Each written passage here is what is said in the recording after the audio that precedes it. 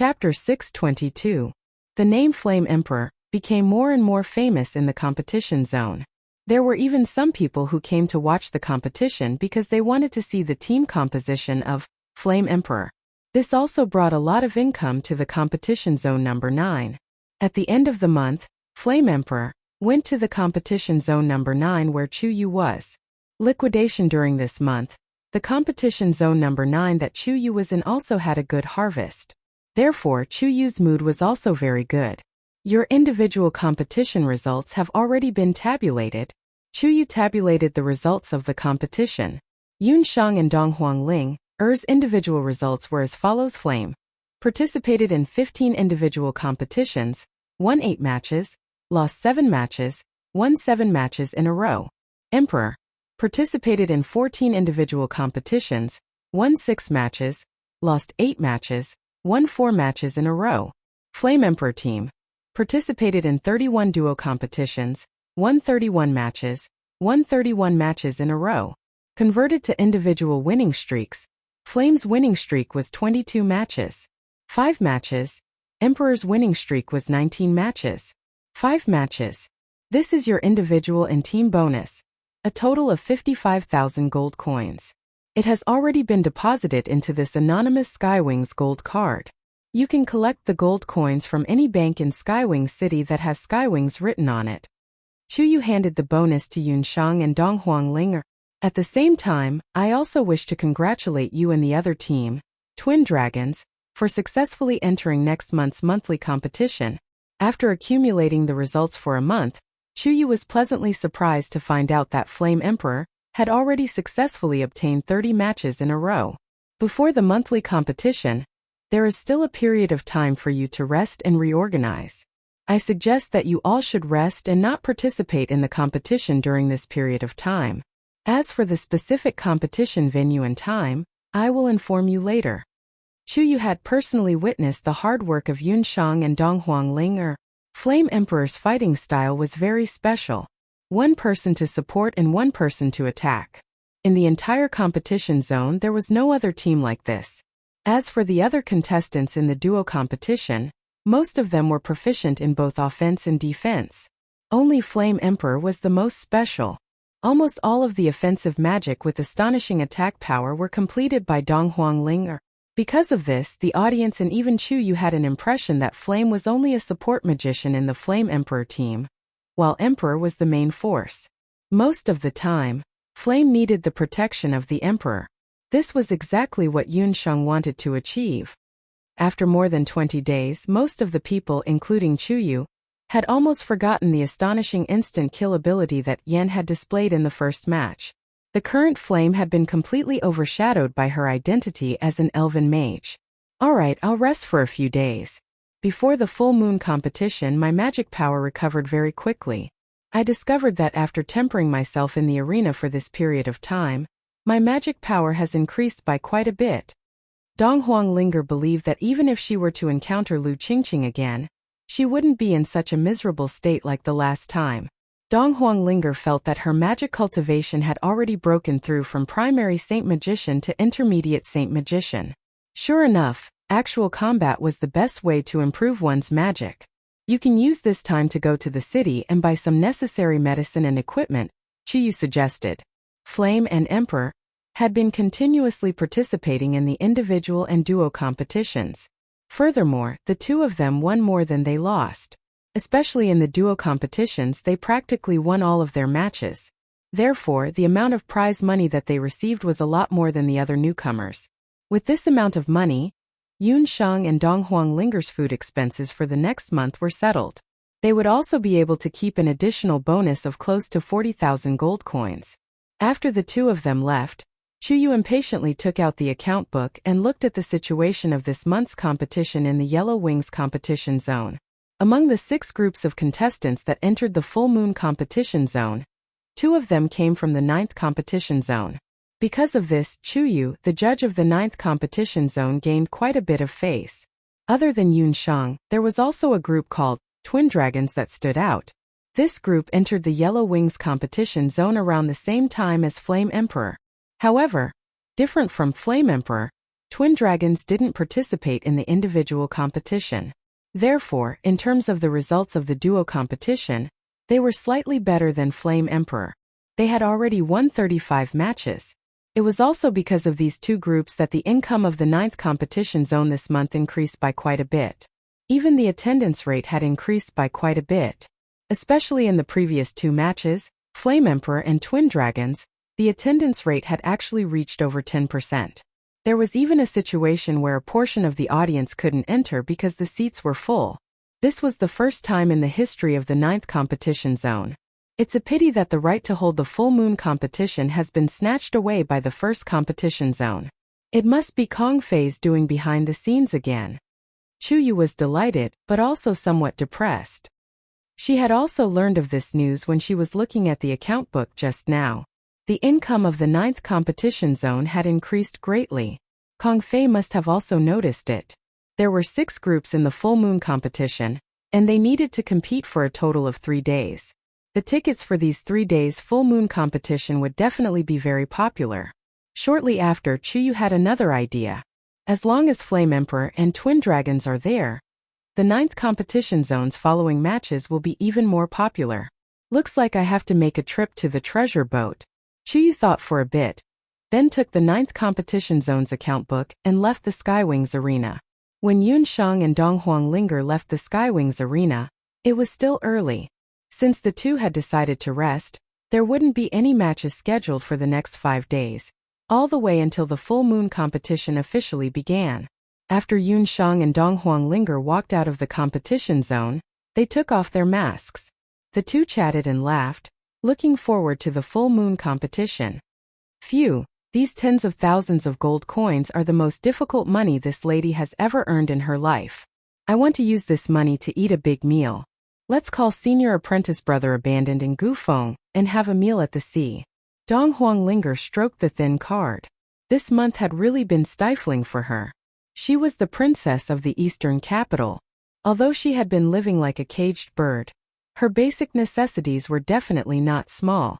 This was the first time she had been earning money like this. However, this kind of money made Dong Huanglinger even more delighted. Gufeng and Abandoned weren't as lucky as Yun Shang. The competition in the Earthwings competition zone was a lot more intense. The two of them had already started their double match, so they were nowhere to be seen from morning till night. Yun Shang and Dong Huanglinger decided to hold their celebration at night. The treasure boat is right in front. Why don't we go in and take a look? After Dong Huanglinger came to Skywing City, she had been immersed in the competition all day long. These few days of rest had allowed her to catch her breath.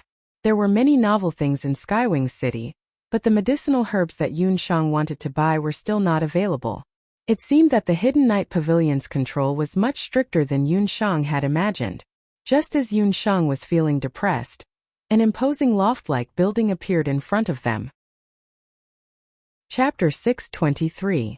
Dong Huanglinger's eyes lit up, and she suggested going in to take a look. Before entering Skywing City, Dong Huanglinger had asked the inn's waiter in private. The treasure boat specialized in selling all kinds of elixirs, weapons, magic potions, and artifacts. As long as you have money, you can buy any treasure on the treasure boat, the waiter replied when Dong Huanglinger asked. Every inch of land in Skywing City was worth gold, but this building took up 5 to 6 acres of land. When they got close, they saw the words treasure boat hanging on the loft. The words were majestic and flamboyant, like an angry dragon that would break out of the signboard at any time. In front of the building there was a row of towering ancient trees. The courtyard was deep, and 2 majestic white jade lions were sitting there. Yun Shang and Dong Huanglinger had already heard of the name of the treasure boat when they first entered the Skywing City. The treasure boat was the only super existence in Skywing City that could be on par with the Skywings Arena. One of the reasons for its rise was actually closely related to the Skywings Arena. Those experts who rushed into Skywing City and tried to get rich overnight would go to the treasure boat to sell their belongings when they failed in the arena or the casino and went bankrupt. The experts who could come to Skywing City were all magicians, warriors, and even summoners who had been in the continent for many years. These people all had a few artifacts, magic scrolls, or precious materials that could save their lives. Buying at a low price and selling at a high price. The treasure boat was a business that made huge profits with little capital.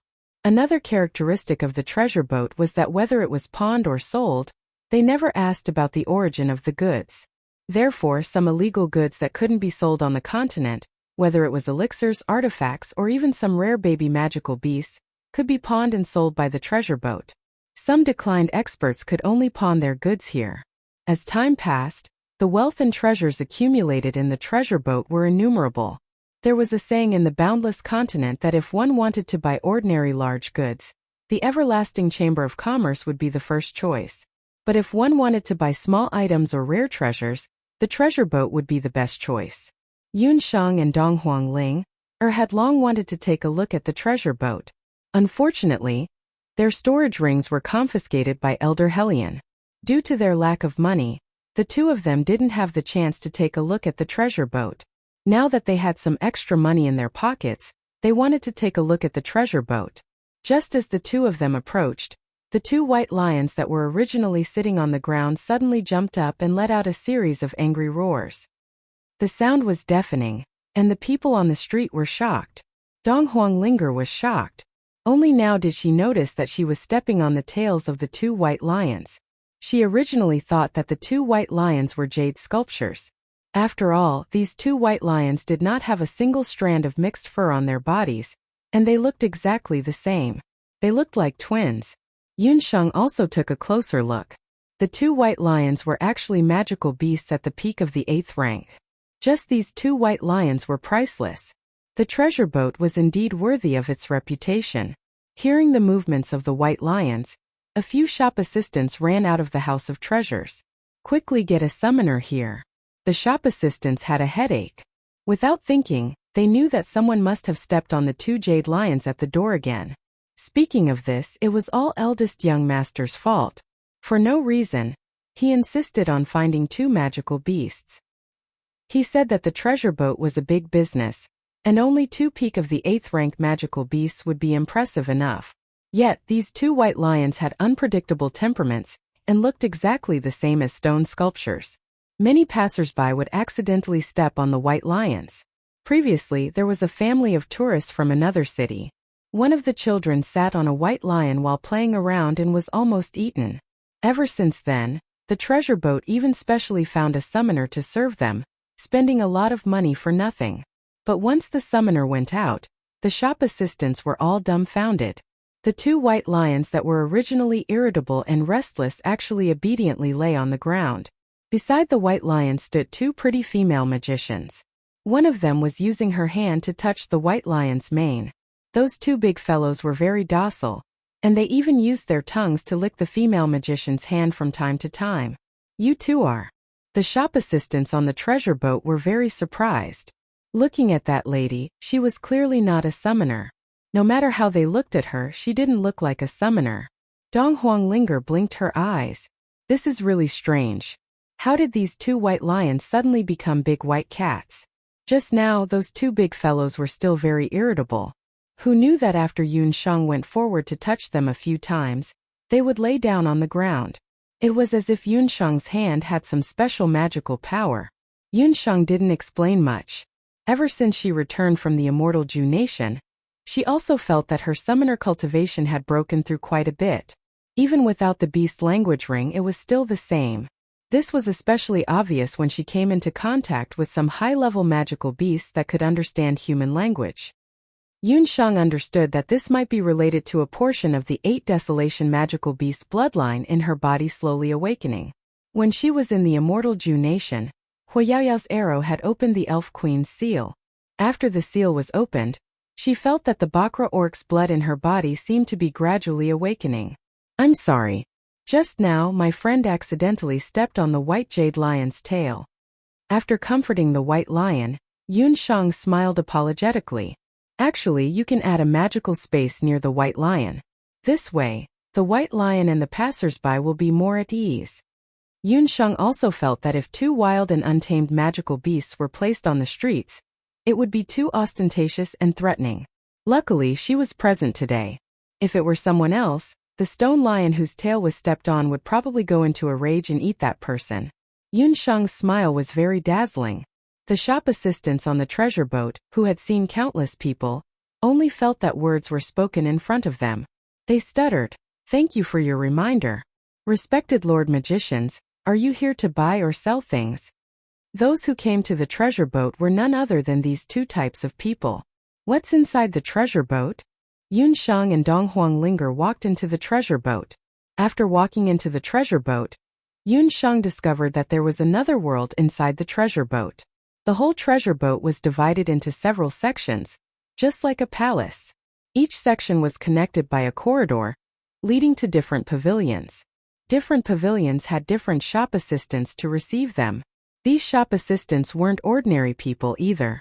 They were all magicians and warriors with extraordinary skills. Yun Shang even saw a few summoners. At the entrance there was a map, which clearly stated the layout of the treasure boat. When Yun Shang saw the map, she vaguely felt that the layout of this treasure boat was somewhat similar to the Heaven's Wings arena. It looked as if they were the work of the same person. It seemed that the treasure boat and the Heaven's Wings arena were indeed inextricably linked. According to the map, the treasure boat had a magic tool building, a scroll building, a medicine building, and a magical beast building. Magical beasts are also sold here? Yun Shang asked when she saw the magical beast building. Chapter 624. Yes, the treasure boat also sells baby demonic beasts, demonic beast eggs, and demonic beast soul stones. However, demonic beasts that are rank 6 and above are only sold to summoners. That shop assistant replied respectfully. In the continent, there were also some people who would buy demonic beasts as their pets. However, according to the rules of the Zhao state, high-rank demonic beasts were only allowed to be sold to summoners of the corresponding rank. After hearing what the shop assistant said, Yun Shang was a little disappointed. It wasn't good for her identity to be exposed. It seemed that she couldn't go to this demonic beast building. Yun Shang's magic scepter was filled with top-grade soul stones. She wouldn't be interested in ordinary soul stones. As for the others, she wasn't interested in them either. Then, does the medicine building sell basic herbs?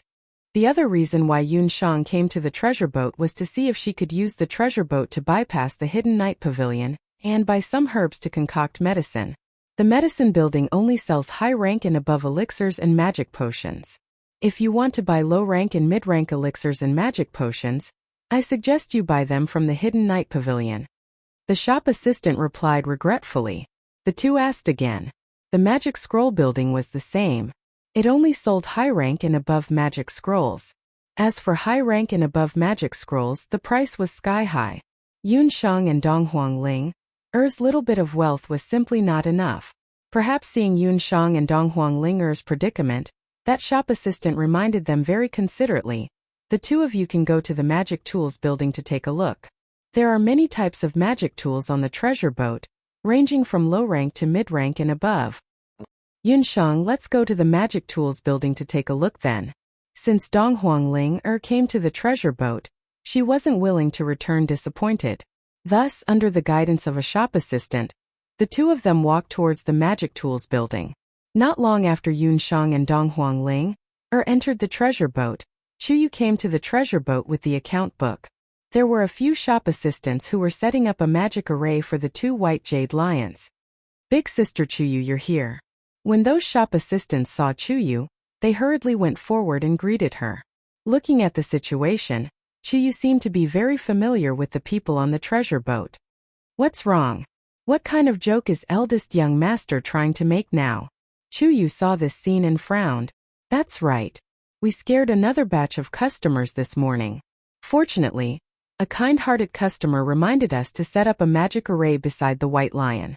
The workers were so busy that their foreheads were covered in sweat as they explained. Eldest young master isn't here, right? Chuyu looked around and didn't see eldest young master's carriage. No, eldest young master hasn't been here for a few days. Steward Chu is currently on the 3rd floor of the magic tool pavilion. If you have any business with him, you can go in directly. Chuyu heaved a sigh of relief and walked straight in. After Yun Shang and Dong Huanglinger entered the magical artifact pavilion, they were attracted by all kinds of magical artifacts. The magical artifacts on the treasure boats came from all over the continent. Even some of the elementary magic tools had unique designs. However, the price of some Dharma artifacts was not low, ranging from thousands to tens of thousands. Yun Shang and Dong Huanglinger looked around for a long time, but they still couldn't find a suitable magic artifact. Just when Yun Shang and Dong Huanglinger were about to give up, Yun Shang noticed a special stone. It was a strange metal fragment. When Yun Shang saw the metal fragment, her heart slightly trembled, and an indescribable feeling arose in her heart. Worker, what kind of treasure is this fragment? Yun Shang believed that anything placed in the treasure boat would definitely not be an ordinary item. Is this fragment the thing that you are interested in? This fragment, I'm really sorry. Actually, I also don't know what this fragment is. It's just that the city lord ordered me to sell it publicly. The worker on the treasure boat was a bit embarrassed. He had stayed in the treasure boat for many years, and he was quite familiar with all kinds of treasures. However, this fragment that was made of unknown material and origin, he couldn't tell what it was. As for why the city lord placed this fragment here, he also didn't dare to ask. He could tell that the two young ladies in front of him had exquisite appearances and extraordinary temperaments. They definitely didn't come from an ordinary family. However, he didn't expect that the two young ladies would be interested in this fragment. Amen? Little Yun Yun, this thing gives me a very familiar feeling. From the Shenong medical bracelet, the voice of the little water fairy queen floated over. Is it related to the 8 desolate divine artifact? Yun Shang remained calm and collected as she quietly communicated with the little water fairy queen. The feeling that Yun Shang had when she saw this fragment was very similar to the feeling that she had when she saw the other 2 8 desolate divine artifacts. I don't dare to be certain. However, even if it isn't the 8 desolate divine artifact, it is definitely an important clue to finding the 8 desolate divine artifact. Its aura is the same as the immortal Holy Grail. The little water fairy queen wasn't very certain. No matter if it was the 8 desolate divine artifact or not, or the clue to finding the 8 desolate divine artifact, she was determined to get this fragment. How much is this fragment? Yun Shang took a glance at the fragment. She was determined to get this fragment. Customer, this fragment is worth 5 million gold coins. The worker didn't expect that Yun Shang would actually want to buy this fragment. In fact, many of the customers that came to the treasure boat were interested in this fragment of unknown origin.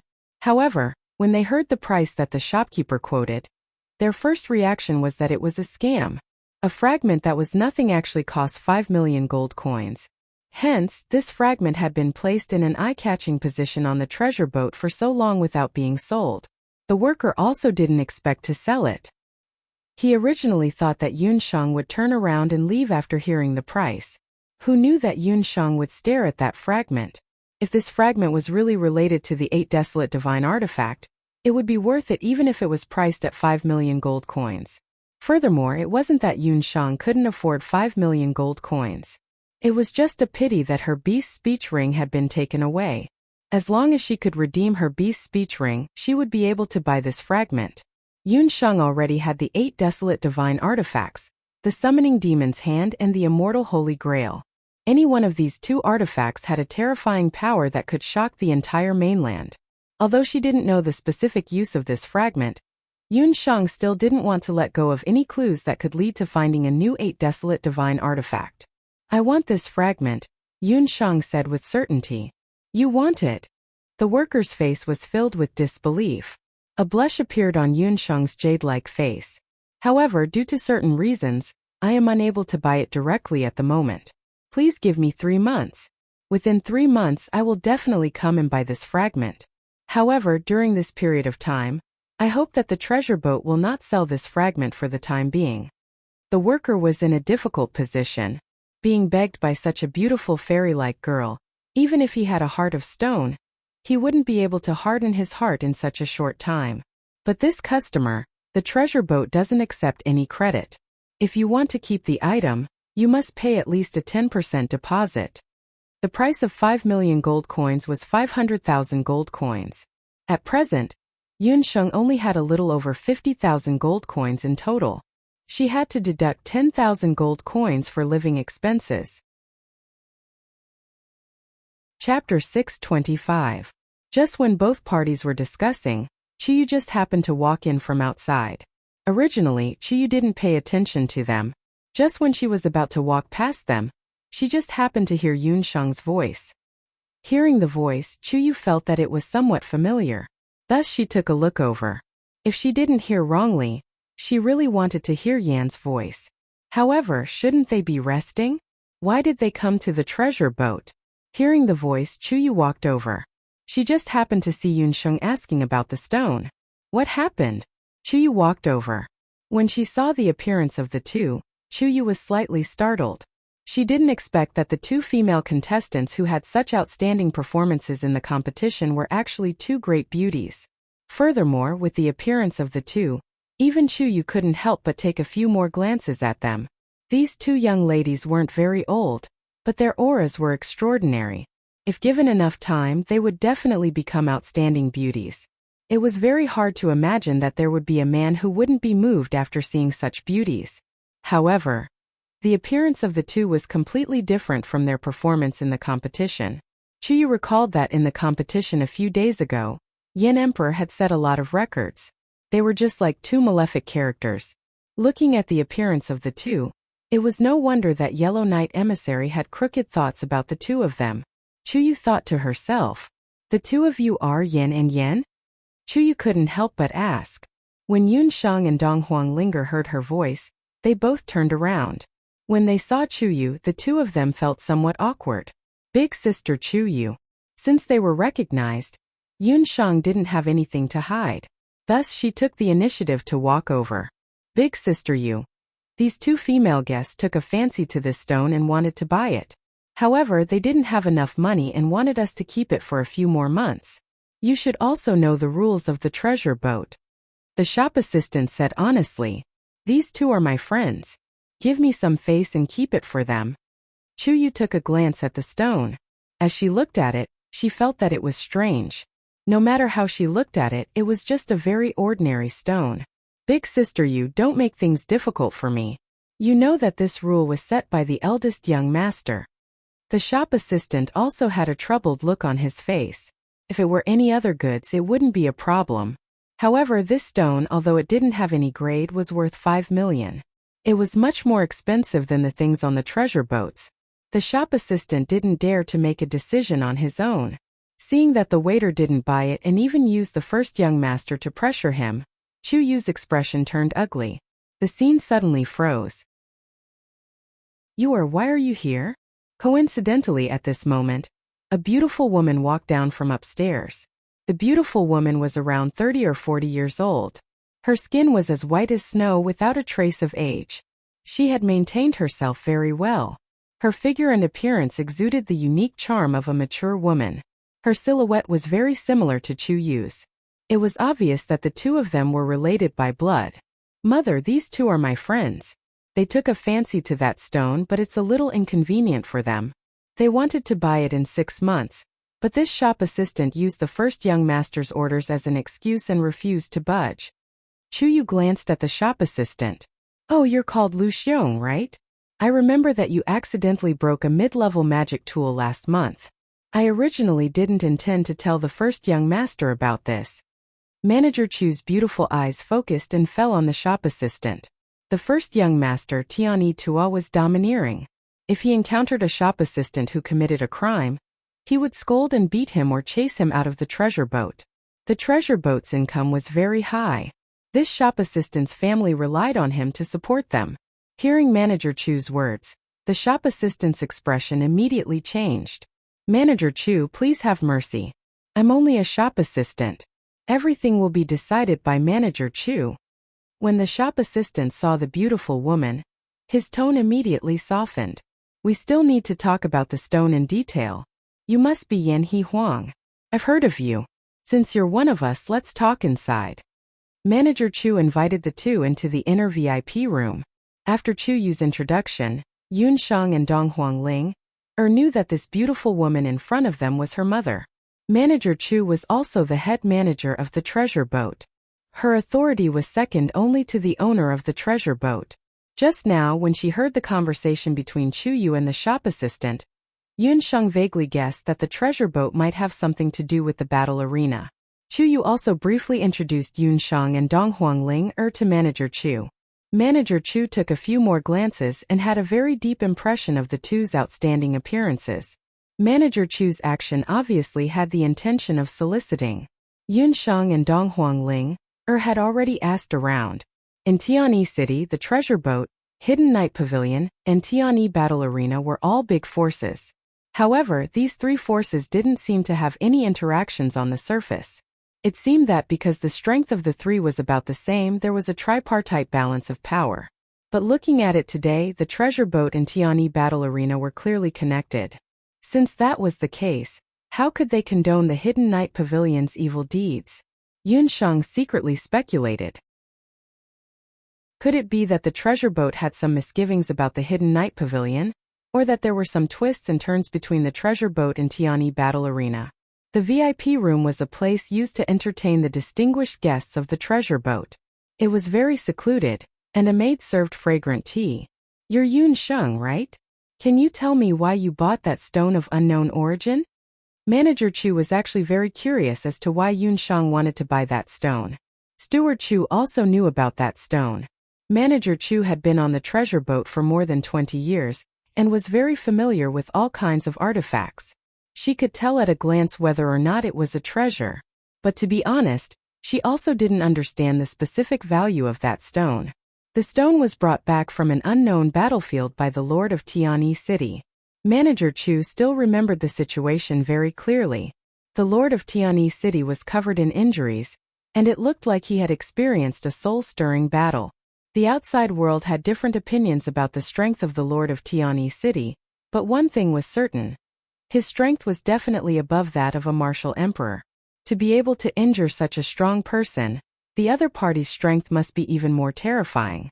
At that time, the Lord of Tianyi City had only handed the stone to Manager Chu and instructed that it had to be priced at 5 million. As usual, Manager Chu appraised the stone. However, to the astonishment of everyone on the Treasure Boat, no matter how they tried to identify the stone, they were unable to determine what it was. It was neither a soul stone nor a material for refining artifacts. In the end, Manager Chu really had no choice but to call this stone Mystery Stone, and place it in the most inconspicuous corner of the abandoned pavilion, with a price of 5 million gold coins. It was up to him to sell it or not. In any case, Manager Chu didn't expect it to be sold. Thus, this fragment of unknown object was placed in the Treasure Boat for more than 10 years, and no one asked about it. Yun Shang opened her mouth to buy it today, and it was a fixed price. Manager Chu found it very strange. Chapter 626. I think that fragment might be some kind of magical beast soul stone. Yun Shang had a 5-elemental magic soul, so she was much more sensitive to magic power than ordinary magicians. That fragment, which was no different from a stone, looked black on the outside. But Yun Shang could feel that within its ugly appearance, there was a magic power that couldn't be underestimated. This magic power was different from that of ordinary high-level magical beast soul stones. It seemed to be much stronger than that. The Skywing City Lord might also know the magical use of this stone, but due to some reason he couldn't use it, so he placed it in the Treasure Boat at a high price.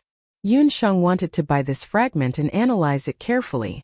If it was really a magical beast soul stone, she planned to use this fragment as her 5th soul stone after breaking through to become a sky magician. During this period of time in the arena, Yun Shang felt that her strength had improved a lot. Perhaps in less than half a year, she would be able to break through to become a sky magician. Magical beast soul stone? Chu Yu and Steward Chu didn't expect that this black stone was actually a soul stone. When Donghuang Linger heard this, she kept winking at the side. She was anxious for Yun Shang. If this was really a powerful soul stone, wouldn't the Treasure Boat raise the price after knowing about it? After all, 5 million gold coins was already a sky-high price. Steward Chu muttered to himself for a while, then said something that shocked Yun Shang and Donghuang Linger. I can help you keep that soul stone, but you have to unconditionally agree to a condition of mine. I haven't thought of this condition at the moment, but at any time in the future, as long as I need it, I can raise it. Steward Chu's words shocked Yun Shang and Donghuang Linger. Mother, what are you doing? Chu Yu frowned. She was a little dissatisfied with her mother's method of using that stone to threaten Yun Shang. Ladies, you don't have to be too formal. Although I am blind, I can see that the two of you are definitely not ordinary people. My request may be a little unreasonable, but it is also because I have no other choice. I can see that you is getting along very well with the two of you, so I won't hide it from you anymore. Manager Chu also saw the doubt in Yun Shang's eyes, so he went straight to the point and told Yun Shang and Dong Huanglinger about the predicament that Chu Yu and her mother were in. It turned out that the founder of the Skywings Arena and the treasure boat back then was none other than the Lord of Skywing City. But that was several decades ago. Now, the two young masters of Skywing City were in charge of the Skywings Arena and the treasure boat. Skywing City Lord had two wives. Both of them had passed away one after another, leaving behind the eldest son, Skywing Tua, and the second son, Skywing Dong. After the two young masters came of age, in order to avoid disputes, the first young master Skywing was in charge of the treasure boat, while the second young master was in charge of the Skywing Arena. These two young masters had been at odds with each other since they were young. Both of them coveted the position of the city lord of Skywing City. Their private struggles, both open and covert, were endless. The city lord of Skywing City had once announced that the two young masters, whoever could manage their respective businesses better, would be able to inherit the position of the city lord of Skywing City in the future. I am a trusted aide of the city lord of Skywing City. I have served him since I was young, so I am very trusted. In fact, when the treasure boat was established, I was also the one who came forward to prepare it. Back then, the city lord entrusted me to help the eldest young master manage the treasure boat, and then sent you to the Skywings Arena. Such an arrangement was also to balance the power of the two young masters. When Manager Chu said this, Yun Shang finally understood why the Skywings Arena and the treasure boat had never cooperated. The city lord's intentions are good, but it's a pity that we, mother and daughter, are seen as thorns in the eyes of others. So, I hope that through this cooperation we can leave a way out for you. Manager Chu sighed. In these few years, the old workers of the treasure boat had been either fired or replaced. Manager Chu could feel that the eldest young master was ostracizing her. Seeing that Chu Yu was also not having an easy time in the arena, Manager Chu had an idea. If the situation continued to deteriorate, the mother and daughter pair could only leave Skywing City. Although Manager Chu had only seen Yun Shang and Dong Huangling once, she could tell that these two women were definitely from aristocratic families. If they could obtain the support of the aristocratic families in the continent, they would have one more person to rely on. She did not ask for anything else, only for Chu Yu to have a way out. Hearing this, Chu Yu's expression changed. Mother, I won't leave. It's just a Kong Fei. Your daughter has already thought of a way to deal with him. Chu Yu simply said her thoughts in front of the two. I want to raise a sum of money to expand the 9th competition zone. Chu Yu's purpose in coming to the treasure boat today was to raise money. Although Manager Chu had talked about the situation in Skywing City, her words were still somewhat ambiguous. Yun Shang thought for a moment and found many suspicious points. Both Manager Chu and her daughter held high positions in the two most important places in Skywing City. Chu Yu also seemed to be very familiar with the affairs of the treasure boat. Why didn't she simply stay on the treasure boat to help out, instead of being bullied by Kong Fei in the Skywings Arena? Yun Shang did not ask about these questions. After all, she and the Chu mother and daughter pair had only known each other for a short while, and there was still a process of mutual trust. If not for the fact that she had no other choice, Chu Yu would not have thought of coming to the House of Treasures. Because the right to host the monthly tournament had been taken over by the first competition zone, Chu Yu had no choice but to change her initial strategy. If Chu Yu wanted to stand out from the 9 competition zones and win the first competition zone, the only way was to expand the venue to accommodate more spectators and obtain higher profits. But according to the rules of the Skywings Arena, every competition zone that wanted to be expanded or renovated had to be proposed at the beginning of the year, and then the allocation of funds would be determined according to the income. It was already the middle of the year, and the 9th competition zone's income had only just begun to pick up. Wanting to allocate funds for the arena was clearly not feasible. The only way was for Chu Yu to fork out the money herself, and then deduct a portion of the investment from her future income. Chu Yu was only a new referee, and the dividends she received from the 9th competition zone were very limited. Thus, she thought of getting an advance payment from Steward Chu. How much will it cost to expand the competition zone? Steward Chu asked. Steward Chu was also very clear about her daughter's predicament in the Skywings arena. But she was only a steward of the City Lord's residence, after all, and had no right to ask about the second young master's personal interests. Your daughter has calculated that it will cost about 1,600,000 gold coins. Chu calculated an approximate figure. Skywing City was located 10,000 meters in the air, and its geographical environment was extremely unique. It was very difficult for ordinary flying beasts to set foot here, and they could only rely on high-performance airships and some high-tier flying magical beasts. Thus, the cost of transporting materials here was very high, and the cost of hiring craftsmen was also much higher than usual. If it were on the boundless continent, the same expansion would only cost a third of the price at most. When Yun Shang and Dong Huanglinger heard this figure, they couldn't help but click their tongues. This was no small sum. Chapter 627. After hearing the number, Manager Chu also frowned. Mother, is there a problem? Chu saw her mother's dilemma. To tell you the truth, Mother doesn't have that much money on hand. As for the money in the treasure boat, the eldest young master has set a rule that if you want to advance more than 100,000 gold coins, you have to go through him first. Manager Chu sighed. Ever since Chu went to the Heaven's Wings arena, the eldest young master began to ostracize her. Manager Chu worked hard on the treasure boat without complaint, but the eldest young master was always on guard against her. Mother only has 600,000 gold coins on hand at most. As for the remaining 1 million gold coins, there is nothing I can do. Manager Chu felt bitter. She had worked hard for the City Lord's mansion all her life, but she ended up being ostracized by the mother and daughter. Chu herself only had about 500,000 gold coins on hand.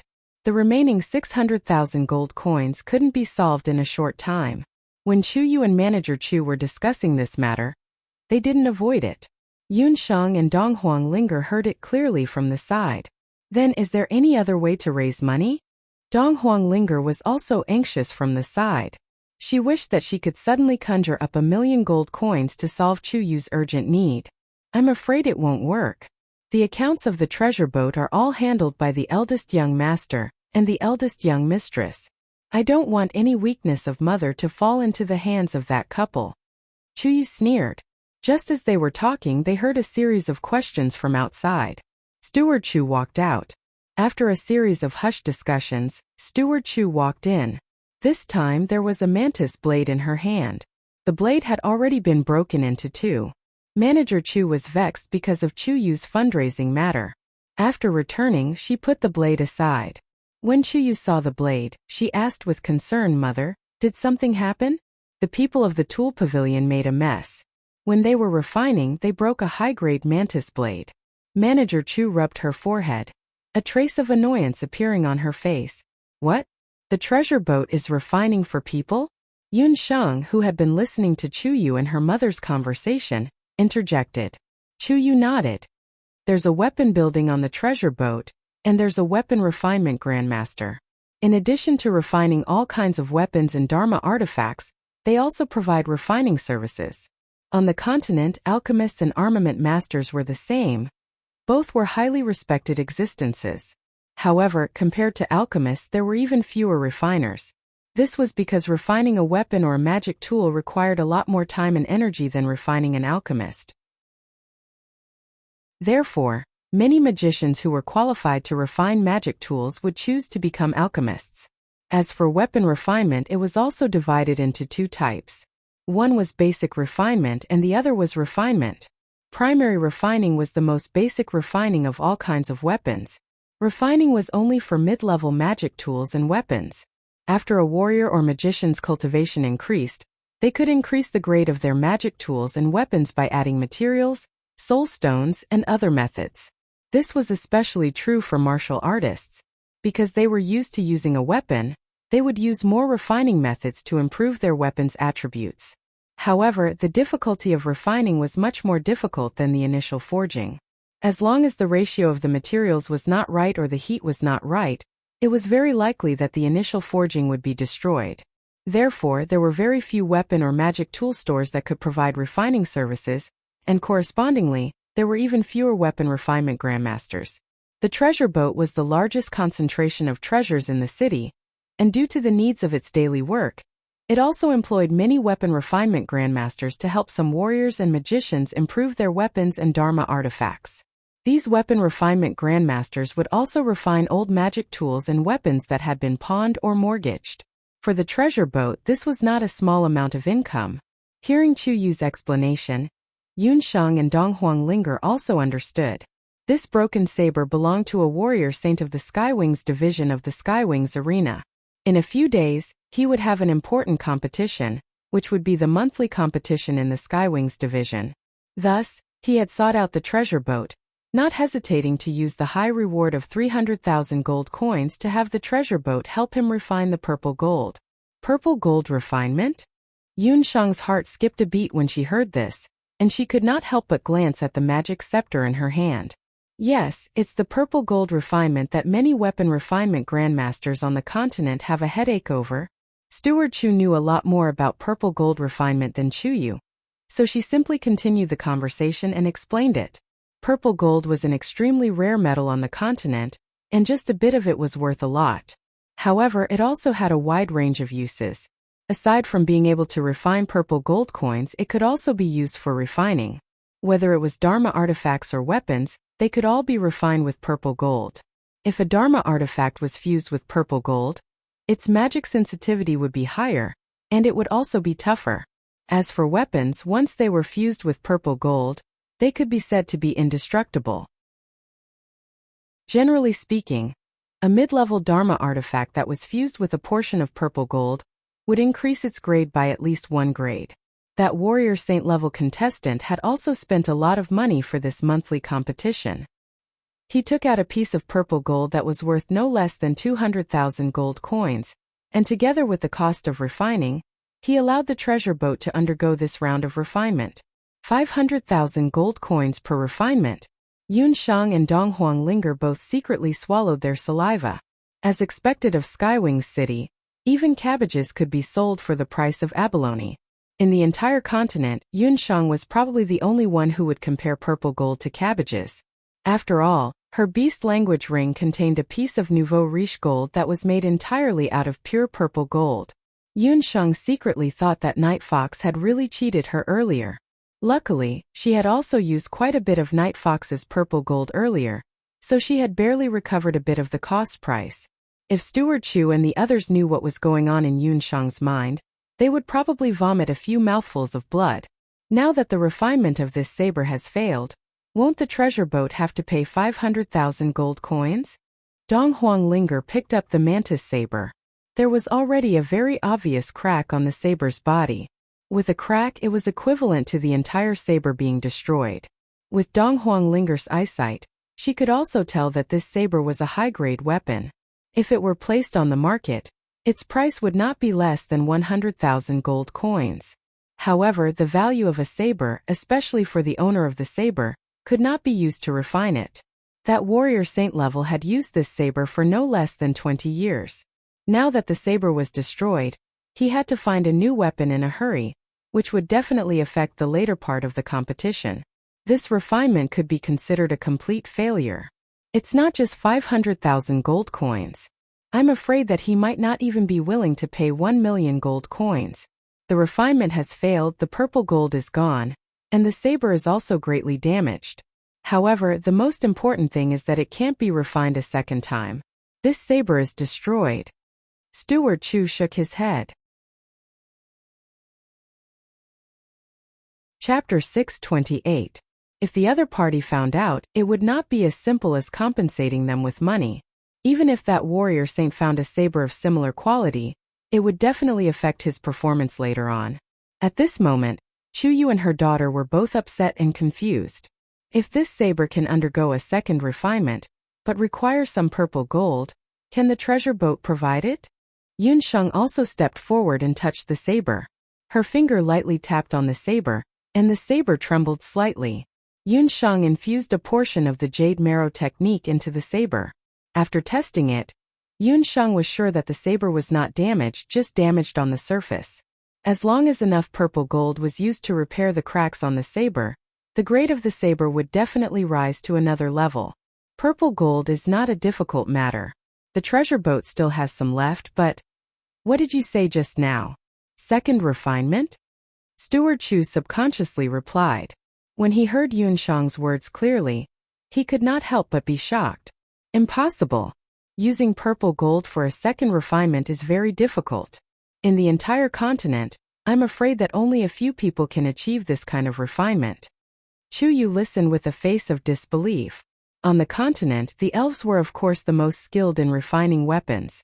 The Immortal Keeper Kingdom's elven master refiners could perform a second refinement.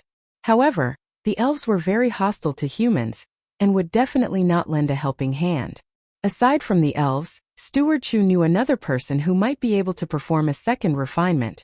Mogu. That old man Mogu might have a way, but he only works for the City Lord. And the City Lord is not in his residence right now. The Skywing City Lord and Mogu had some friendship. However, Master Mogu was stubborn. Aside from the people he had set his mind on, no one could move him. In addition, Skywing City was tens of thousands of miles away from Emoji's city. Even if they traveled day and night, they might not be able to make it to the monthly competition in the Skywings region. Actually, I have some friendship with Master Mogu.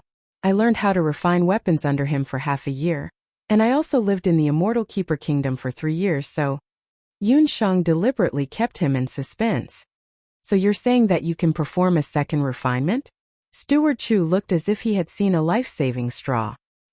He did not care about losing his composure and grabbed Yun Shang's hand.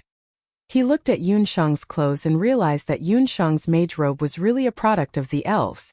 At first glance, it was a mage robe unique to the elven royal court. Elf mage's robe was something that was hard to find in the continent. Both Yun Shang and Dong Huangling were wearing one each. From this, it could be seen that what Yun Shang said was true. Steward Chu's expression was full of longing. The matter of the mantis saber really made Steward Chu anxious to death. Just when she was in despair, Yun Shang said that she had a way.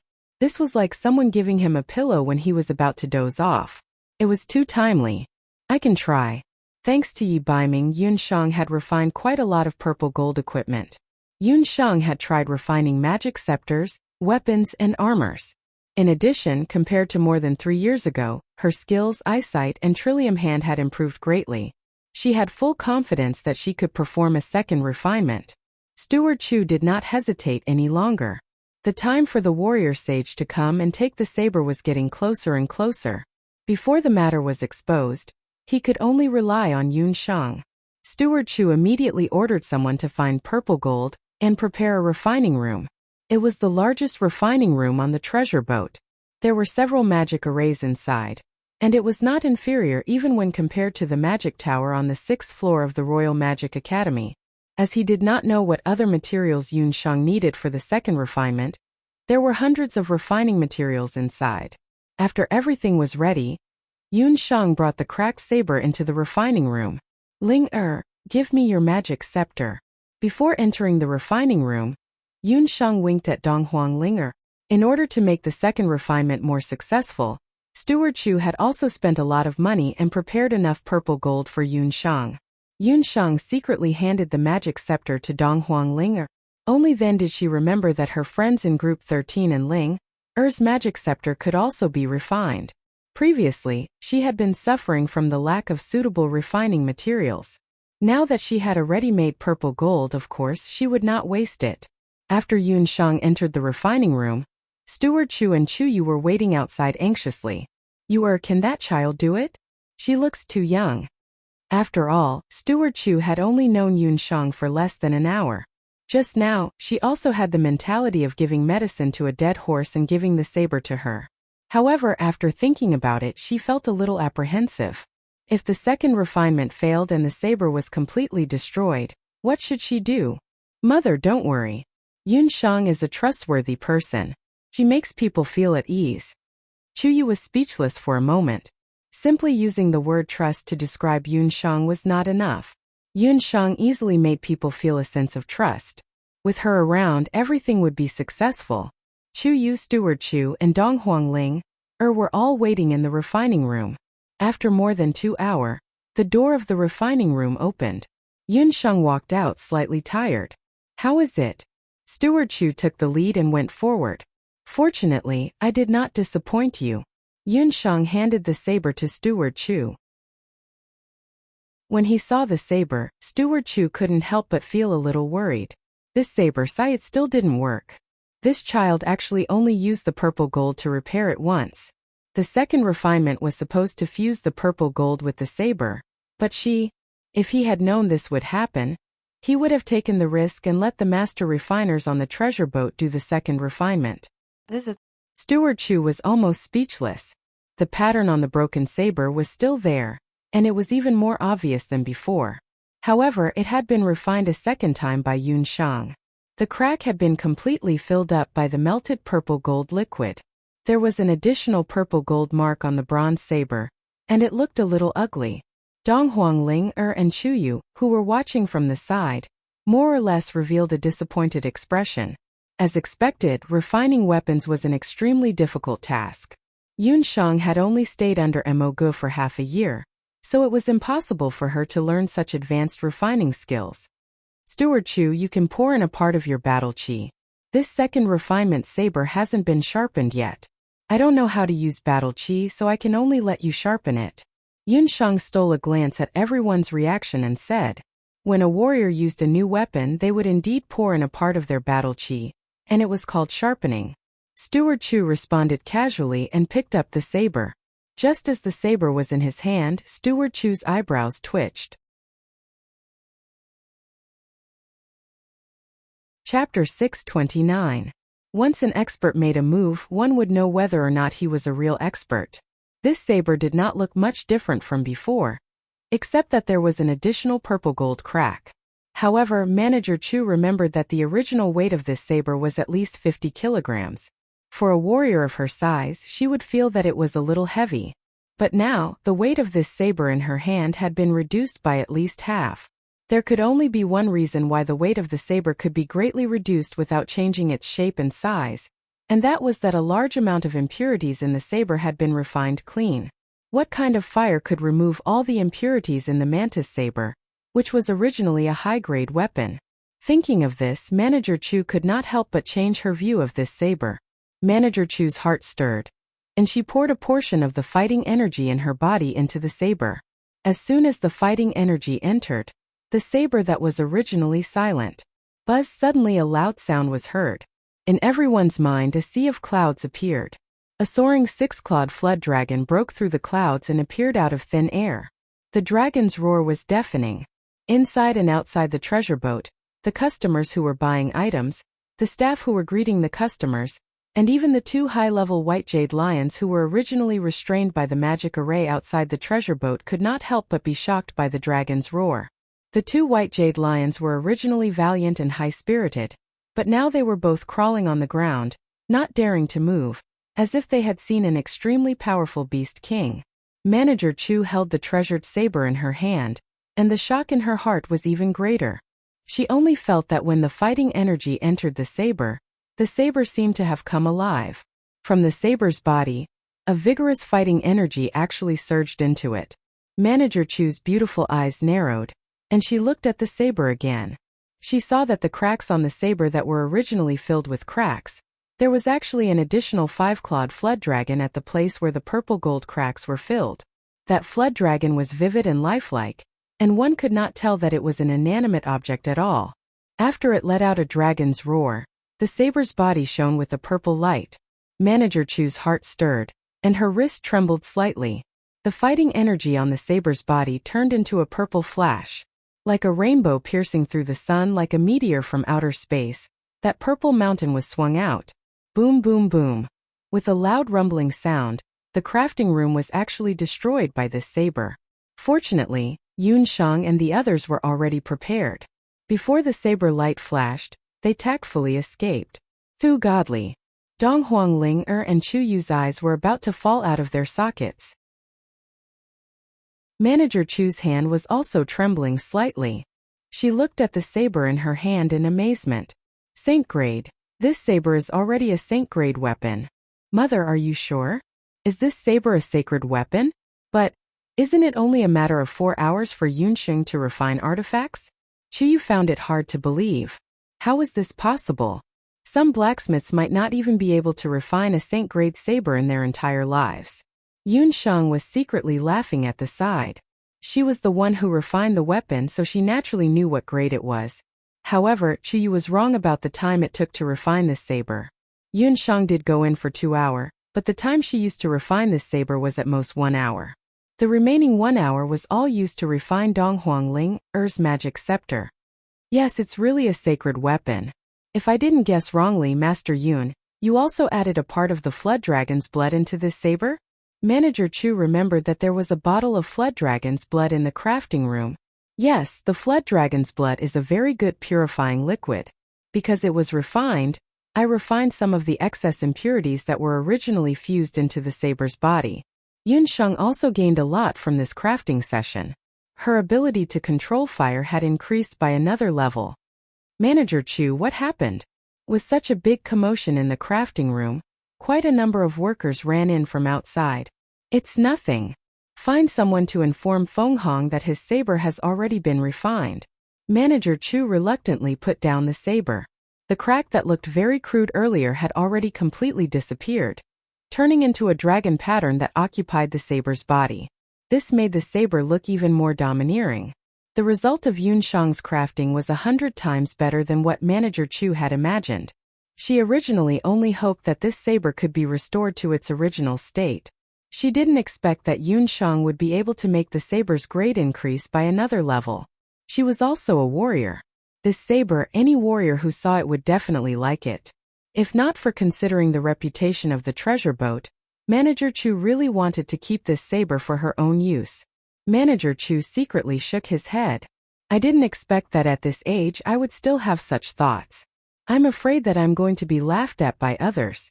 Manager Chu was also a person who separated public and private matters clearly. After thanking Yunsheng, she let Chuyu take care of the two of them and ordered people to tidy up the crafting room. Then, she went to the front to greet the visiting martial saint. Big sister Yu, this time the treasure boat will be able to break even. Haha, it's all thanks to Yunsheng. Donghuang Ling secretly took a glance at Yunsheng. Her magic scepter was still with Yunsheng. After seeing Yunsheng's amazing crafting skills, Donghuang Ling was very curious. What would her magic scepter look like? Would a dragon or a phoenix fly out from it? However, with Chuyu present, Yunsheng didn't directly take out her magic scepter. Break even. Chuyu couldn't help but find it funny. She thought to herself, these two girls are quite clever. Unfortunately, when it comes to business, they don't know anything. Chuyu sighed. This time, the treasure boat is going to suffer a huge loss. How is that possible? Yunsheng was very surprised. For the sake of Chuyu and her daughter, she had meticulously crafted that saber. That saber is now a saint grade saber, and looking at its appearance, it's at least mid-level saint grade. The saber has also fused with purple gold and flood dragon blood, two of the most difficult materials to refine. The price of this saber has now increased by at least 10 times. It's not an exaggeration to say that it's worth 5 million gold coins. Chuyu could imagine how much her mother's heart ached at this moment. 500,000 gold coins to 5 million gold coins. This tenfold increase made Yunsheng and Donghuang Ling dumbfounded. We took 500,000 gold coins and gave away 5 million gold coins. Don't you think it's a loss? Chuyu smiled and pulled the two of them forward. Then just don't sell it. Donghuang Ling was unhappy when she heard that. That won't do. This concerns the treasure boat's reputation. For merchants, reputation is much more important than gold coins. If the money is gone, just earn it back. Chuyu comforted the two of them. Chuyu brought Yunsheng and Donghuang Ling to a small sealed room. This was the treasure boat's secret room. Even Tianidong didn't know of its existence. After Chuyu arrived at the secret room, she quietly opened a small hole in the wall. Through this hole, she could unknowingly see the situation in the treasure boat's VIP room. Steward Chu was receiving the martial saint who had come to take the saber. She only heard a man's carefree laughter. Steward Chu, thank you so much. This weapon is really a saint-grade weapon. I believe that with this saber, I will definitely be able to win. Chapter 630. From the voice, one could tell that it was the martial saint who had requested to refine the weapon. Martial Saint Feng, there's no need to be so courteous. This is also an unexpected gain. The saber is still yours, as long as you remember the benefits of the treasure boat, Steward Chu replied smoothly. Of course. If Steward Chu has any problems in the future, feel free to ask. If there's anything in the Skywings arena, I will do my best to help. As for the matter of going against the Hidden Night Pavilion that you mentioned earlier, I will definitely do my best. It turned out that Steward Chu was also very wary of the existence of the Hidden Night Pavilion. Chu Yu gave Yunsheng and Donghuang Ling a signal with her eyes, then closed the hole that was used to spy on them. You heard that, right? From today onwards, this martial saint will definitely remember the benefits of the treasure boat. If he wants to refine weapons in the future, the treasure boat will be the first thing he thinks of. You must know that there are many martial saint experts around him. Chu Yu and Steward Chu were indeed mother and daughter. Their thoughts were exactly the same. Yunsheng and Donghuang Linger finally understood. From today's matter, Chu Yu and her daughter were definitely not simple people. On the surface, the two of them were just servants of the Skywing City Lord's residence, but the two of them were very scheming and shrewd. It was no wonder that Chu Yu had so much confidence and dared to go against the Hidden Night Pavilion and Kong Fei as a mere referee of a branch arena in the Yellow Wings competition zone. Before Feng Hong, there were probably many similar martial saints and even sky-rank magicians who had been roped in by Steward Chu and Chu Yu's outstanding social skills. Yunsheng also understood that Chu Yu had brought her to the secret chamber today and witnessed everything with her own eyes. Aside from expressing her trust, Chu Yu was also trying to rope her in. How's the wear and tear on your weapon? Do you need to adjust it? After all, the monthly competition is in a few days, Chu Yu asked softly. Her tone was full of concern. Part of Chu Yu's concern was because she was worried about the monthly competition, but there was also some genuine concern in her words. Yunsheng smiled. It's fine. I'll be able to recover tomorrow. Generally, refining consumed a lot of magic power, but refining consumed even more magic power. Fortunately, Yunsheng had mastered celestial meditation, and the effect and duration of her meditation were several times longer than that of ordinary magicians. Therefore, for Yunsheng, refining did not consume much energy. On the contrary, it was a very good method to increase her ability to control fire and magic. Chu thought for a moment. Yunsheng, I have an idea. As long as you agree, perhaps you can buy that stone much earlier. What method? Yunsheng was now very familiar with Chu Yu, so she didn't doubt her words too much. That's refining. You can make money through refining. Chu Yu also thought of this after seeing Yunsheng's superb refining skills. Yunsheng was a doctor, but because of the Hidden Night Pavilion, she was temporarily unable to use her medical skills. However, refining tools was different. As long as the treasure boat existed, Yunsheng would have a place to refine tools. Sister Yu, are you talking about refining tools like the mantis blade? I don't think this method will work. One mantis blade is fine, but if several appear, it won't make sense. Yunsheng's attitude was still very cautious. The appearance of a sacred weapon was a very sensational thing on the continent. Yunsheng was well aware of this, so she had informed Manager Chu just now and asked her to announce to the public that the saber was unintentionally refined by a master refiner on the treasure boat. Yunsheng's cautious attitude made Chu Yu admire her very much. A genius was not terrible, but if it was a low-key genius, then it was different. What's more, Yunsheng was only 13 years old. At this age where it was easiest to be arrogant, she could have a simple heart. This was what Chu Yu admired most about Yunsheng. Chu Yu couldn't help but think of Yunsheng's previous matches in the arena. Even in the two-person competition, Yunsheng was the weaker one. She gave the outsiders the impression that she was a magician proficient in auxiliary magic. Could it be that this was also one of her disguises? Chu Yu was curious, but she didn't ask much. After all, that was Yunsheng's style. Perhaps all the answers would be known in the monthly competition. You've misunderstood. I'm not asking you to refine another saint-tier weapon. Chu Yu told Yunsheng what she was thinking. Chu Yu's idea was to let Yun Sheng help refurbish some of the weapons and magic tools on the treasure boat. Chu Yu also didn't want Yun Sheng's outstanding refining ability to be exposed. Today's second refining was only known to her mother and the three of them. But if a second sacred weapon was refined, it was hard to guarantee that no one else would find out. In fact, the forces on the treasure boat were intricate and complex. If the eldest young master knew of Yun Sheng's existence, with Yun Sheng's appearance and outstanding strength, who knew what kind of covetous eyes she would attract? Chu Yu didn't want Yun Sheng to follow in her footsteps. That was why she thought of refurbishing. Refurbishing is different from refining. It consumes less energy and won't let the outside world discover your existence. Also, it doesn't consume too much magic power. To you, it's a good thing with little capital. While Chu Yu and Yun Sheng were talking, Manager Chu had already returned. Great Master Yun, it's all thanks to you this time. Manager Chu's face was full of respect.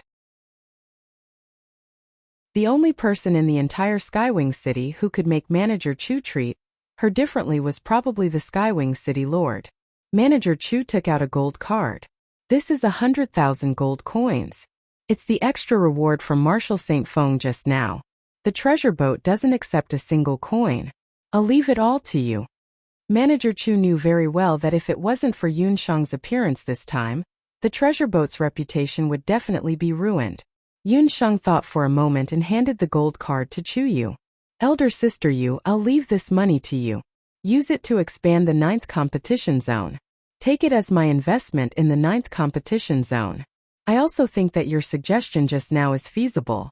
In the future, all the money I earn from the treasure boat will be handed over to you to manage. I don't have any business acumen. With the money in your hands, it will definitely be more useful. With Chu Yu and Manager Chu behind her, Yun Sheng believed that Chu Yu would rise up sooner or later. Dealing with a rising powerhouse, Yun Sheng would definitely make a profit. Chu Yu thought for a moment and accepted the gold card. I'll remember this money. I'll definitely give you a surprise. Yun Sheng didn't expect that this investment of hers would also lay the most solid foundation for her future cooperation with Skywing City. After Chu Yu accepted the gold card, she told Manager Chu about her suggestion. After Manager Chu heard it, he agreed with Chu Yu's opinion. He immediately brought Yun Sheng to the storage room of the treasure boat. Shouldn't the magic tools and weapons be kept in the treasure pavilion? Why would they be placed in a place like this?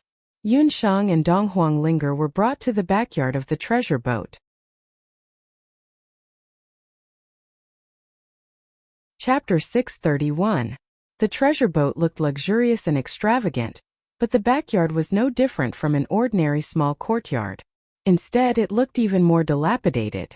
The so-called storage room was a bungalow that was similar to a woodshed. It was hard to imagine that in a place like the treasure boat where treasures were everywhere, there would be such a place. The treasure boat has many years of history. Just the treasure pavilion alone is divided into several rooms. According to the grade and appearance of the items collected, they are divided into elementary, intermediate, high, saint, and even divine grade items. However, there are some items that, due to improper storage, become dilapidated after a long time, and can no longer be sold on the stage. Manager Chu explained. She pushed open the door of one of the bungalows. As soon as she opened the door, she smelled a gust of stuffy air. This room had not been open for a long time. Yun Sheng looked inside and saw that there were many shelves placed in a disorderly manner in the room. The items on each shelf were very different. Manager Chu brought Yun Sheng to one of the rooms. It was specially used to store all kinds of old magic tools, weapons, armors, and so on.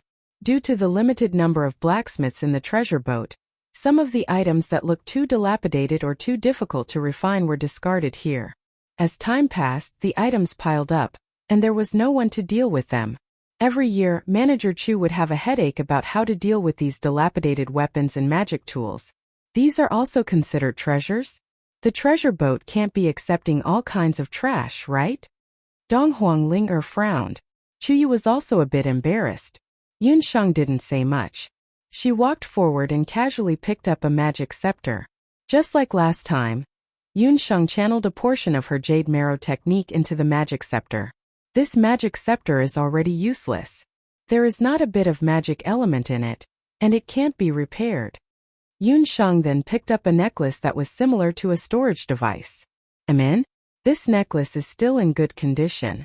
Furthermore, there should be some things in it. If I find a master who can remove the demon seal, I can still get some unexpected wealth. Yun Shang checked very quickly. In less than 15 minutes, she had already picked out more than a dozen items that were useless and could be repaired. This result made Manager Chu wild with joy. If it was said that Manager Chu still had some doubts about Yun Shang's ability earlier, after experiencing the sacred weapon, Manager Chu no longer had any doubts.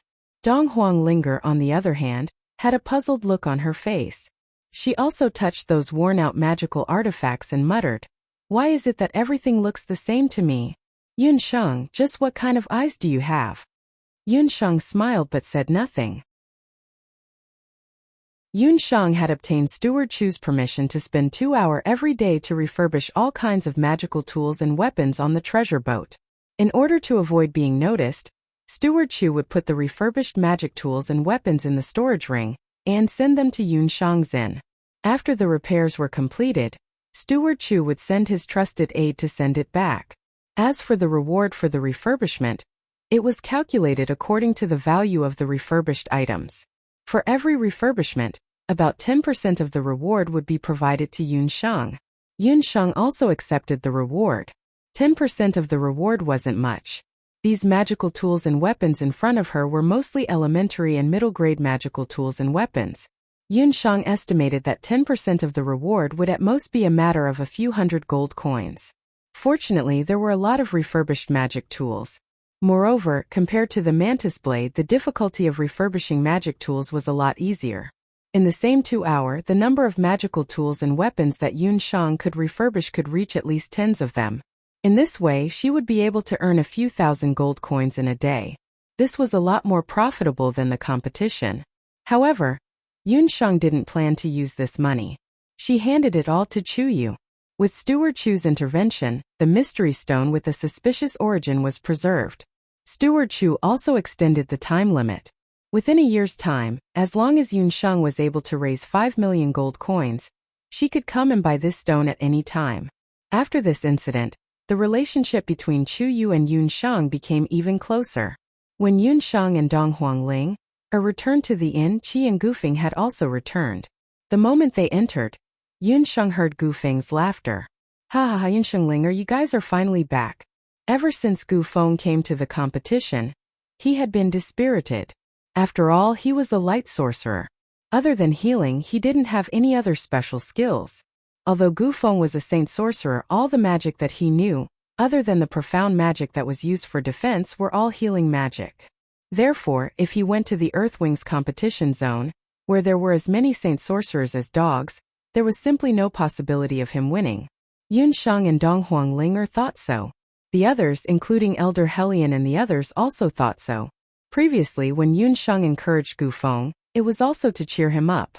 She didn't expect that this silly fellow would actually wholeheartedly participate in the competition. Yun Shang and Dong Huangling didn't ask about Gufeng's results. "Could it be that you won?"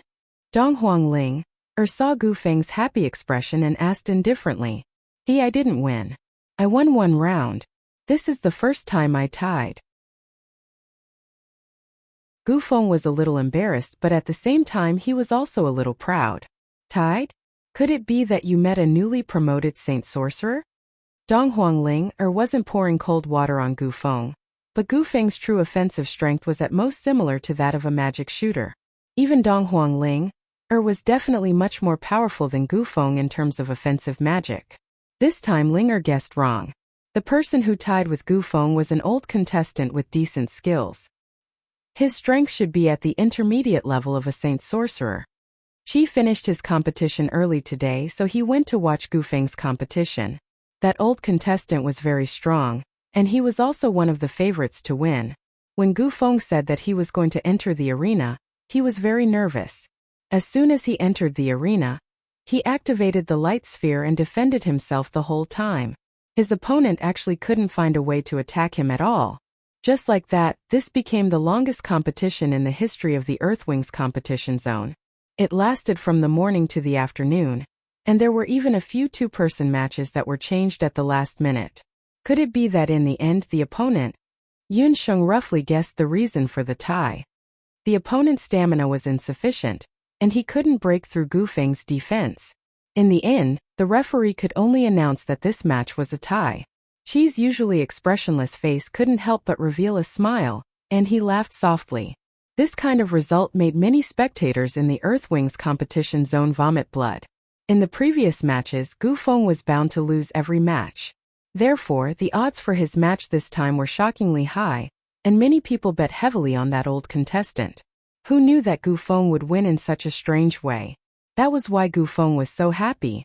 Qi's eyebrows relaxed when he smiled, and his originally bamboo-like appearance revealed a different kind of charm.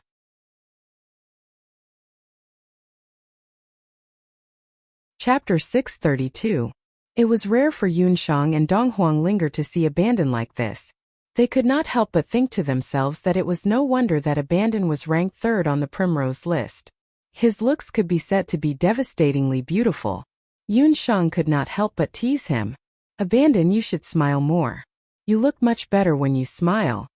Abandon's long eyelashes fluttered slightly when he heard that, and he stole a glance at Yunsheng. Yunsheng could not help but chuckle when she heard the reason behind Gu Feng's draw. The two dimples by her lips were very vivid, just like two butterflies. If you like it when I smile, I'll smile more in the future, Abandon said softly in his heart. His gaze was so gentle that it could drip water. In fact, he had become much gentler than before after he met Yunsheng. If it were in the past, he would never have imagined that he would be able to make friends with anyone and talk to them casually. Linger and Gu Feng saw Qi's change, but Yunsheng was the only one who was fooling around with Qi, oblivious to the change. Yunsheng is so slow-witted. Linger and Gu Feng lamented in their hearts. Their eyes met for a brief moment. Their hearts skipped a beat, and Linger immediately looked away. Gu Feng's eyes dimmed when he saw that. Abandon was not the only one who was slow-witted. When would she understand his feelings for Linger? Huh. So you're saying that you didn't use any other spells and only relied on the celestial sphere of light to achieve a draw? Yunsheng suddenly thought of something after teasing Abandon. Gu Feng, you said that you didn't use any other spells and only used the celestial sphere of light as a defense? If I remember correctly, you could only last 15 minutes with the celestial sphere of light in the past. But now you can last for a day? Yunsheng noticed something unusual. The celestial sphere of light was an esoteric spell that Gu Feng had learned when he was a magic shooter. Since it was an esoteric spell, it consumed a lot of energy. After all, esoteric spells were even more important than advanced spells among mages. That was in the past. Now, the range and duration of the celestial sphere of light are increasing. Especially after listening to you and participating in the competition, I realize that I'm getting more familiar with the celestial sphere of light, and the energy consumption is decreasing. Gu Feng thought for a moment and lowered his voice. He said mysteriously, I feel like I'm about to break through. Cough. Dong Huanglinger was currently drinking water. When she heard those words, she immediately spurted out the water that she was drinking. I thought you could only rely on healing to increase your cultivation? How can he break through just by taking a beating? Dong Huanglinger felt that it was unfair.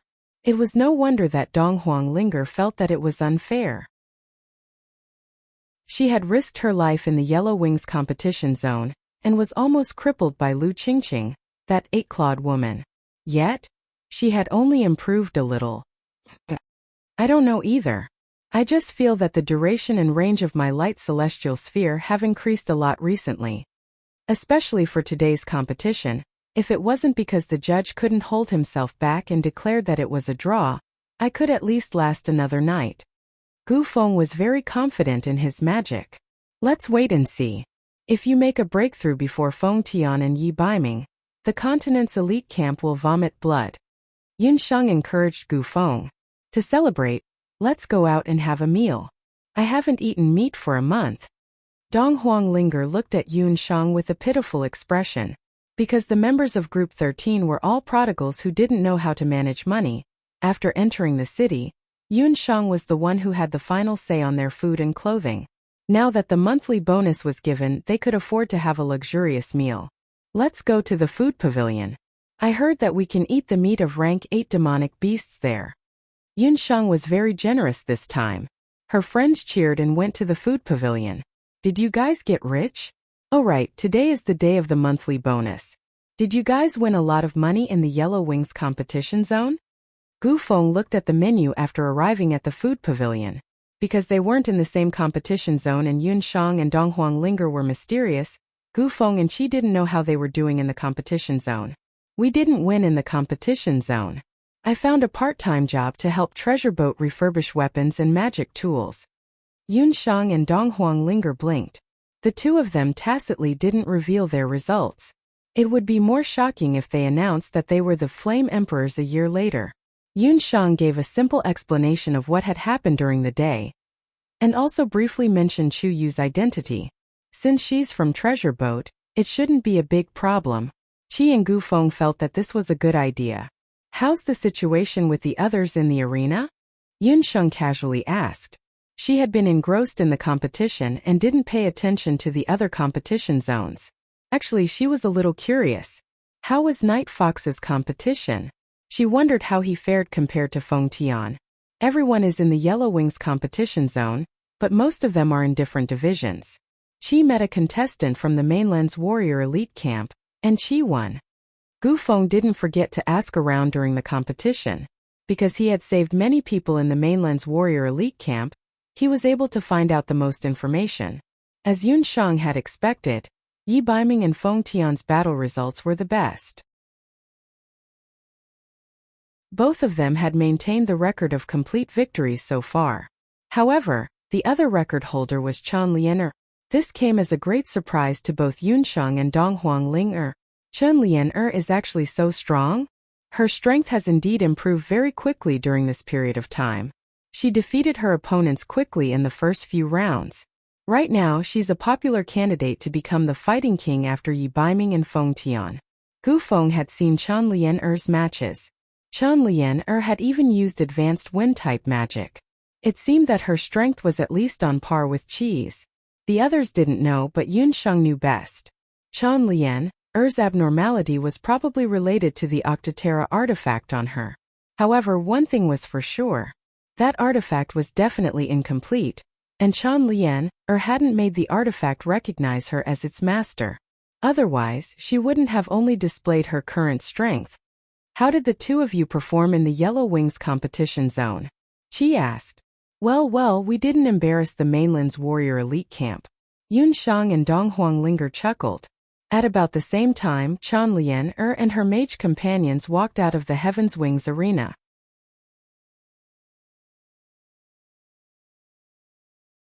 Chapter 633. Lianer, you won again. You must have gotten a lot of bonus this month, right? The accompanying female mage fawned on her. When Chen Lianer was in the magic elite camp, she was sought after by many male students because of her beauty and strength.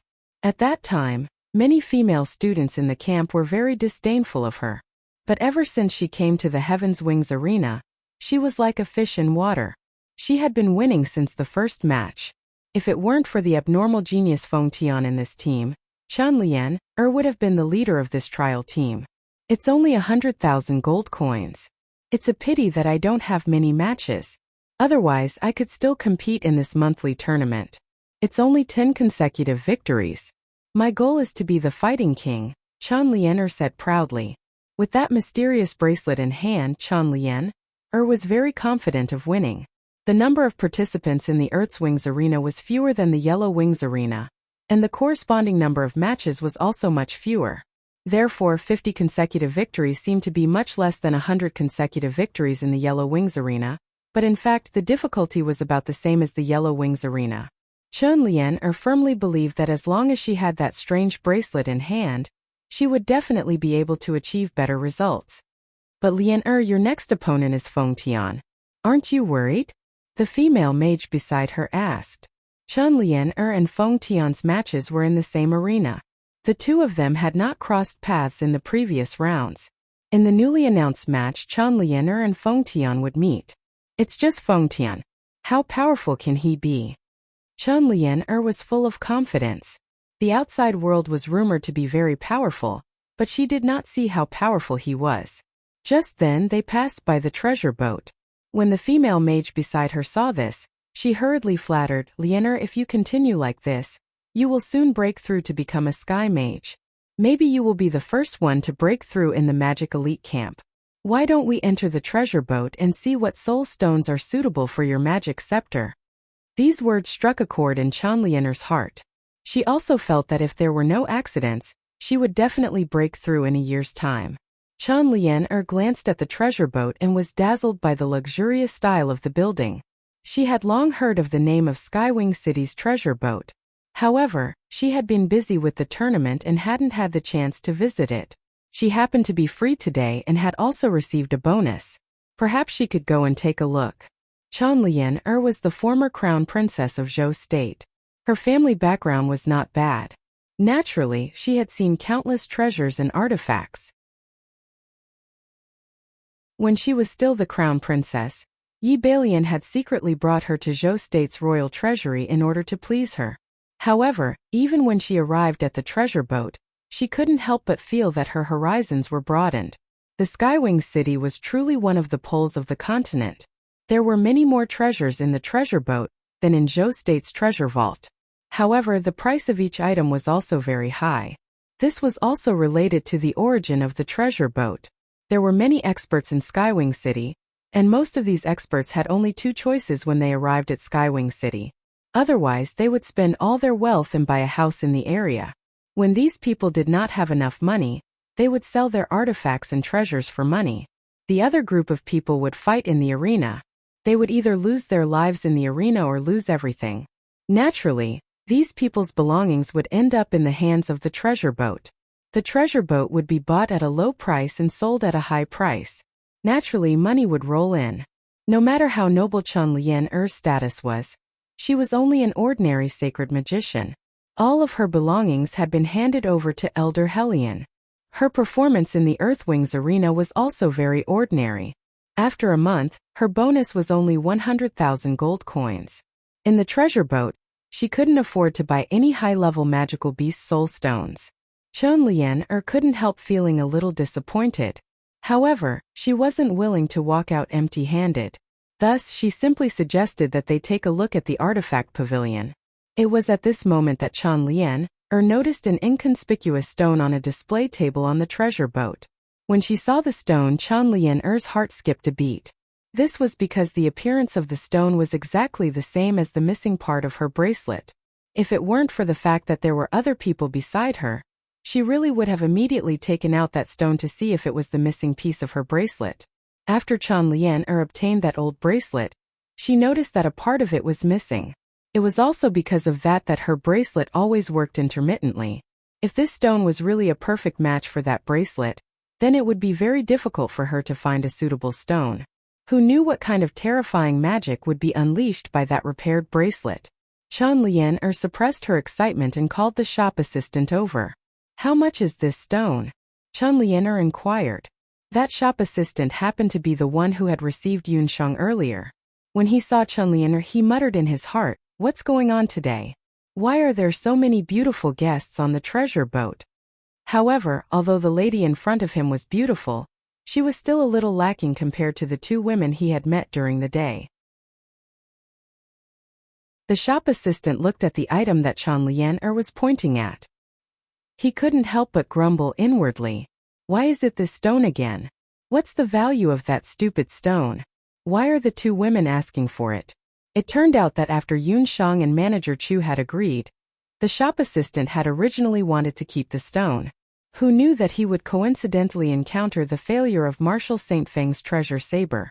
The shop assistant was so busy that he actually forgot about this matter, not to mention keeping the stone that was worth 5 million. As a matter of fact, while he was not paying attention, another customer had taken a fancy to it. Liener's sweet voice just happened to fall into the ears of a young master who was buying things at the side. That young man was about 25 or 26 years old, and was dressed in luxurious clothes. Beside him was a bare-chested woman. He looked in the direction of the voice and coincidentally saw Liener's appearance. Once he saw that the other party was an outstanding beauty, that young master's eyes lit up. He ignored the hostile gaze of the woman beside him and sized up Chen Lian. A lustful light flashed across his eyes.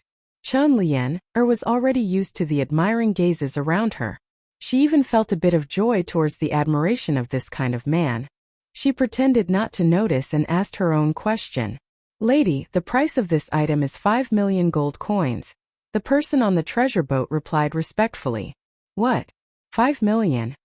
Chen Lian didn't expect that this unremarkable stone would cost 5 million. This was a sky-high price. Even if she took back the treasures that she had left with Elder Hellion, she still wouldn't be able to afford this stone. Chen Lian thought to herself, no matter what, she had to get this stone.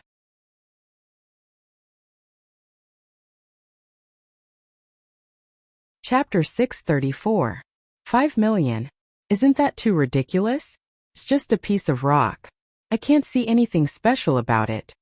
The two girls beside Chen Lian also began to chatter. The waiter on the treasure boat could only helplessly wait at the side. There would always be some customers who would make trouble for no reason. With Chen Lian's personality, she would definitely get what she set her eyes on. However, she really couldn't take out 5 million gold coins. In fact, it wasn't just Chen Lian. Most people on the continent couldn't take it out either.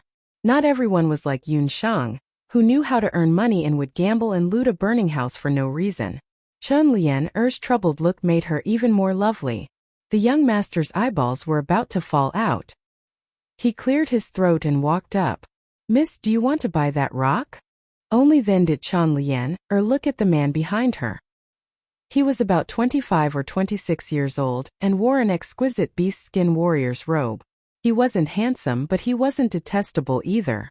However, from the way he looked at people, it was obvious that he wasn't a good person. Chen Lian had seen many of such people in the Jade capital. If it was in the past, she would have dismissed them with a few words. After all, in the Jade capital, no one dared to offend the daughter of the Grand Elder residence. However, things were different now.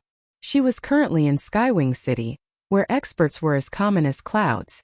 Those seemingly ordinary people could very well be hidden experts or those extremely wealthy people who had come to Skywing City to pass the time. Who is this young master?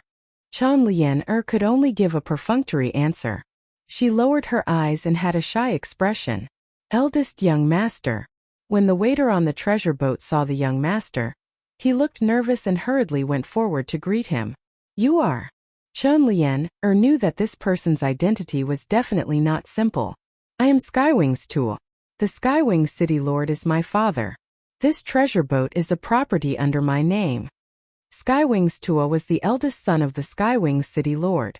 This person usually liked to flirt with women, especially female martial artists and female magicians. The Skywing City Lord's strength was unfathomable. When his son was born, he received the most elite education. It was only because of this reason that the Skywing brothers were spoiled by their arrogance, which spoiled their young master tempers. The Heavenly Wing Tua was undisciplined by nature. After cultivating to the level of a martial saint, he felt tired and was unwilling to break through again. After he inherited the treasure boat business from his father, he had always been a hands-off shopkeeper. He threw all the treasure boat business to Steward Chu, while he fooled around. He only came to inspect the treasure boat once every few months. Today, he had no choice but to go to the treasure boat because his female companion was pestering him to choose some treasures. Who knew that the moment he entered, he would see the beautiful Chen Lian. He wanted to get to know her, but he couldn't be too casual in his own territory. Coincidentally, Chen Lian was in trouble, so he took the opportunity to strike up a conversation. Knowing that the treasure boat was his property, Chen Lian couldn't help but rejoice. She believed that she had both looks and talent. Now that she was a saint mage, she wouldn't be interested in ordinary men at all. In her entire life, Chen Lian had only fallen for two men. One was Yi Baiming, and the other was later Qing Crown Prince Du Guxiu. As for the other men, Chen Lian had full confidence that she could coax them until they were dizzy. If she could please this lecher in front of her, she might not even have to spend a single gold coin to get this treasure that she suspected to be a bracelet fragment. I am Chen Lian, a student of the continent's magic elite camp. I just happened to be training in Tianyi City. Chun Liena revealed what she thought was her most charming smile. When Tianyi Tua saw this, half of his bones went limp. So you are a student of the continent's magic elite camp. No wonder your temperament and appearance are outstanding. It's rare that I have fate with you. If you like anything, feel free to open it. Take it as a meeting gift from me to you. When the people on the treasure boat heard this, they had a headache. They hurriedly signaled to the others with their eyes. Their young master was a brainless wastrel. Especially when he saw a beauty, he couldn't control his belt. Because he was pursuing women, he gave out many things. Every year, because of this, the young mistress of the city lord's mansion would come to the treasure boat to make a fuss.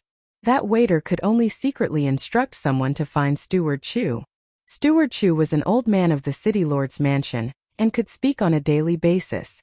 I don't think that's a good idea. Every item on this treasure boat is priceless. Young Master Tianyi and I only met by chance. Chun Liena said this, but her beautiful eyes had already landed on that stone. On her head. Even Tianyi Tuo's perverted wolf claws, which impatiently touched her hand, did not avoid it. Tianyi Tua touched Chun Liena's hand and felt that it was very smooth. His heart rippled. Without saying anything, he patted his chest and promised, Liena and I hit it off at first sight. If you like anything, just say the word. I will definitely give it to you. Liena has a hobby of collecting stones since she was young. I want that stone. Chun Liena resisted the urge to retract her hand and pointed at the stone with a smile. Tianyi Tua looked at the stone with interest. He had operated the treasure boat for many years and had a certain level of eyesight. But this stone did not have any fluctuations of magic or dou qi. It was indeed a very ordinary stone. The price of 5 million seemed to have been set by his father. Only a fool would buy it. But if the great beauty liked to collect this kind of stone, he did not care. It's only a stone. Come, wrap it up for Miss Chun. In order to get a smile from the beauty, Tianyi Tua did not look at the stone.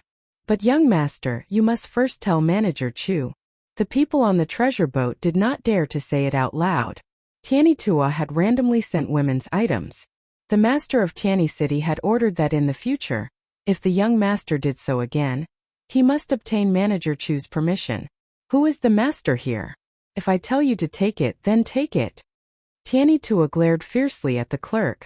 The latter was so scared that he broke out in a cold sweat. Just as the clerk did not know what to do, Manager Chu walked out.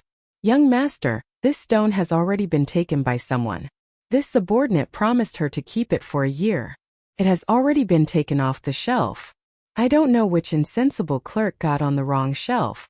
As soon as Manager Chu came, the clerk quickly retreated to the side and threw the hot potato to Manager Chu. Manager Chu saw the stone at a glance. Wasn't this stone the one that Yun Shang had taken a fancy to?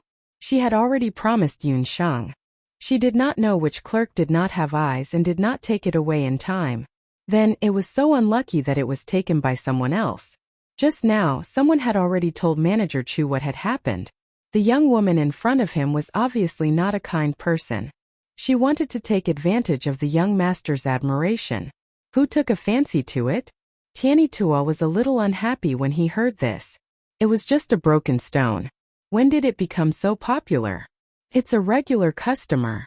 It was not convenient for Manager Chu to say Yun Shang's identity, so he could only beat around the bush.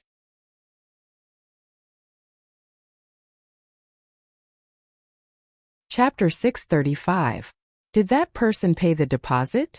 Tianyi Tua asked impatiently. He had long found Steward Chu an eyesore.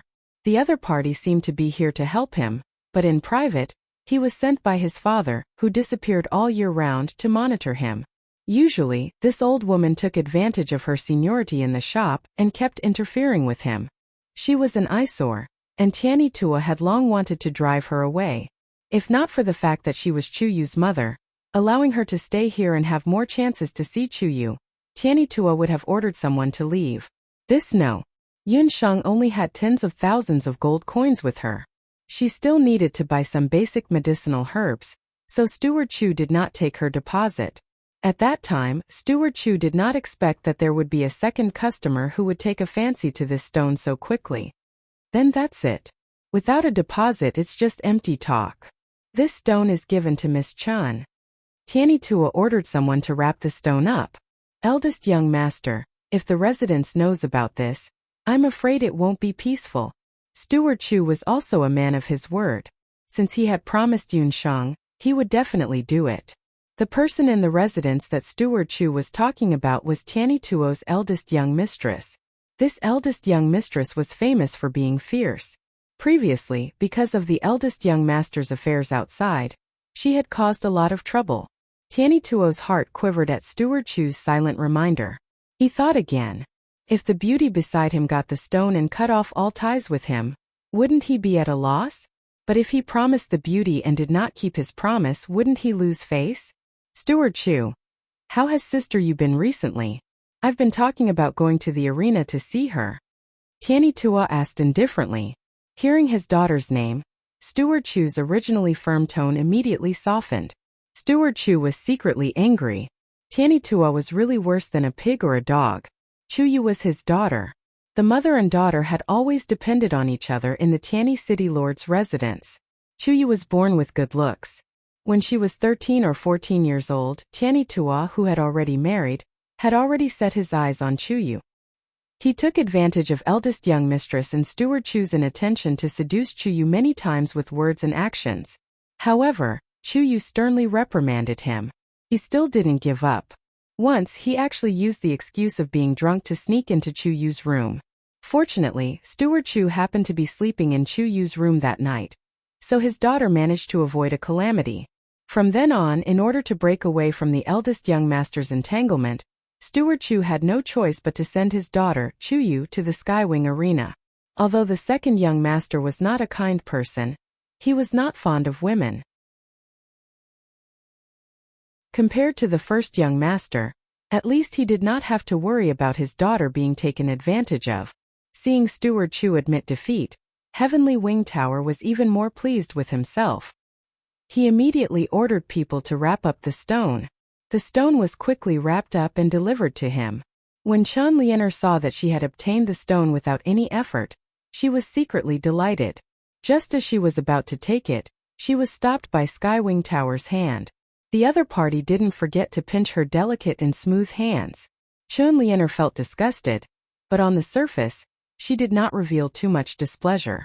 Chun Lianer had also underestimated Skywing Tower. He was not one of those brainless lechers that Dong Huanglinger had met in Zhou State. A stone worth 1 million, regardless of whether it was a stone or not, was still the treasure of the treasure boat. Skywing Tower was also not some spendthrift. With swan meat in front of him, how could he sit and watch her fly away? Miss Chun, we hit it off at first sight. Why don't we find a place to sit down and have a good chat? As for this stone, you don't have to worry. I will give it to you sooner or later. Skywing Tower put the stone into his storage ring and pulled Chun Lianer out of the treasure boat. Chun Lianer's face was full of reluctance, but for the sake of that stone, she could only accompany Skywing Tower. Steward Chu watched them walk out and shook his head. Early the next morning, Elder Hellion of the Continental Magic Elite Camp sat in the inn. In the past week, he suppressed his intense worry and did not care about the situation of the dozen or so magicians he had brought. On the other hand, Elder Yu of the Continental Warrior Elite Camp was very leisurely all day long. He would either sit in the inn, order a few pots of good wine and a few good dishes, and sit for an entire day. Or he would sit in the treasure boat of Skywing City and look at the most precious treasures of the continent. These days it was the standard mode of travel. On the other hand, Elder Hellion was not so calm. Early in the morning, when Elder Hellion was about to go downstairs to eat breakfast, he saw Elder Yu and a magician of the Continental Warrior Elite Camp sitting together. Elder Hellion was about to ignore them and turn his head to leave. Who knew that when Elder Yu saw Elder Hellion, he would take a big stride forward and pull him back. Hey Elder Hellion, what a coincidence. Sit down and have a meal together? Don't you want to know the situation of your dozen or so students? Elder Hellion's face was originally full of disgust, but when he heard that there was news of his students, he hesitated. Because of this hesitation, he was dragged to a seat by Elder Yu. The magician sitting at the table was the captain of the group that Elder Hellion had brought out this time. He was in charge of collecting information on the magicians of the Continental Warrior Elite Camp in the past 10 days or so. Greetings, elders. The magician was about 18 or 19 years old and looked very steady in his work. Elder, you ordered me to pay attention to the situation of the other magicians of the Continental Warrior Elite Camp. In the past 10 days, all the students have chosen to enter the Skywings arena. There was no doubt about this. Those young geniuses from the Continental Warrior Elite Camp all had one thing in common. They were very talented and were the pillars of their families or countries. Since they had come to Skywing City, they naturally had to go to the arena to see how strong they were. Moreover, they had no money on hand at the moment. The best way to survive was to compete. Elder Hellion looked satisfied, thinking to himself, who would dare say that the magicians of the Continental Warrior Elite Camp are spoiled? Oh, then tell me, how are they doing in the arena? Elder Hellion glanced at Elder Yu. Although he knew that the other party wouldn't be so kind as to collect information on his students, his curiosity still won out. Most of the seniors and juniors have chosen to enter the Earthwings arena. There are many experts there, and it's the most suitable place for training. The magician reported a list of names. The two elders weren't surprised by this. After all, the most suitable arena for the magicians of the Continental Warrior Elite Camp was the Earthwings arena. This was something that the elders of the two elite camps had tacitly agreed to after participating in the Skywing City's training. The previous few times that Elder Hellion had led the team, he had also directly led the students into the Earthwings arena.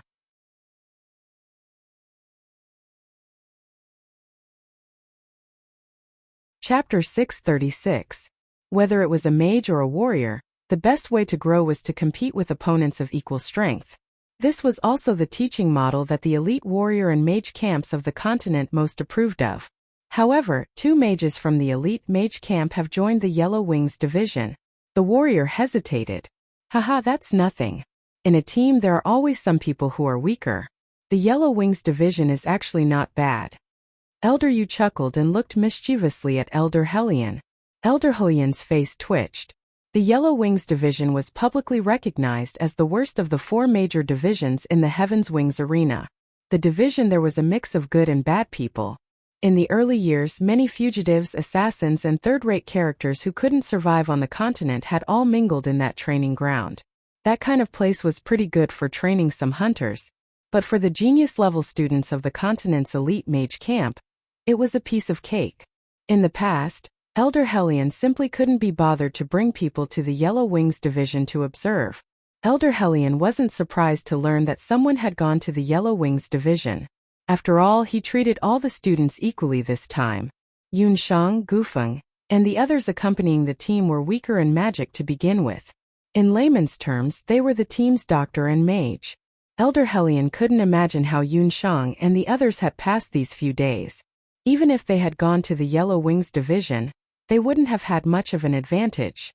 But in the end, there were students under him who didn't want to make progress, and went to the Yellow Wings division to fish in troubled waters. With Elder Yu's sarcasm, Elder Hellion's old face was a little embarrassed. Those students were originally my substitute students this time, and their cultivation was a little weaker than the other students. One of them was a light mage. Elder Hellion's face was red as he hurriedly explained.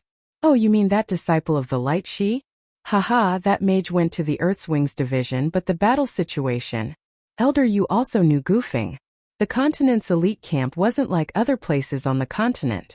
In this place, it was normal for even warriors to receive treatment from mages.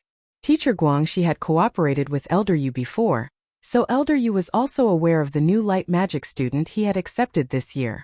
That Gufeng fellow actually recklessly ran to the Earthwing arena?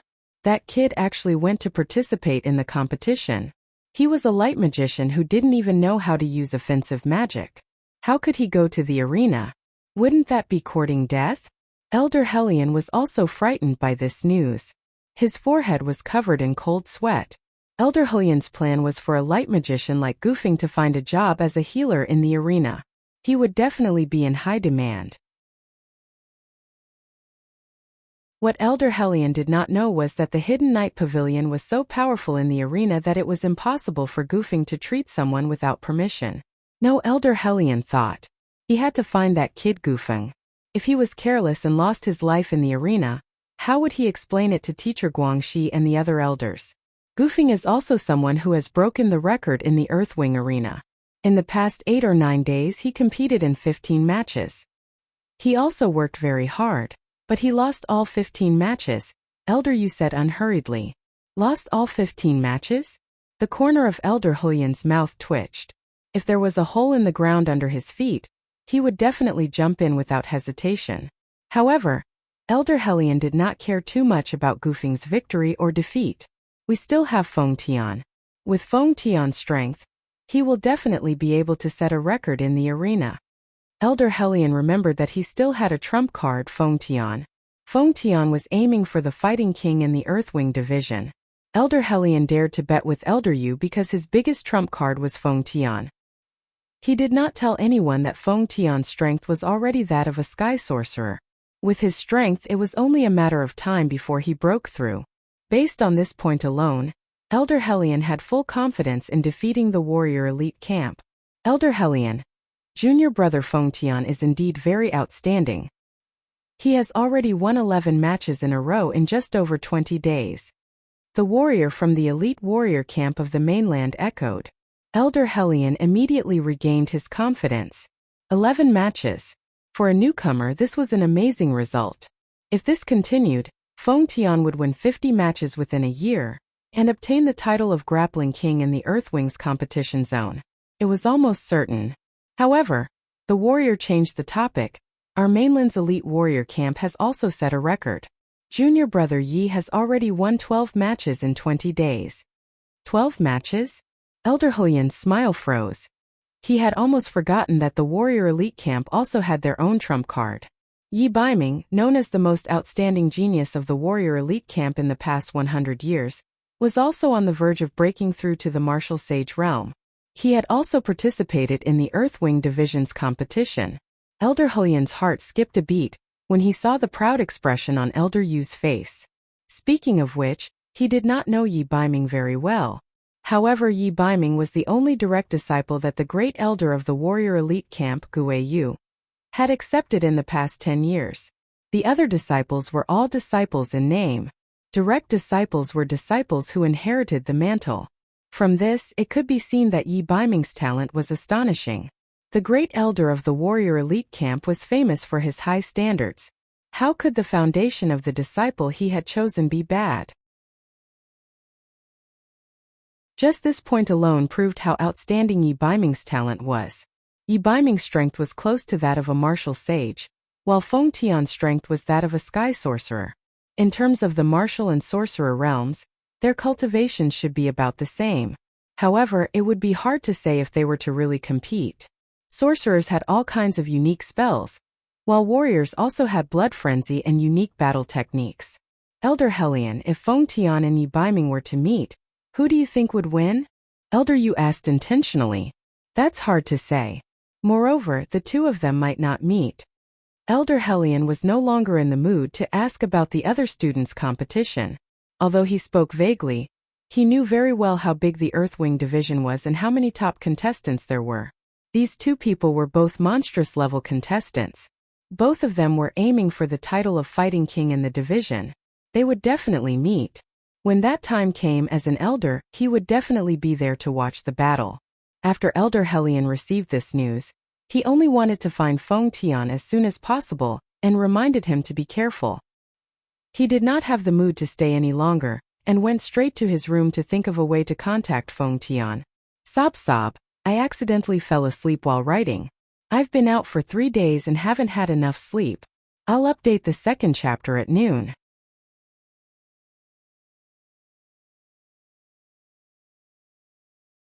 Chapter 637. Seeing Elder Helian walk away with a head full of worries, the pride on Elder Yu's face became even more apparent. He was certain that Yi Baiming and Feng Tian would meet sooner or later. As for victory, he had absolute confidence in Yi Baiming, the great elder's sole disciple. That martial artist looked at Elder Yu in bewilderment. That's right, Elder. Actually, I forgot to mention just now. You asked me to keep an eye on the situation in the Skywings arena. In the past few days, several major events have happened in the arena.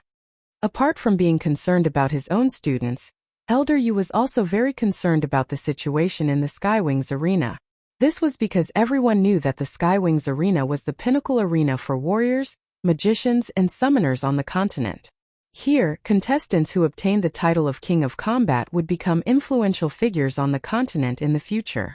The elite camp of the continent also paid close attention to these influential figures. Oh, could it be that another dark horse has appeared? Is it in the Earthwings or Skywings division? In Elder Yu's mind, people like Feng Tian and Yi Baiming were absolute dark horses. However, even if they didn't rise up in the Skywings arena, they would rise up on the continent sooner or later. It was just a matter of time. Of course, the only people who could catch Elder Yu's attention were those from those two divisions. The dark horses this time are from the Yellow Wings and Profound Wings divisions. The Yellow Wings division has a team called Flame Emperor. That warrior had only just received this news. What kind of experts could there be in the Yellow Wings division? Elder Yu pursed his lips. If he remembered correctly, the Yellow Wings division restricted contestants to the level of martial sage. Even saint magicians and martial grandmasters were few and far between. In Elder Yu's eyes, the competition in the Yellow Wings division was like child's play. He didn't even bother to let his own students participate in the Yellow Wings division's competition. Think about it, what was there to see in a competition between a martial grandmaster and a saint magician? It was just some mid-level battle techniques and spells. To a martial emperor like Elder Yu, that level of battle techniques and spells was like slow motion. There aren't any experts. It's just that the battle style of the duo is very special. It's a pair of female magicians, and one of them can use elven healing magic. This was also the reason why the reporting warrior noticed the Flame Emperor duo. It was said that this duo had only been together for a few days. At first, their results were average and they even lost a few matches.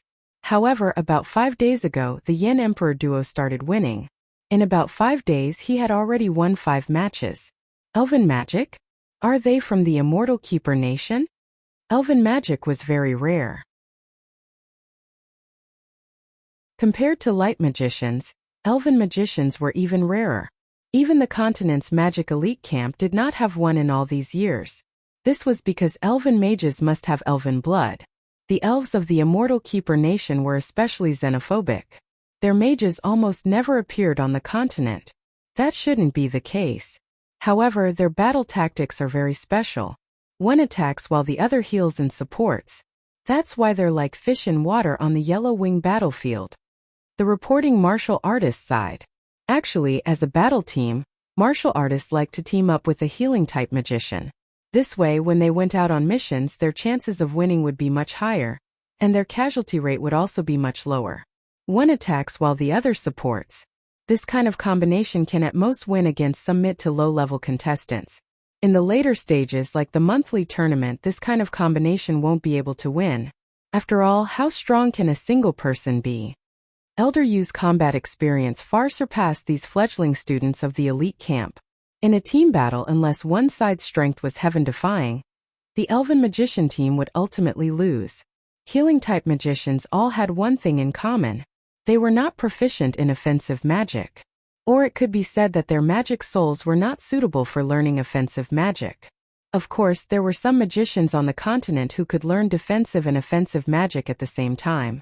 However, those magicians were definitely not inferior to Yi Baiming and Feng Tian. Moreover, they were definitely famous in the continent when they were young. For example, Xiao Wenshu from the Temple of Magic was one of them. Whether or not this elven magician was from the Immortal Keeper Nation, the fact that she was still competing in the Yellow Wings division proved that her magical talent was very ordinary. Therefore, Elder Yu was certain that this Flame Emperor combination, which had the momentum right now, would definitely not be able to last until the monthly tournament. What a pity! If only that elven magician of the other side could be used by us, Elder Yu said regretfully. What kind of eye-catching thing has happened in the Black Wings division?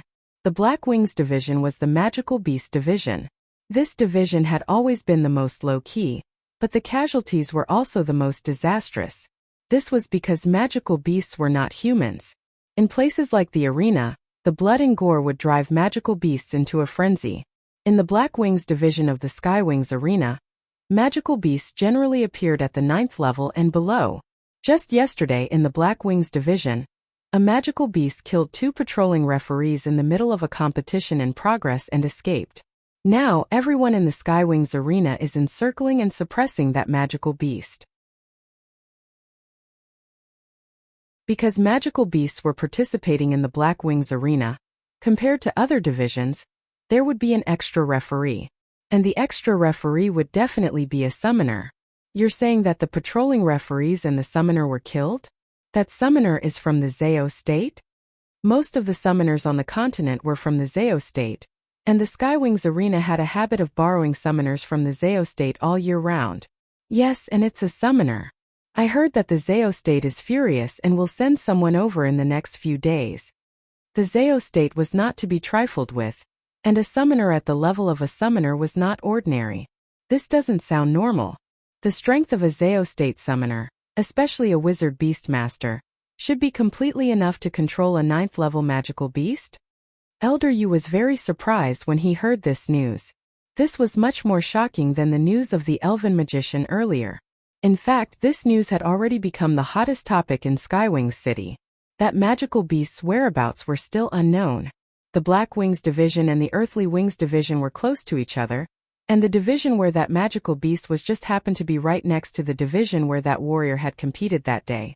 The warrior who had reported this just so happened to witness the magical beast's escape.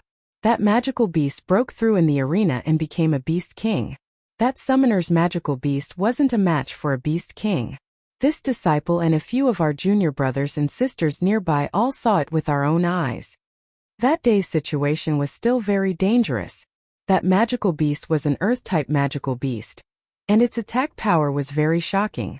After it broke through to the Beast King level, it comprehended a magical beast inheritance. It was an Earth-type arcane magic called the Throbbing Pulse of the Earth. More than half of the Black Wings division was destroyed in an instant.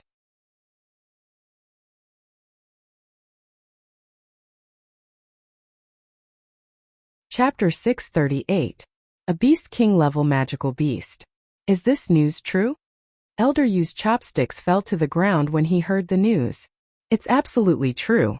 The disciples all saw it with their own eyes. The Skywings arena immediately sent out many mages to attack, but that Earth-type magical beast's defense was amazing. It broke through the layers of magic attacks and escaped, and its whereabouts are unknown.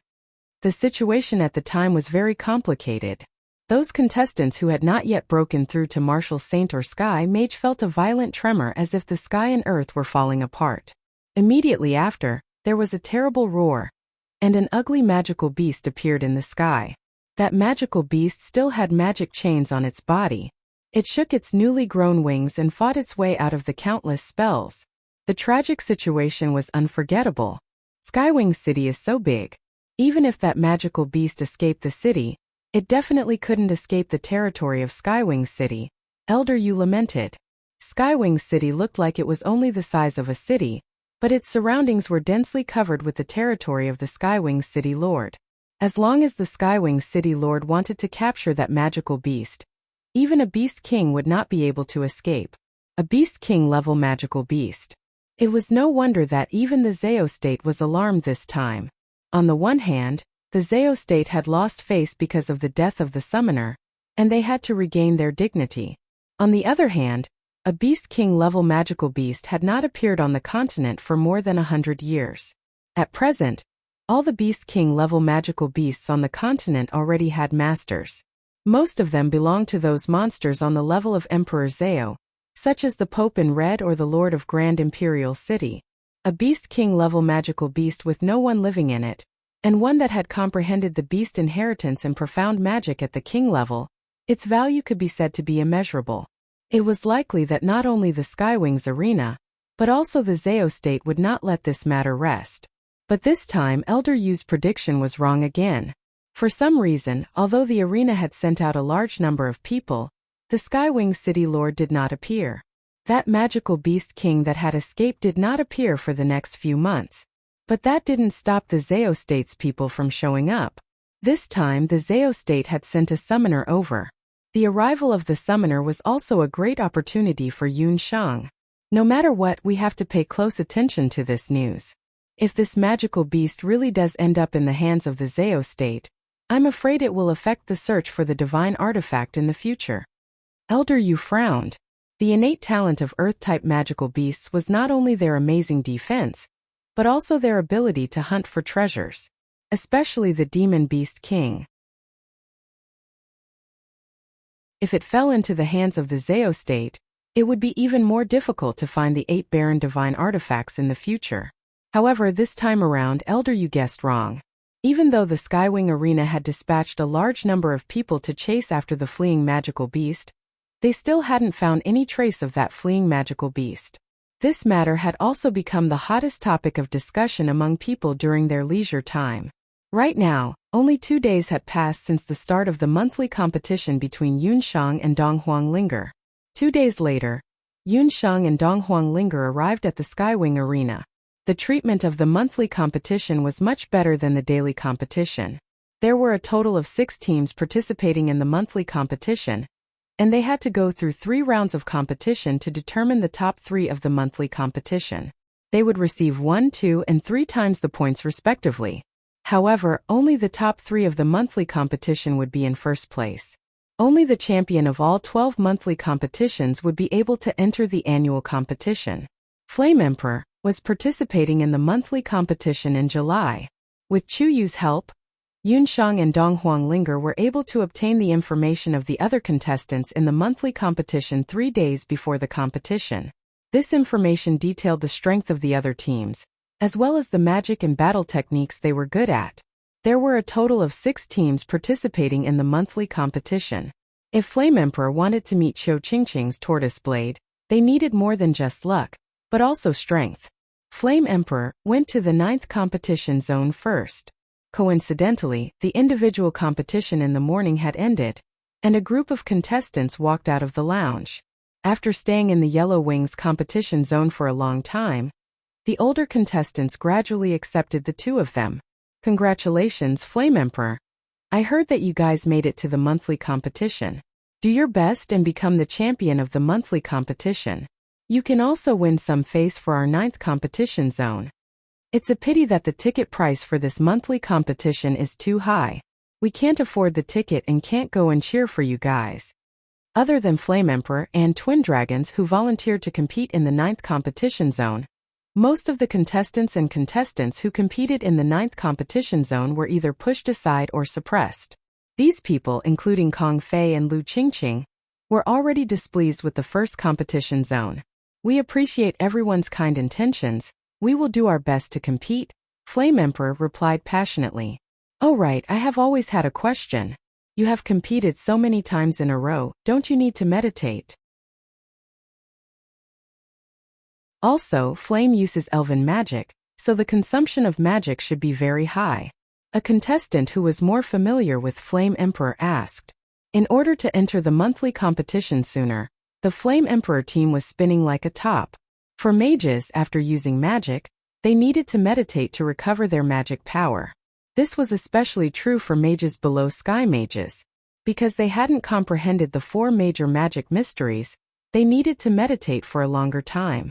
Especially when they were competing against opponents of similar strength, the consumption of magic power was even higher. Generally speaking, most of the mage contestants in the Yellow Wings competition zone would rest for a day and compete for a day. This also caused many people to miss the opportunity to participate in the monthly competition. After all, to participate in the monthly competition, one had to accumulate a total of 30 consecutive victories within a month. There was another way to quickly recover magic power, and that was to use high-grade meditation water to recover magic power. However, due to the existence of the Hidden Night Pavilion, the price of a bottle of high-grade meditation water was as high as 100 gold coins for mages who weren't willing to cooperate with the Hidden Night Pavilion. It was obvious that the mages could not afford such a price. Most people knew that the Flame Emperor team had offended the person in charge of the competition zone, Yellow Knight Emissary, on their first day. Therefore, no one thought that the Flame Emperor team would buy potions from the Hidden Night Pavilion.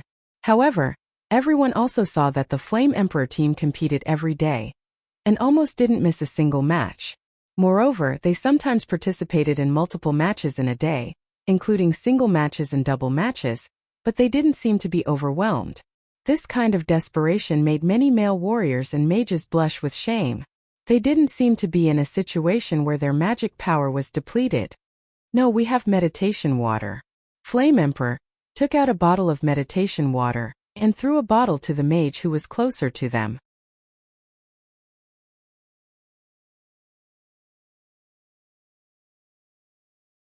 Chapter 639.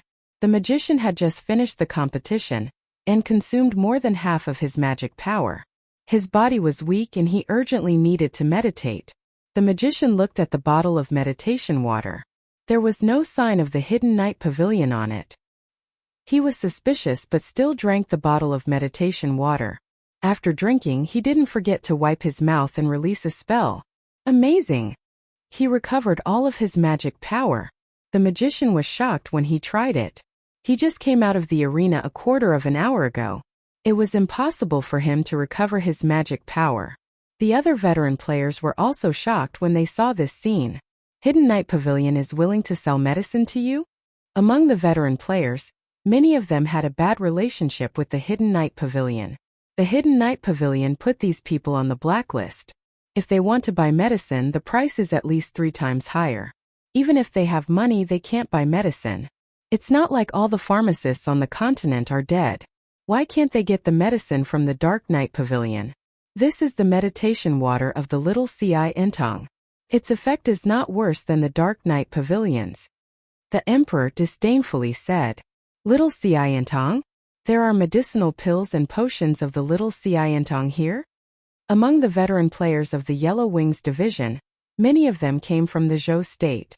Once upon a time, the most famous medical hall in the continent was the Imperial Medicine Pavilion, and the Magic Treatment Hall was the temple.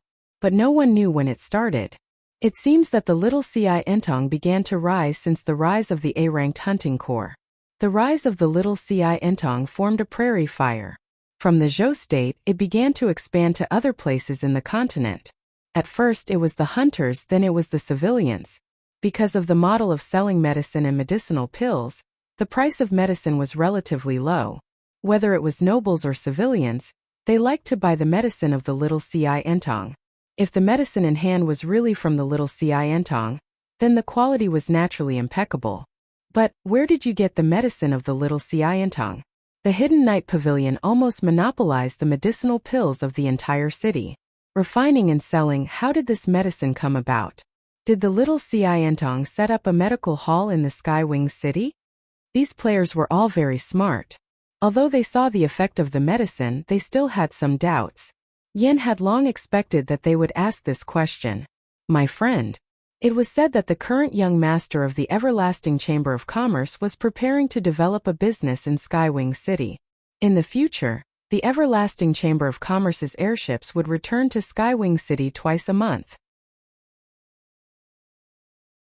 The Little Ci Entong and the Everlasting Chamber of Commerce have already established a cooperation.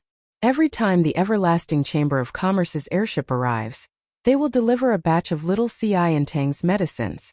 Yun Shang had only thought of looking for the Everlasting Chamber of Commerce after learning that Chu Yu wanted to expand the number 9 competition zone. Through the Everlasting Chamber of Commerce's transportation and supply of materials, Chu Yujia was able to obtain the materials for her expansion at a 30% discount. The Everlasting Chamber of Commerce could also provide a group of skilled craftsmen to help with the construction. Yun Shang had already written a letter to Zhou Qingchuan. If nothing unexpected happened, the Everlasting Chamber of Commerce's ships would arrive at Skywing City in about half a month. Who didn't know the name of the Everlasting Chamber of Commerce? Skywing City was independent from the world, and the biggest problem here was the transportation of resources. Even an existence like the elite camp of the continent would have a headache when it came to transporting empty ships back and forth. But the Everlasting Chamber of Commerce was different. They were rich and overbearing, and their businesses were spread all over the continent. For the Everlasting Chamber of Commerce, the Skywing City was an undeveloped virgin land. When Yun Shang thought of completely opposing the Hidden Night Pavilion, she carefully analyzed the situation. If she wanted the Hidden Night Pavilion to fall, besides breaking their control over the contestants during the competition, The root of the problem was to cut off their supply of medicinal materials. Hearing Yunshang's words, the contestants boiled up. If that's really the case, we will all go and buy them. Everyone, please calm down. This matter will take some time to complete. When the time comes, we will definitely inform everyone. Flame appeased the group of excited contestants. What's so lively about? Chuyu walked over. Unlike the day competition, the monthly competition zone was held at night. Chuyu didn't need to act as a referee so she could watch the competition together. Earlier, she had asked Flame Emperor to come to the number 9 competition zone to provide them with some information. Who would have thought that as soon as she came out, she would see Flame Emperor surrounded by a group of contestants, discussing in full swing. It's nothing. Nothing has been set in stone yet. When the matter is settled in a few days, I will have to inform you. Flame smiled. If they wanted to test out the sale of medicinal materials in the number 9 competition zone, they would need Chuyu's help. Starting from the day competition zone, then the entire Yellow Wings competition zone, then the Sky Wings arena, and finally the entire Sky Wings city. Whether it was the Medicine Emperor Pavilion or the Law Temple, whoever provoked her must be uprooted. Bypassing the group of excited contestants, Chuyu handed a few pages to Flame Emperor. That's all I can do to help you. I believe that the other contestants have similar information on hand. Because the competition wasn't held in her own competition zone, Chuyu could only be a spectator. This monthly competition wasn't just a simple competition between contestants. At the same time, it was also a competition between the day competition zones. Regarding the monthly competition being designated as a competition zone, the referees of the other zones also had some opinions. However, no one dared to go against Tianidong's wishes. Therefore, the only thing left was to compete between the contestants of the other zones. She also heard that Lu Qingqing's group had already spread the word that July's monthly competition would be won by Willow Blade. Flame Emperor immediately looked up the information of the monthly competition opponents and began to analyze. The monthly competition wasn't like the day competition. After all, it represented the strongest mystical beast in the entire Yellow Wings competition zone. The 6 teams participating in the monthly competition were Flame Emperor, Tortoise Blade, Twin Dragons, Tu Meng, Raging Inferno, and Divine Shield. Among them, Flame Emperor and Twin Dragons were newcomers. The remaining 4 teams all had the experience of participating in the monthly tournament. Why is there a number behind the names of the 6 teams? Flame noticed that when the names of the 6 teams were listed, there were numbers from 1 to 8. Flame Emperor was followed by a 7. That's your odds. Cough cough, the outside world isn't very optimistic about your chances of winning. Chuyu coughed a few times, but don't worry, that's because they don't know your strength. Flame Emperor was the most unpopular dark horse among all the contestants. However, that was only limited to the day competition zone. After entering the monthly competition, every team was an expert. The amount of money in the gambling house also increased accordingly. Flame Emperor was the most popular in the day competition zone because Flame was an elf magician. However, after entering the monthly competition, this identity became their restriction. This point coincided with Elder Hulian's evaluation of the dark horse, Flame Emperor. Flame Emperor couldn't win in the monthly competition.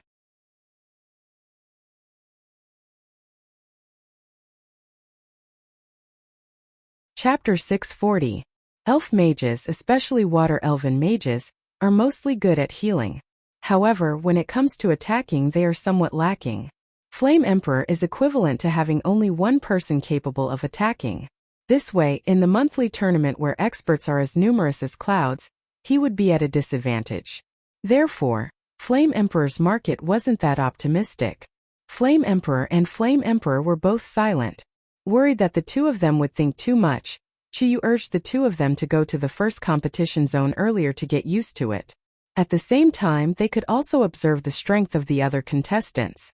In the monthly tournament of the Yellow Wings competition zone, 2 dark horses, Flame Emperor and Double Dragon, as well as the powerful Willow Blade, appeared.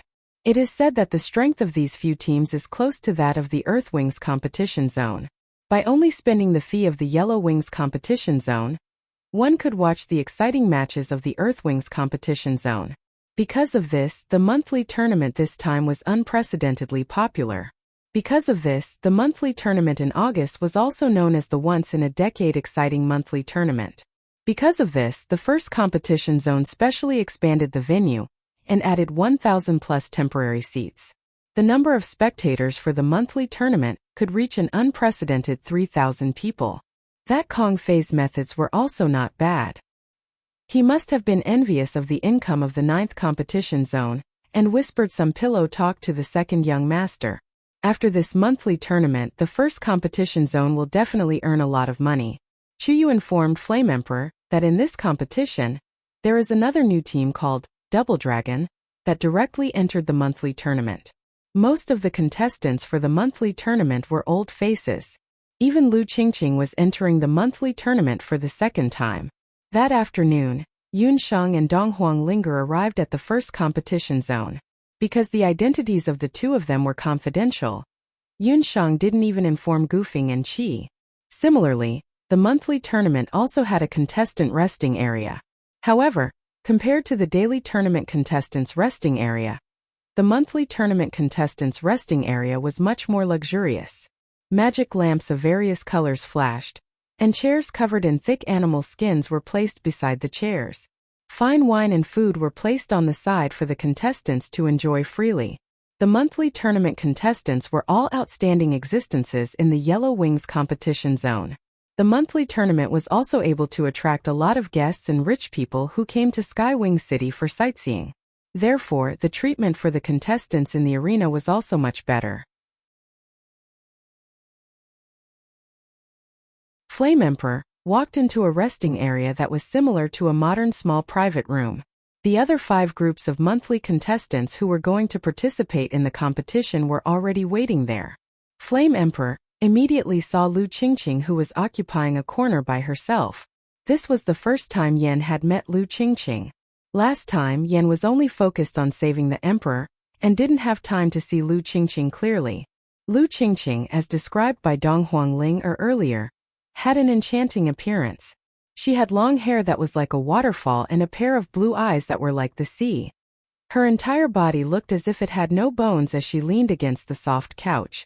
There was also a strangely dressed man standing to the side. The man wasn't tall, and he didn't have a single hair on his head. His neck and limbs were short, but his shoulders were broad. He looked like a tortoise. That person must be Lu Qingqing's partner, Tortoise Blade. The 2 members of the Willow Blade team were the most popular team for this month's competition. The odds for the 2 of them were only 1. In comparison, the odds for the Flame Emperor duo were 7. Flame had already found out from Chuyu that in the previous pair's competition, all of the teams that fought against Willow Blade lost miserably without exception. There were even some teams that completely lost their ability to compete because of this. Lu Qingqing was currently playing with her nails that were painted bright red. When she saw the masked Flame Emperor duo enter, she sat up. "Damned girl, you actually dared to appear in front of me?" Lu Qingqing's expression was fierce as she fiercely glared at the Emperor. Ever since the start of the competition, she had never suffered a loss. Being taught a lesson by a reckless newbie, Lu Qingqing was already gnashing her teeth in hatred. If it wasn't for the fact that fighting was strictly prohibited in the contestants' resting area, she might have immediately fought with the Emperor. "You are Lu Qingqing?" Flame held down the Emperor and walked to the front of Lu Qingqing. "That's me. You are that damn girl's partner? Humph, I advise you to be tactful and admit defeat. Otherwise, you will lose more than you gain if you die in the arena." Lu Qingqing glared at Flame. "Lu Qingqing, I will definitely kill those who hurt my good friend. See you in the arena." Flame smiled coldly. Lu Qingqing originally wanted to retort, but she suddenly felt a chill all over her body. Flame's mask was already ferocious. At first glance he looked like a killing god from hell. Coupled with his bone-chilling voice, Lu Qingqing couldn't help but shiver. Flame went to the side and didn't speak anymore. He carefully sized up the contestants around him. "You're overestimating yourself." Lu Qingqing gritted her teeth. The fear she felt just now made her imposing manner lower by a notch. "Qingqing, why bother with them? They might not be able to enter the finals alive." The tortoise-like man beside her said. After hearing this, Lu Qingqing felt relieved. For this August's monthly tournament, Yellow Knight Emissary had put in a lot of effort. In August's monthly tournament, the Hidden Knight Pavilion had monopolized 4 groups. In other words, in today's monthly tournament, only Twin Dragons and Flame Emperor weren't on their side. Yellow Knight Emissary was also very confident in this monthly tournament. The other 3 groups were just there to accompany them. They were responsible for clearing the obstacles in the arena for Willow Blade. The strength of Flame Emperor and Flame Emperor was only SOSO. They might not be able to meet her. Thinking up to here, Lu Qingqing looked at Flame Emperor and smiled sinisterly. Twin Dragons also saw the interaction between Flame Emperor and Willow Blade. The Twin Dragons were Long Shui and Long Tu, who had participated in the competition in the Yellow Wings division as contestants. They were also the other pair of newcomers that Chu Yu had told Flame Emperor about. These 2 people were from the Wanlong gambling house and were also Yi Baiming's subordinates. The duo's name was Twin Dragons, which meant Twin Dragons. Compared to Long Hua, who was usually in charge of the Wanlong gambling house, these 2 people were much more low-key. Yun Shang also didn't recognize them. However, their strength was also extraordinary. One of them was a magician and the other was a warrior. They cooperated very well. Yi Baiming had let Long Shui sneak into the competition earlier. Long Shui secretly found out that Yun Shang was participating in the double tournament under the name of Flame Emperor. She followed Long Tu all the way and entered the monthly tournament together. Long Shui, I'll go and report the situation of the groups to Master first. You pay attention to Miss Yun's movements. You must not let Lu Qingqing and her group secretly do something. Long Tu paid attention to Yun Shang's movements at the side.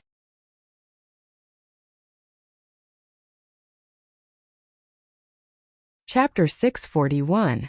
Shuanglong already knew that out of the 6 teams in the monthly competition, 4 of them were from the Hidden Knight Pavilion. Their goal was to clear the obstacles for Flame Emperor. Yi Baiming originally wanted to come and watch the competition, but he knew that Yun Shang was very clever. If he came to watch the competition rashly, Yun Shang would definitely know that he found out that he sent people to participate in the 2-person competition. In order to prevent the wild cat from getting angry, Yi Baiming decided to find out about Yun Shang's situation remotely. Long Tu was responsible for transmitting the entire competition process to Yi Baiming. Long Tu left the lounge temporarily and found Yi Baiming, who was waiting outside the Yellow Wings competition area. He told Yi Baiming everything, including the few teams that the Hidden Knight Pavilion inserted in the monthly competition. Master, are we going to clear all the obstacles for Miss Yun? Long Tu and Long Shui's strength could be considered competent in the Yellow Wings competition area. The people from the Hidden Knight Pavilion were no match for them. No need, just follow the normal order, Yi Baiming said casually as he was about to start a competition. Long Tu left for a while and soon returned. Master, are you coming back to watch the competition? Long Shui looked expectant. Although he knew that his master was coming to watch that woman, Long Shui still hoped to see his master appear in the audience. Master won't be coming, but Master has ordered us to get rid of the other 2 groups and leave Lu Qingqing's group behind. Long Tu frowned when he saw that Long Shui couldn't help but reveal a look of admiration when he mentioned Master. Long Tu spent a lot of time with Long Shui, so he knew about Long Shui's admiration for his master. He wanted to remind Long Shui not to be delusional. His master was his master, and she would always be a servant. However, Long Shui didn't listen to him at all. Follow the normal order? Long Shui didn't understand. If his master really liked that woman, why didn't he just get rid of Lu Qingqing earlier?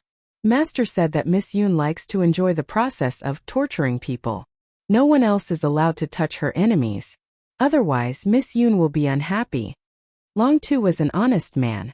He actually didn't understand what enjoying the process of torturing people meant. But his master was so smart that he would do whatever his master told him to do. However, Long Shui's expression changed slightly. She understood what her master meant. Her master had even considered this point. He truly cared about that woman. Even their thoughts were exactly the same as that woman's.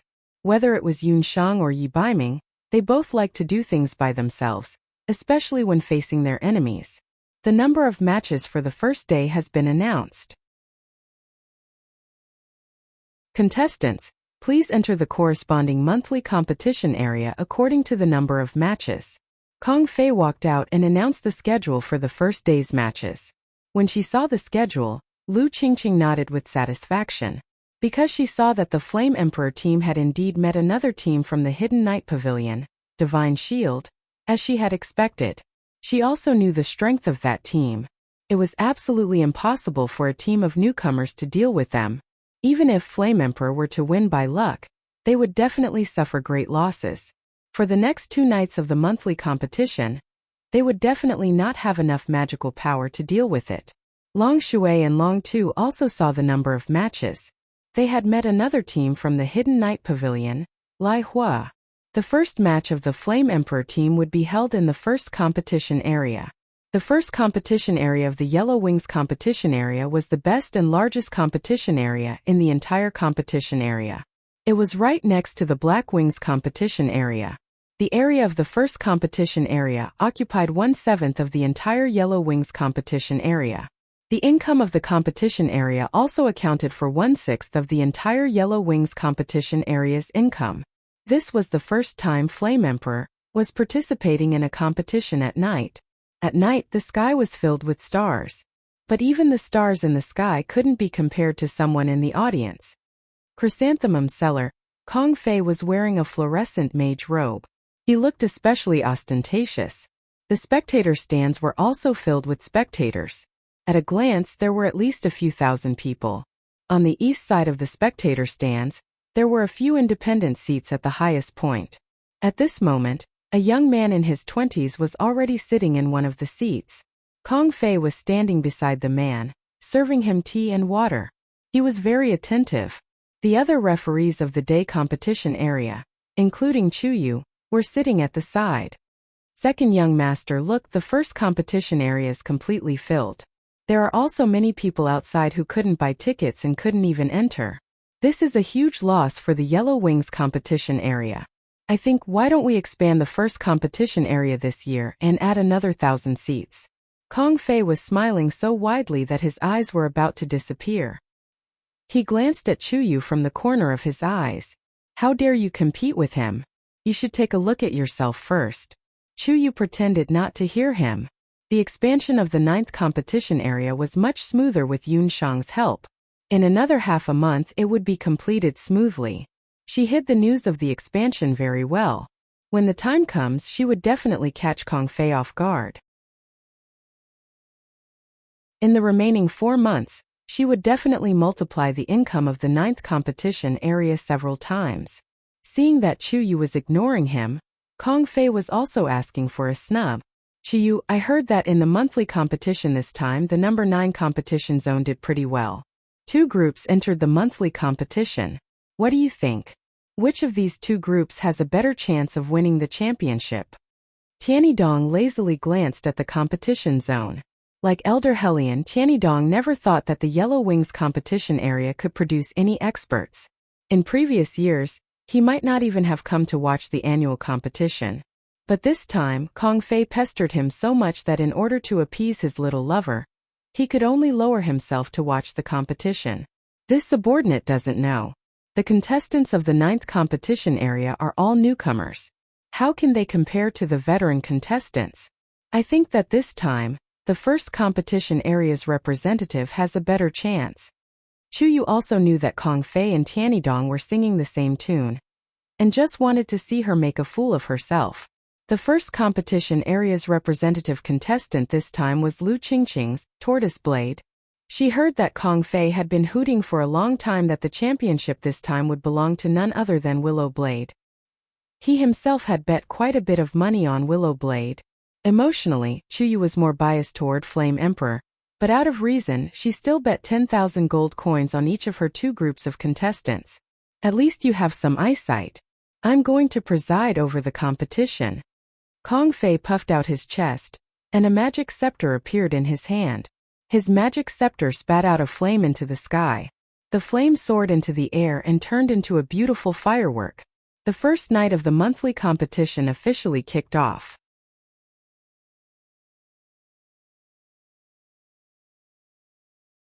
Chapter 642. There was no suspense in the first night's competition, and it quickly ended. What surprised Willowblade was that the Divine Shield, that they had thought highly of earlier, had actually been defeated. It seems that Flame Emperor's strength is higher than we thought. Tortoise Blade and Lu Qingqing also finished their competition. There was no suspense in these matches. After 3 matches, the victors were Flame Emperor, Willowblade, and Twin Dragon. Congratulations to the 3 teams that advanced. Please rest in the lounge. Next, we invite the second young master to draw the lucky teams for tomorrow night's semifinals. Kong Fei announced the results of the competition. Since there were 3 teams that advanced, the Heavenly Wing East would draw a team to directly enter the finals. The remaining 2 teams would compete tomorrow night. This drawing of lots was very important. One more match meant that a lot of stamina would be consumed, so the team with the bye could conserve their strength. Time ticked by, but the results of the drawing of lots outside still hadn't been announced. The 3 teams that advanced each took a direction in the contestant lounge. The 2 members of Twin Dragon closed their eyes and rested, not talking to anyone. The results are out. Kong Fei walked in and glanced at Flame Emperor. He said very unwillingly, "Flame Emperor, you directly advanced. Tomorrow night's competition will be between Willowblade and Twin Dragon." Kong Fei wanted to see Flame Emperor and Twin Dragon meet. These 2 Dark Horse teams both came from the 9th division, so it couldn't be better for them to kill each other. Unfortunately, the second young master had some screw loose tonight, insisting on drawing lots himself. Flame Emperor had run into some dogs hit luck and got a bye. What dogs hit luck? Fine, I'll let you live one more day. Lu Qingqing let out an ear-piercing laugh. Lu Qingqing's previous match had been won very easily by a subordinate team of the Hidden Night Pavilion, almost without any effort. However, it seemed that Flame Emperor had conserved his strength quite well. Tomorrow night's competition would be between Willowblade and Twin Dragon. As a result, the Flame Emperor was given a bye for the first round. That's great. We can rest for the night tomorrow and watch the Twin Dragons and Willowblade fight to the death. The Emperor was very happy. One more battle meant that he would need more time to recover. Now that Twin Dragon and Willowblade were up against each other, both of them were very strong. Needless to say, tomorrow would be a fierce battle. No matter who won, Flame Emperor would have an easier time in the finals the day after tomorrow. At this moment, Twin Dragon and Willowblade had also received the results of the draw. Long Shui, Master should be very happy with the results of the draw. We will try our best to exhaust Lu Dao's strength tomorrow night. This way, when Miss Yun competes with Lu Dao the day after tomorrow, the chances of her winning will be very high. Long Tu was an honest person. His master had said earlier that he wanted Miss Yun to personally take revenge, and he also wanted to help remove the obstacles. The current arrangement was undoubtedly the best. Long Shui couldn't laugh anymore. Why did everything have to revolve around that woman? She didn't want that woman to get what she wanted. But her master had already given the order. What else could she do? You are Twin Dragon? After receiving the results of the draw, Willowblade came over early to greet Twin Dragon. Tomorrow night, please take care of us. Lu Qingqing acted out of character and actually took the initiative to extend her hand and greet Long Shui. Long Shui shook hands with her without batting an eyelid. When the two shook hands, Long Shui's expression changed slightly, but then returned to normal. I have something to do. You go back to the stronghold first. I will be back later. After leaving the arena, Long Shui and Long Tu parted ways. Long Shui turned into a secluded tea house. There was already someone sitting inside. Why did you ask me to come here? Long Shui was alert. When she was in the resting room, Lu Qingqing walked past her and secretly gave her a letter. In the letter, she asked her to come to this tea house to meet her. Long Shui and Lu Qingqing didn't have any friendship, so she didn't know what her intentions were. She should have told her master about this matter, but for some reason, Long Shui didn't tell Long Tuesday. I don't lie in front of the real person. I asked you to come here to talk to you about tomorrow's match. Lu Qingqing had seen today's match between Twin Dragon. If it's a match, then we have nothing to talk about. Long Shui turned and left. You are not here for the monthly tournament championship. Lu Qingqing's words made Long Shui stop. What a joke. Everyone who participates in the monthly tournament is here for the championship. We are no exception. Long Shui was still unwilling to admit it. If that's the case, then why did you come? You know that I asked you to come here for tomorrow's match. I want to win, so tomorrow night I must win easily. Lu Qingqing was very smart. She had already seen through Long Shui's strong enmity towards Flame Emperor. Although she didn't know who she was targeting, she was sure that Long Shui didn't want Flame Emperor to win. I can let you win, but I have a condition. I will let you win tomorrow night. The night after tomorrow, you must kill Flame on the arena. Long Shui said firmly. You hate Flame? Seeing Long Shui's face filled with jealousy, Lu Qingqing understood. So it was Flame. However, no matter which one it was, Lu Qingqing didn't plan to let any of Flame Emperor survive the night after tomorrow. After tomorrow night, Flame Emperor will definitely die. On the morning of the second day, Yun Shang and Dong Huanglinger received an emergency notice from the arena. Last night, Long Shui of Twin Dragon was attacked by an unknown person when he went out. He was injured and couldn't participate in the match. Only 2 people can participate in the Twin Dragon competition. If one of them was injured and had to withdraw, they would automatically forfeit. As a result, the semifinals that were supposed to be held had to be stopped. However, the tickets for the semifinals were already sold out. After a discussion, the arena decided to hold the finals one day earlier. Isn't this too much of a coincidence? I dare to guarantee that this matter is related to Lu Qingqing. Dark Knight Pavilion must have bribed Twin Dragon. Dong Huanglinger was somewhat puzzled. Why didn't he get injured earlier or later? Why did he get injured last night? However, suspicions could only be suspicions. After all, there was no evidence to prove that Long Shui's hand was related to Willow Blade. In Yi Baiming's stronghold, Long Shui had a guilty expression on her face. Her arm was wrapped in 3 layers of bandages. Master, Long Shui has disappointed you. Tonight's match. The person who attacked Long Shui last night wasn't found. It wasn't your intention to get injured. You just need to focus on recuperating. Yi Baiming looked at Long Shui's hand thoughtfully. Seeing that her master didn't have any intention to blame her, and instead asked about her injury with concern, Long Shui was delighted. However, if you can't even deal with a few small assassins, what's the point of keeping you by my side? Long Hua, from today onwards transfer Long Shui away. I don't need her to serve by my side anymore. Yi Baiming's words made Long Shui feel as if she was in an ice cellar.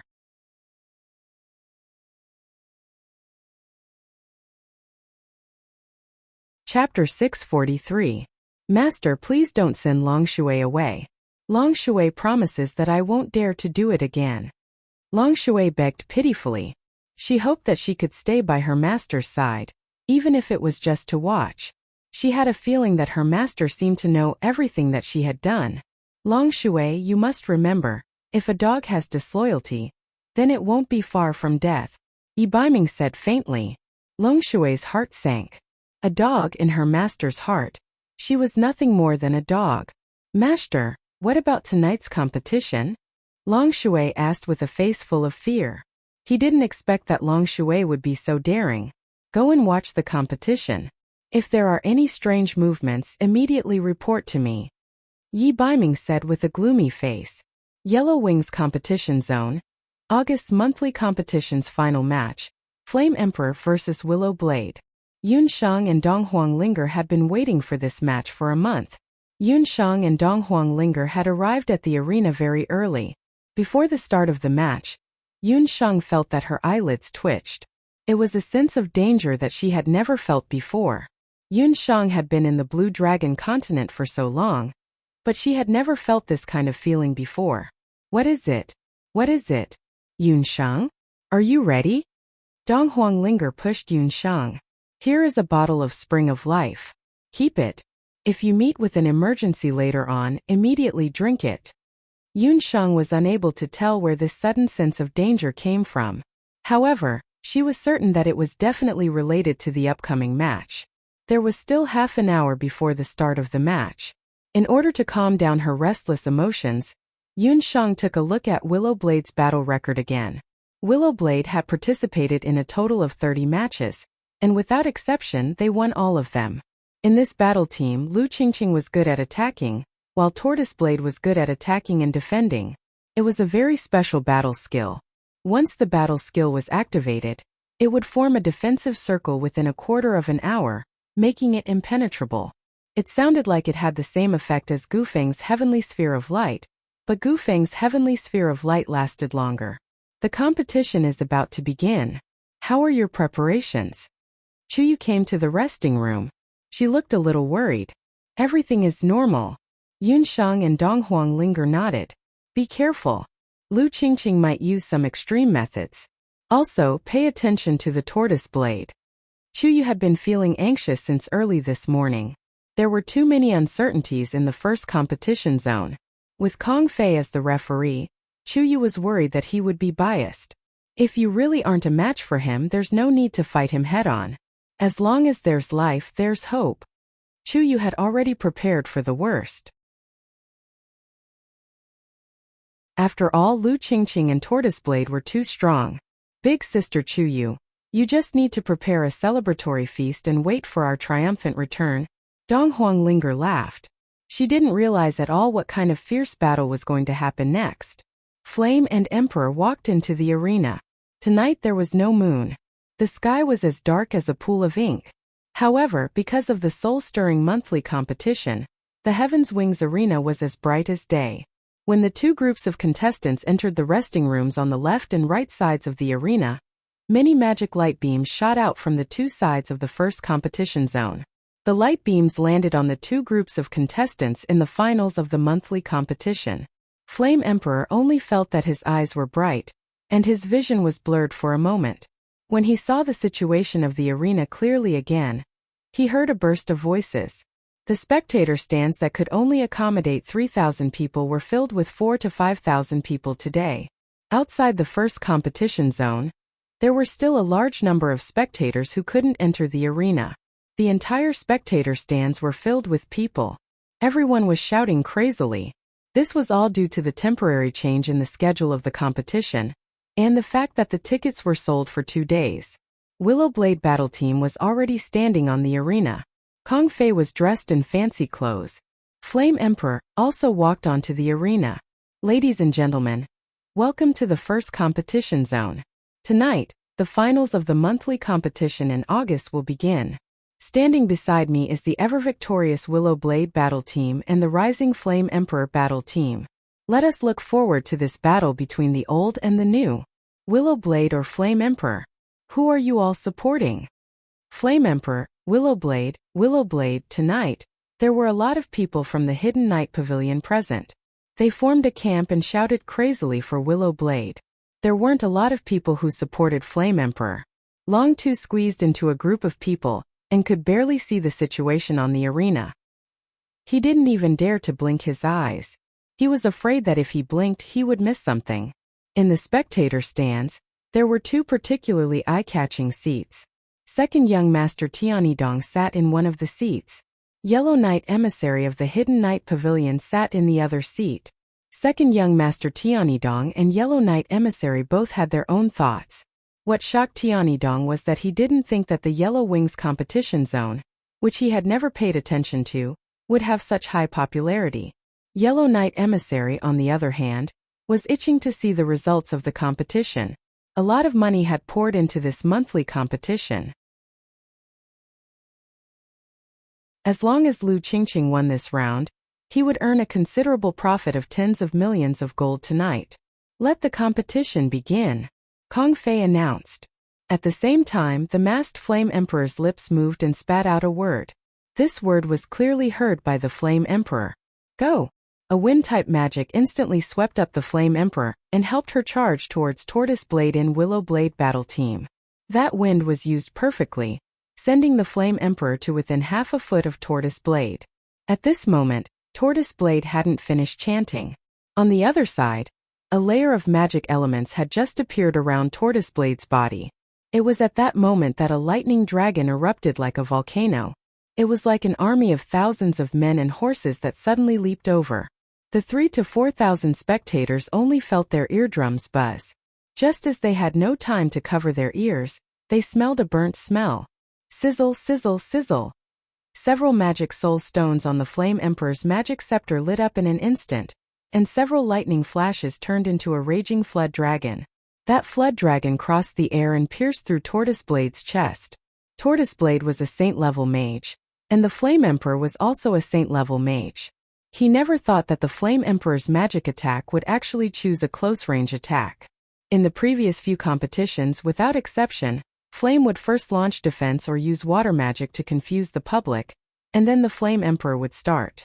Unexpectedly, it was just that Tortoiseblade couldn't understand how the Flame Emperor was able to use wind and lightning magic at the same time in such a short period of time.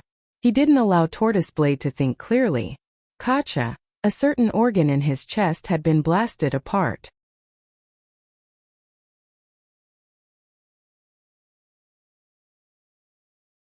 Chapter 644. Immediately after, a rain of blood blossomed on Tortoiseblade's chest like a strange demonic flower. Tortoiseblade's eyeballs gradually turned grayish-white. His vitality left his body bit by bit as the rain of blood spurted out. On the side, Lu Qingqing had yet to recover from her shock. Her opponent was a mage. How could he use a close-range attack that only warriors could use? Even the Emperor had a look of disbelief in her eyes when she had succeeded, even though Yen had already repeatedly deployed the strategy for tonight's match before the match. That was to kill Tortoiseblade at the start of the match. In the spectator stands, the spectators who had been screaming incessantly stopped in an instant, as if an invisible hand was choking their throats. On the field, only Yen remained calm from start to finish. She had to remain calm because the slightest surprise in the arena meant death. Whether it was in the Heaven's Wings arena or the Boundless Continent, every contestant believed that victory depended on strength. Strength was king.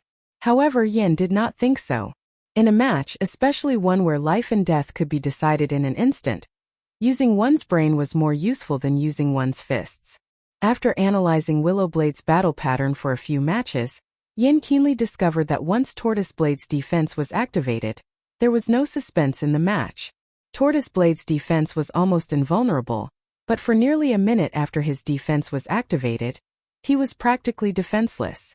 At that time, Lu Qingqing was also accumulating energy to unleash her combat skills. That was the best time to kill Tortoiseblade. Once Tortoiseblade died, Lu Qingqing's defense became her biggest flaw. Tortoiseblade's chanting time was actually not much different from Huang's, who had undergone dark gold training. In terms of chanting, Huang was no match for Tortoiseblade. However, Yin was different. Her chanting time was twice as fast as Tortoiseblade's.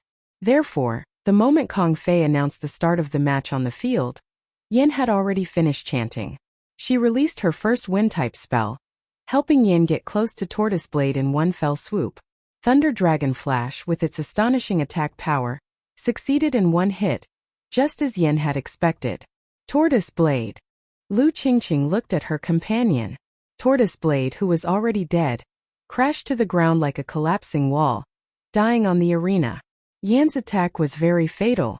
At this moment, the results of the Dark Gold instructor's training were obvious. He didn't want to waste any extra MP. Yan's attack had hit Tortoiseblade's heart. Tortoiseblade couldn't be more dead. I'm going to kill all of you. Lu Qingqing's eyes were filled with killing intent and rage. At this moment, she had already finished channeling her Do Qi. Her originally slender and tall body emitted bursts of popping sounds. Her limbs and hair had already undergone a transformation. Spots and small bumps that looked like suction cups grew on her originally white and smooth arms. Her skin had also turned light blue. Lu Qingqing's arms became softer and softer, constantly lengthening and expanding.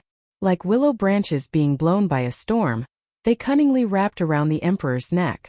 After Emperor's attack succeeded, his body rushed forward a few steps according to inertia. He was about to collide with Lu Qingqing's mutated tentacles. Return. A few wisps of wind wrapped around the Emperor's waist. When he was about to approach Lu Qingqing, his body was pulled back. You want to escape? In your dreams. Qiu Qingqing's Do Qi surged. Countless hairs swarmed out, like seaweed dancing on the bottom of the sea, constantly climbing on the arena. In a flash, the hairs had surrounded the entire arena. As a veteran, Qiu Qingqing experienced a brief moment of surprise when her partner was killed in an instant. Her mentality immediately adjusted. Lu Qingqing thought that Emperor had used 2 spells at once. Right now, she must have consumed a lot of MP, and it was impossible for her to cast a 3rd spell. But Qiu Qingqing was wrong again. Boom! Another lightning bolt that was enough to shock the entire arena. It hit one of Lu Qingqing's mutated arms. Lu Qingqing's mutated arms were cut off by the lightning, and it bounced a few times on the arena. You actually have extra MP? I really underestimated you earlier. Lu Qingqing's expression changed.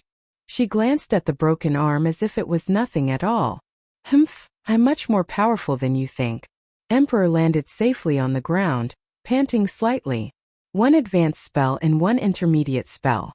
Her MP had been consumed by 80 to 90%. However, Emperor was not worried because she still had yen. You think you can win by cutting off one of my arms? Lu Qingqing laughed, her beautiful eyes full of disdain. She was careless today and lost a comrade. But it was fine. She alone was enough for this competition. Glory would only belong to her, Lu Qingqing. Lu Qingqing breathed slowly. A ball of blue light flashed on the arm that was hit by the lightning bolt. There was a disgusting squirming sound on Lu Qingqing's broken arm.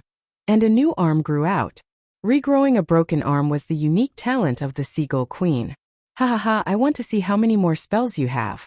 Come at me together. Lu Qingqing's eyes had a touch of flirtatious blue. The doqi on her body changed. Emperor only felt that the temperature around him had become much colder. Near the arena, the small bumps on Lu Qingqing's mutated tentacles changed and turned into poison sacs. Patu mutated tentacles moved at the same time, attacking Yen and Emperor. There was a touch of surprise in Emperor's eyes. In the previous competition, Lu Qingqing did not have time to shapeshift. But this time, the shapeshifting ability she displayed caught Emperor off guard. The terrifying healing and regenerative ability. Was this the terrifying effect of the Seagull Queen's Soul Stone? Countless tentacles rushed towards the Flame Emperor without any blind spots. The small arena was instantly filled with those tentacles. The audience could not even see the situation in the arena clearly. The tentacles of the Seagull Queen were stained with paralyzing poison. Once touched, it would slow down one's movements and paralyze one's body. The audience seemed to have seen the scene of Emperor being torn apart by the tentacles. In the audience stands, Chuyu stood up with a bang. His heart felt like it was going to jump out of his chest. Long Tu was anxious. He hurriedly squeezed out and sent a message to Yi Baiming. But just as the tentacles were about to swallow the 2 of them, Lu Qingqing let out a shrill cry. Fire! It's fire! In the audience, the sharp-eyed people noticed that there was a small flame on the arena. The flame was getting brighter and brighter. It was like a small spark that quickly became a prairie fire.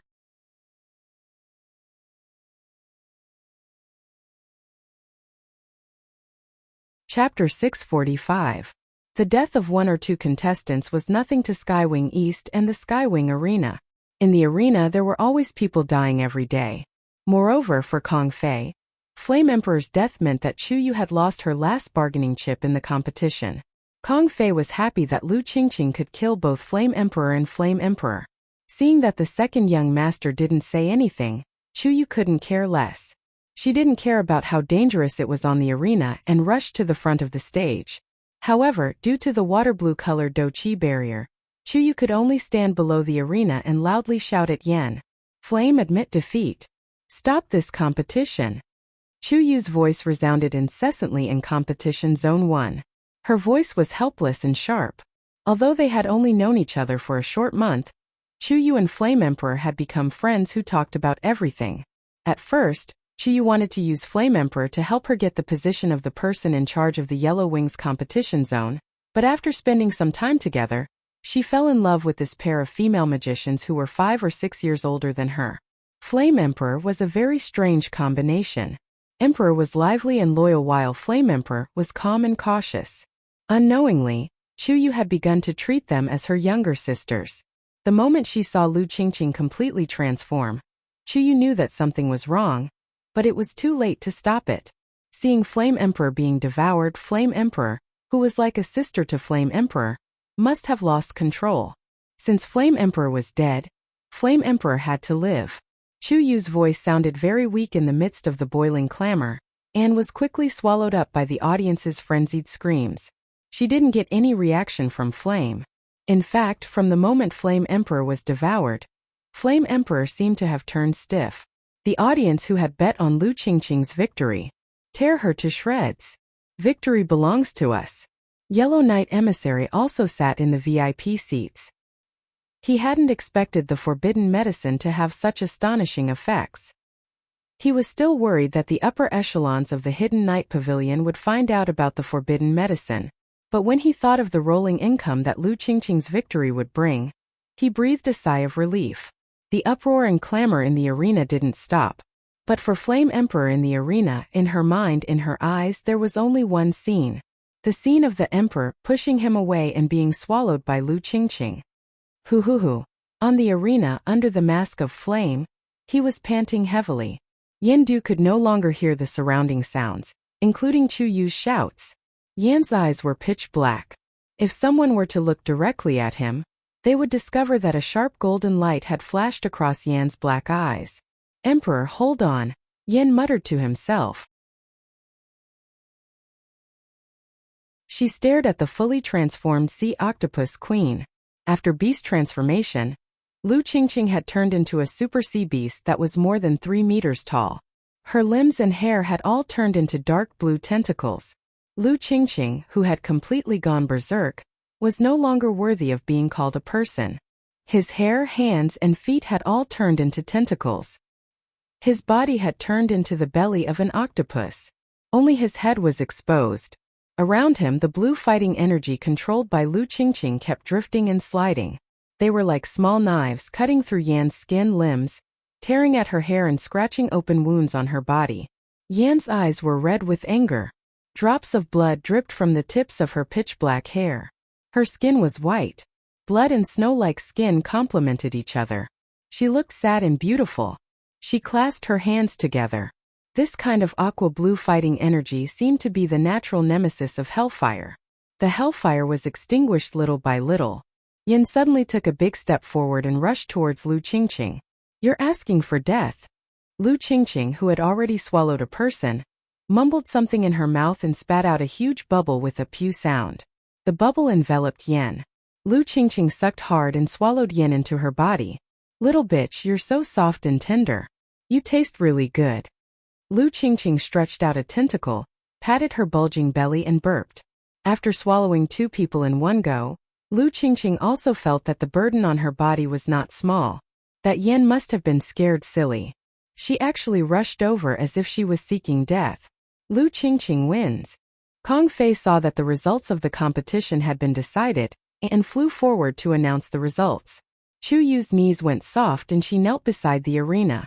Tears blurred her eyes. Yen in the end did not listen to her. She actually rushed towards Lu Qingqing as if she was seeking death. Haha, I won. This month's competition, The beast Lu Qingqing waved her tentacles ferociously. Just as she was about to go wild with joy, her soft tentacles suddenly froze. She stiffly lowered her head and looked at her round octopus belly. A cold, but unusually clear voice said, "Spit out everything that you ate." Boom! The entire first competition area, as if it was hit by a tornado, suddenly exploded. On the arena, the aqua-blue fighting energy walls were like a fish tank that was smashed by a heavy hammer, shattering into pieces. Standing on the arena, Kong Fei, who was about to announce the results of the competition, felt his vision darken. A terrifying gust of wind sent Kong Fei flying. His head slammed into the bottom of the stage and he fainted. Lu Qingqing only felt that her stomach, tentacles and head were torn apart by a terrifying force that she had never felt before. The audience in the spectator stands did not even have time to see what happened. The entire competition area fell into a panic. The hurricane that flew out from the arena caused the entire first competition area to fall into a state of panic. The hurricane that seemed like it came from hell was rampaging, like a level 19 typhoon passing through, sweeping everything in its path. Such a situation was just like the last time in the Yellow Wings competition area, when the Beast King level magical beast evolved.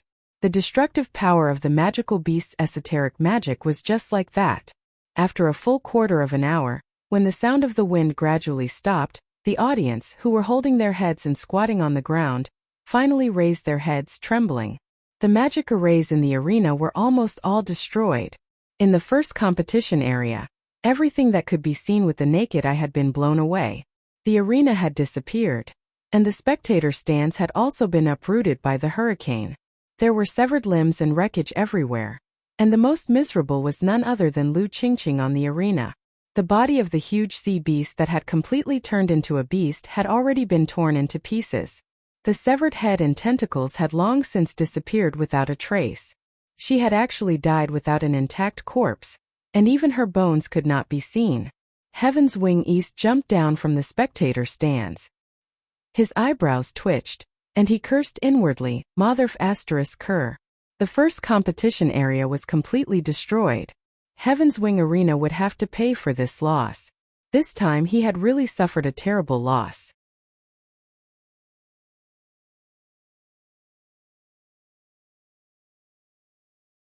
Chapter 646. What happened? What happened just now? What was that? What a strong wind! Those spectators who were lucky enough not to be injured by the broken arms and wreckage all buried their heads, not daring to make a sound. Chu Yu was also thrown to the ground by that terrifying power. As for Kong Fei, his whereabouts were unknown long ago. Chu Yu followed the dust and smoke that had yet to completely disperse and looked towards the arena where the hurricane had been generated. Just now, in that thrilling moment, only Chu Yu was closest to the arena, and only she could clearly see that the shockingly powerful hurricane had come from. It came from Lu Qingqing's stomach.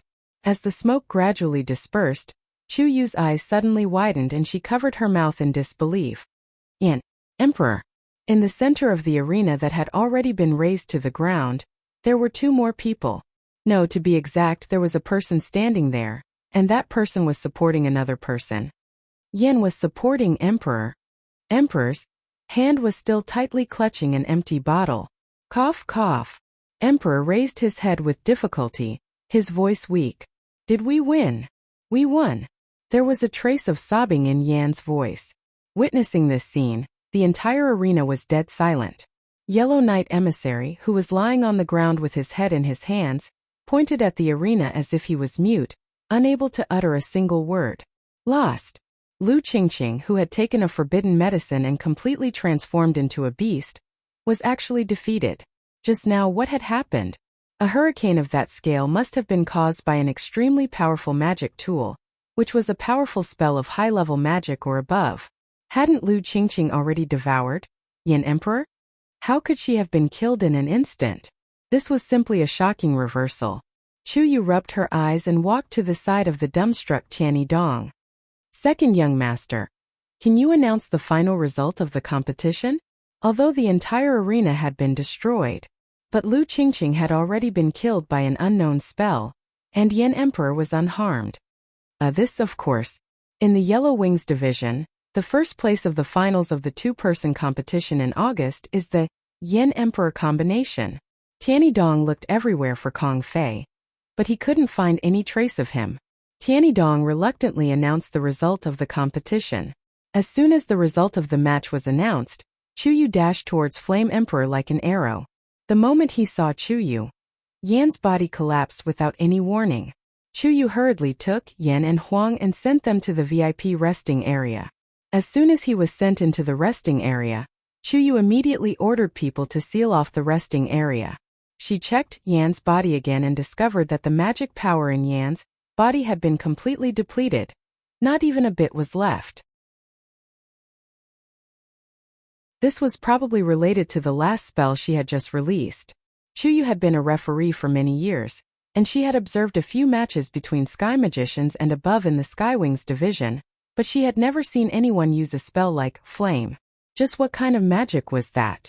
It was actually able to create such a terrifying hurricane from the body of a peak 9th rank sea beast. It tore Lu Qingqing into pieces, and even her corpse couldn't be found. What a reckless way of fighting. As Chu Yu recalled this, he finally understood why Yan had rushed towards Lu Qingqing, as if he was throwing away his life. The body of the sea octopus queen was incomparably tough, and most spells were invulnerable. However, if a powerful spell were to be cast from the body of the sea octopus queen, it would be able to break through the body of a magical beast. However, such a method was truly too dangerous. If he was the slightest bit careless, Chuyu didn't dare to think about it any further. After tonight's battle, Chuyu had instantly aged several years. These two naughty girls had really been scared to death. Yin and Huang were the same. They were both fugitives who didn't care about their own lives. Chuyu sighed as she took off Yunshang's mask. Other than her face, Yunshang's entire body was covered in injuries. The acid in the sea octopus queen's stomach had burned a large amount of skin. However, this wasn't the most important thing. The current Yin was like an empty shell that had been drained of all energy. She had many fractures all over her body, and she was very weak. Chuyu fed her some medicine, but the unconscious Yunshang couldn't swallow it. Chuyu's heart was burning with anxiety. She didn't have any method to save Yunsheng. On the other side, Huang's injuries had also been treated. In comparison, the emperor's injuries were lighter. Her limbs were only corroded by the acid in the sea octopus queen's stomach. However, due to the bottle of spring of life that Yin gave her earlier, Huang's life was saved. Furthermore, she woke up very quickly. Where's Yunsheng? After waking up, the first thing Dong Huanglinger did was to look for Yunsheng. She is right beside you. However, her situation isn't good. I'm afraid that we can only seek help from Hidden Night Pavilion. Chuyu tried several precious medicinal herbs, but none of them were effective. Not a single bit of her magical power was left. If the situation was serious, her magical soul would be injured. Chuyu couldn't think of anyone that could save Yunsheng. Most likely, it could only be that national expert Su from Hidden Night Pavilion. However, after tonight's fierce battle, Hidden Night Pavilion would definitely suffer disastrous losses. Would national expert Su be willing to save her? We can't seek help from Hidden Night Pavilion. Dong Huanglinger wanted to sit up. However, her injuries made it difficult for her to move. Get out of the way. A cold male voice suddenly appeared. Who are you? How did you enter the resting room? Chuyu was startled. Suddenly, a man appeared in front of her. In order to prevent outsiders from entering, Chuyu had already set up a magic formation outside. If anyone were to enter, she would definitely know beforehand. However, when this young man arrived, there was no warning at all. This person's strength was definitely very high. However, looking at his age, he didn't seem to be a very powerful expert. Chuyu took a closer look and saw the appearance of the man clearly. It was a young man that wore a jade-black-colored warrior robe. His appearance was so handsome that it caused Chuyu's heart to skip a beat. Chuyu had seen countless people. However, she had never seen a man with such an extraordinary temperament. Phoenix eyes, thin lips, a pair of silver-gray eyes. Just by standing there, he was like a king that had descended upon the world, causing others to feel fear. Yi Baiming cough cough. You are Yunsheng's fiancé Yi Wangye, right? When Dong Huanglinger saw Yi Baiming, she let out a sigh of relief. Yi Baiming didn't reply. He stared at Yunsheng and touched her cheek. Yunsheng's body was ice cold. Yi Baiming's eyebrows couldn't help but twitch. Just now he felt a burst of fear. Long Tu's notification made him hastily end the competition that he was in and rush to the Yellow Wings competition zone. However, who would have thought that what he saw was his two injured subordinates and the messy first competition zone? Yi Baiming relied on his intuition to find Yunsheng's location. What made him shocked was that no matter what kind of situation she encountered, the little wild cat that would always be alive and kicking was currently lying not far away. Chapter 647. Yunsheng's Dharma soul had suffered a very serious injury. Yi Baiming only checked for a moment, then cursed in a low voice. Yi Baiming had always known that Yunsheng's talent in magic was very high. After all, she had half of his Dharma soul. In the world, she was the one and only 5-elemental Dharma soul. After using her new magic to kill a peak of the 9th-rank beast warrior, her body couldn't take it anymore. Yi Baiming didn't hesitate at all. He took out a bottle of something from his storage ring. It's useless, she can't drink it. Chuyu was just about to remind him, but at the next moment, Chuyu and Dong Huanglinger suddenly opened their eyes wide. Yi Baiming drank the bottle of medicine, then bent down and pressed his lips against Yun Shang's lips. Because she was unconscious, Yun Shang's lips were cold and tightly shut. Yi Baiming tried, but he wasn't able to send the medicine in. However, he didn't give up. He used his tongue to gently tease Yun Shang's lips. Perhaps because she felt something, Yun Shang's throat let out a low moan, and her teeth were gently pried open. Yi Baiming patiently fed the medicine in his mouth drop by drop into Yun Shang's mouth, all the way until she drank all of the medicine. After he finished feeding her, he didn't forget to considerately wipe away the residual liquid at the side of Yun Shang's mouth. Yi Baiming did this series of actions quite naturally. Chu Yu and Dong Huanglinger, who were standing at the side and didn't even have a lover, were so pitiful that their faces and ears turned red. They didn't even know where to look. Just now, Yi Baiming's action of feeding the medicine, in their eyes, was the most intimate action between lovers. Moreover, Yun Shang and Yi Baiming, one was a handsome guy, while the other was a beautiful girl. The scene of the two of them together was so pleasing to the eye that it made one's nose bleed. Yi Baiming carried Yun Shang. "Where are you taking her?" Chu Yu was still a little worried. Yi Baiming left without looking back. "Hidden Night Pavilion. Her body has been greatly drained. She needs both a doctor and a magician to treat her."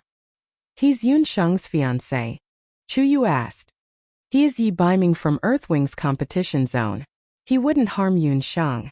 Dong Huanglinger was having a headache right now. She didn't know how to tell Qi and Gufeng that Yun Shang was taken away by Yi Baiming. Especially abandon his feelings for Yun Shang earlier on when Yun Shang brought up the topic of marriage. Dong Huanglinger was very against it. As such, Dong Huanglinger thought that the marriage between Yi Baiming and Yun Shang was arranged by their parents. But today, after seeing Yi Baiming's actions, Dong Huanglinger realized that this person who was usually as cold as ice, when he met Yun Shang, he would become as gentle as a puddle of water. Even a blind person could tell that Yi Baiming was sincere towards Yun Shang. Moreover, his feelings for her were very deep. Just that Yun Shang, that stupid person, didn't know why, but for some reason she just couldn't accept it. Let's not think too much about it. This kind of relationship is the most troublesome. Oh right, big sister Chu Yu, what happened to that Lu Qingqing? Linger understood that Yi Baiming wouldn't let anything happen to Yun Shang. Dong Huanglinger rested for a moment and recovered some of her strength. The effect of the water of life was truly amazing. At the instant when she was swallowed by Lu Qingqing, a thought flashed through her mind. Yun Shang said that if she were to encounter danger, she must definitely drink the water of life. Therefore, the only thing she did at that time was to drink the water of life. Thanks to that water, her life was saved. Although her body was fine, she was still knocked out by the sea octopus queen's venom. When she regained consciousness, she remembered that Yun Shang was supporting her. Lu Qingqing is dead. Linger, do you know what kind of magic Yun Shang used at the last moment? Chu Yu also didn't know what kind of magic Yun Shang had used. It wasn't just Chu Yu. All the spectators who had witnessed that match on the arena that day. Not a single person recognized what kind of magic Yun Shang had used. The monthly finals had just ended, and Tianidong ordered people to count the losses in the first division. Tianidong had a belly full of anger and had nowhere to vent it. After the competition ended, because Kong Fei was unconscious, Tianidong could only count the losses himself. After counting, Tianidong was about to explode in anger. He originally thought that the first division had suffered heavy losses, but who would have thought that the hurricane that had come out of nowhere would be so tyrannical? The first, second, and even the third division had been affected to varying degrees. The first and second divisions could be said to have been razed to the ground, and the third division was mostly destroyed. Looking at the situation, the entire division would need to be repaired. In this way, the income from these 2 days of competition alone was far from enough to make up for the losses. Not only that, but all the matches in the Yellow Wings division that had originally been held in these 3 divisions also needed to be adjusted. Needless to say, because of that hurricane that had come out of nowhere, many spectators watching tonight's competition were seriously injured. There were also some very troublesome characters among them, and the medical expenses and settlement expenses for these people weren't small. Because he couldn't find out exactly how that hurricane had come about, Tianidong could only admit that he was unlucky and shoulder all the losses. Damned Hidden Night Pavilion. Damned forbidden medicine. This young master will definitely settle this account with you. Tianidong put all the blame on the hidden night pavilion and Lu Qingqing. A servant came forward and reported, "Second young master. There are people outside asking for an audience. What time is it? Don't see them. Can't you see that this young master is busy?" Tianidong was impatient. "Second young master, it's people from the Zhao state. From the looks of it, they seem to be the Zhao state's main summoners." The servant braced himself. "Main summoners? I'm afraid they're here for the Black Wings division. I'll go see the guests." When Tianidong heard that it was people from the Zhao state, he thought about it and immediately decided to see them. The matter had to be explained from the disappearance of the magical beast half a month ago.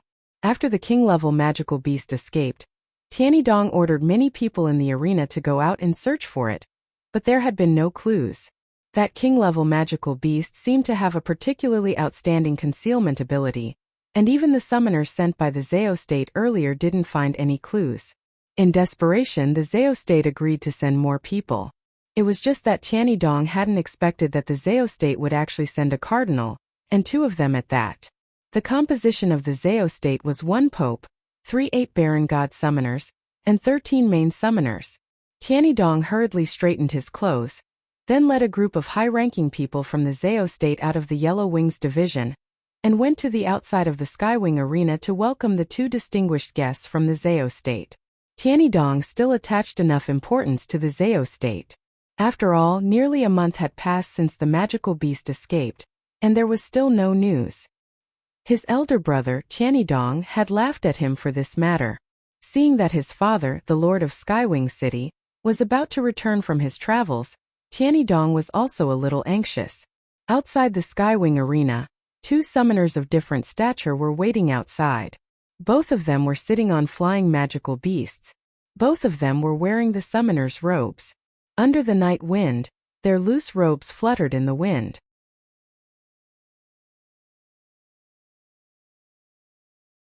Chapter 648. One of them was a man in his 50s, and the other was wearing a mask, so her appearance could not be seen clearly. It could only be seen from her appearance and the way she walked that she was a woman. That female summoner had just raised her head and was sizing up the Skywing arena. In the darkness of the night, the arena that would cause the entire continent to tremble was less noisy and more peaceful than it was during the day. In the night, the entire arena was like a dormant beast of the night. The female summoner looked at the 2 words, Skywings, and felt an inexplicable feeling in her heart. "Welcome, welcome. I've kept you 2 waiting." Tianidong saw the masked female summoner and frowned. This woman's mask was very similar to the mask of the Flame Emperor group. They were both ferocious masks that looked like harpies. Were all women wearing those things these days? Tianidong was very unhappy and easily associated it with that competition that had caused him to suffer heavy losses. "I'm very grateful that the 2 bishops have come in person." Tianidong secretly probed the cultivation of the 2 bishops, but who would have thought that he could not see through their specific cultivation at a glance? He could not help but be shocked. His father had once said that the Zhao state was the most unfathomable existence on the continent, especially that masked bishop whose age and appearance were unknown. Tianidong felt a chill all over his body as soon as he got close to her. "Second young master is too courteous. His Holiness the Pope and the Skywing City Lord are close friends." His Holiness had originally wanted to come in person after such a major incident in the Skywings arena, but due to his busy schedule, he specially entrusted me and the 9th bishop to come in person, the man in his 50s said politely. The middle-aged summoner began to exchange pleasantries, and after his explanation, Tianidong knew that the middle-aged man in front of him was the 4th bishop of the Zhao state, and the masked female bishop was the 9th bishop. Both of them had come on the orders of the Emperor Zhao in Red to search for clues about a king-level magical beast. This time, the appearance of a king-level magical beast in Skywing City was still very important to the Zhao state. "Are you done talking? Let's get down to business." The 4th bishop and Tianidong were still exchanging pleasantries, but the 9th bishop on the side had already retracted his gaze. He suddenly interrupted the conversation between Tianidong and the 3rd bishop. Tianidong furrowed his brows very unhappily. This woman was a little too unreasonable. The fourth bishop, on the other hand, had a good temper and said, "Second young noble, there's no need to be so formal. The ninth bishop has always been like this. She has no ill intentions. It's getting late. Why don't we go to the Xianyi competition zone to take a look? I heard that the arena has been maintaining the same situation as the day after the match."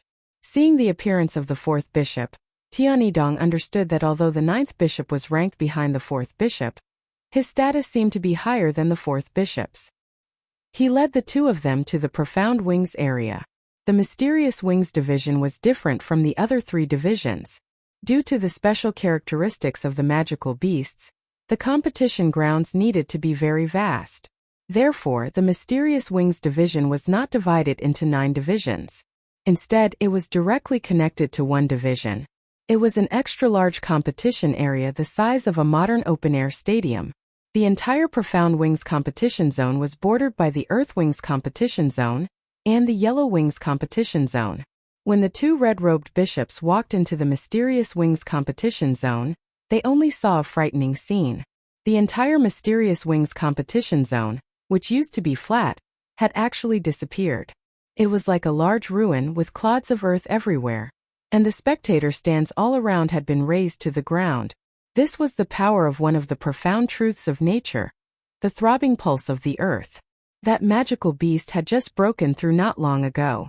If it had been a magical beast that had broken through for a long time, the throbbing pulse of the earth would have caused more than just the complete destruction of the venue.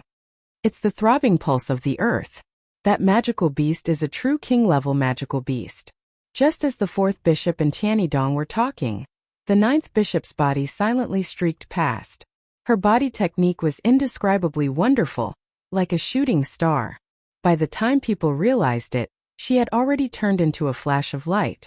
What a powerful body technique.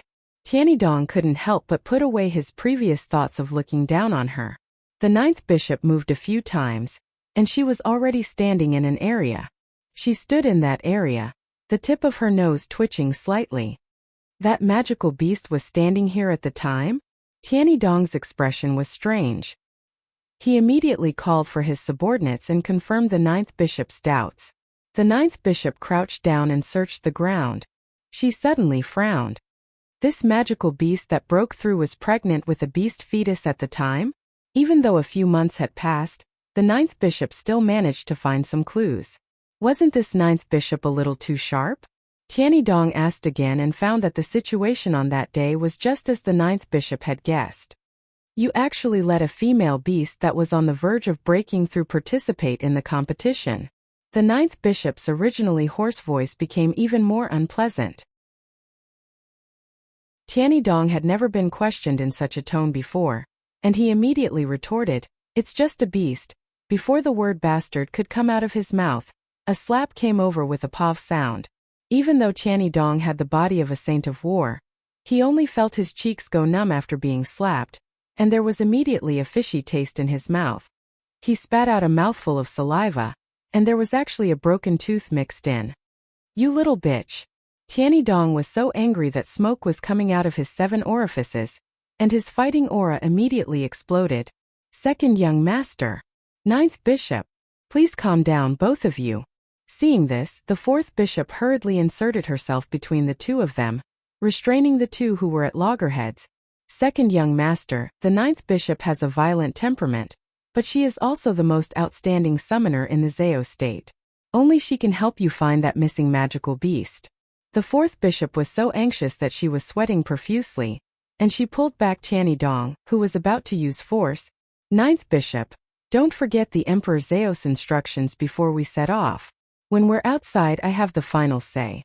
The fourth bishop was also the only person in the Zao state who could speak a few words with the ninth bishop, which was why Emperor Zao had sent her this time.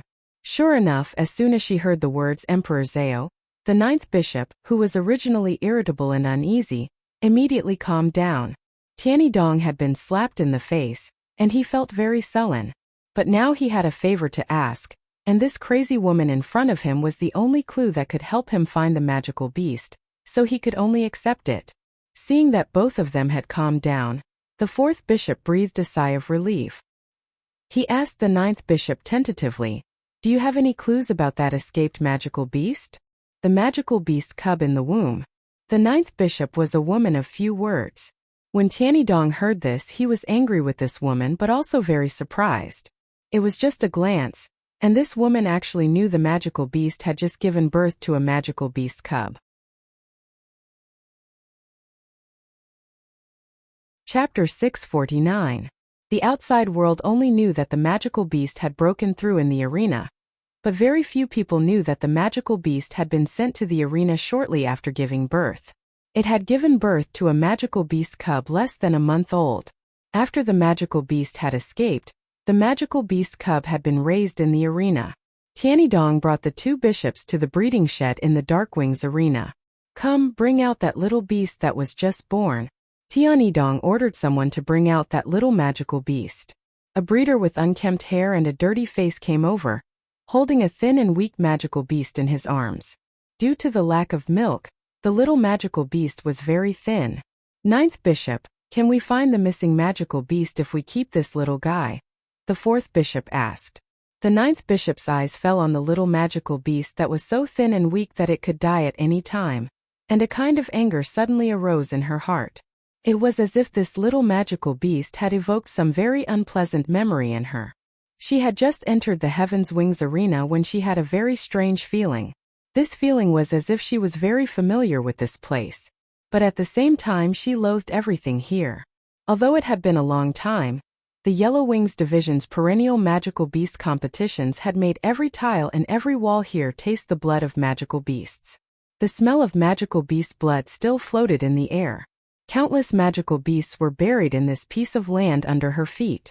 "Since that's the case, lock this little guy up and wait for its beast mother to come to our door." Tianidong waved his hand, and that filthy breeder with an indistinct face quietly glanced at the ninth bishop.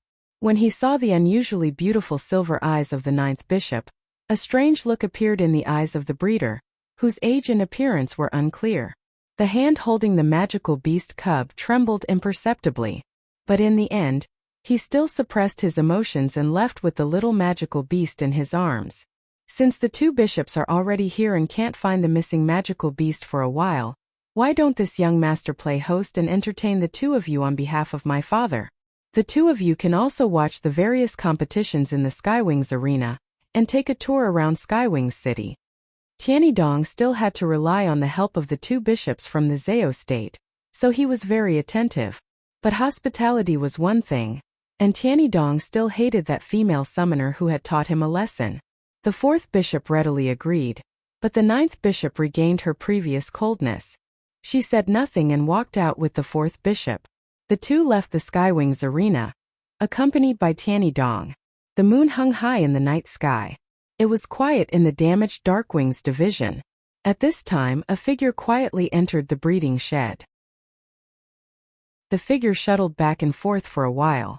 There were a large number of magic cages in the breeding shed of the Mysterious Wings competition zone. Magical beasts of different grades and some newborn magical beasts were imprisoned in them. After searching for a while, the figure stood in front of one of the cages. In the cage, the magical beast cub from before was curled up into a ball. The cage was opened, and a pair of beautiful hands reached in and took the little beast out. The ninth bishop had a complicated expression under her mask. She stroked the little beast, her movements very gentle. But suddenly, her fingers tightened around the little beast's neck. Sensing the danger, the little beast began to tremble. "Keeping you will only be a burden." Her fingers tightened, and the little beast's struggles became smaller and smaller. "If you kill it, you will never be able to see what it looks like when it grows up." The ninth bishop's beautiful eyes narrowed, and she noticed that there was another person standing in the corner. It was that dirty breeder. The ninth bishop had not noticed him standing there. Shocked, the ninth bishop closed in on the breeder in the next moment. She raised her hand and grabbed at the breeder's throat. Sharp nails flashed on her 5 fingers, and she wanted to take his life with a claw. The man didn't dodge or dodge. A cynical smile appeared on his filthy face that couldn't be seen clearly. The handsome smile that suddenly appeared on that weathered face was so dazzling. The ninth bishop had the illusion that her eyes were burned. Like a flash of lightning, it tore apart the quiet night. A vague but clear smile appeared in the ninth bishop's mind. Who was he? Why did she have such a familiar feeling? In a moment, the ninth bishop's hand did not fall. She slowly withdrew her hand. It is too weak, it must die. If it doesn't die, its mother will die because of it one day. The ninth bishop did not know why she had to explain to a person she had only met twice.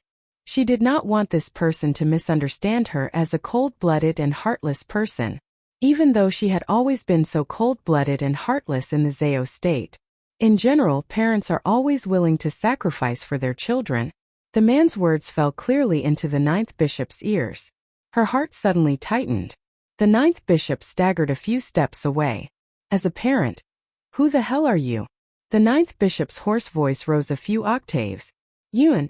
Before the breeder could finish, the ninth bishop suddenly covered her ears, as if she was afraid to hear that person's name.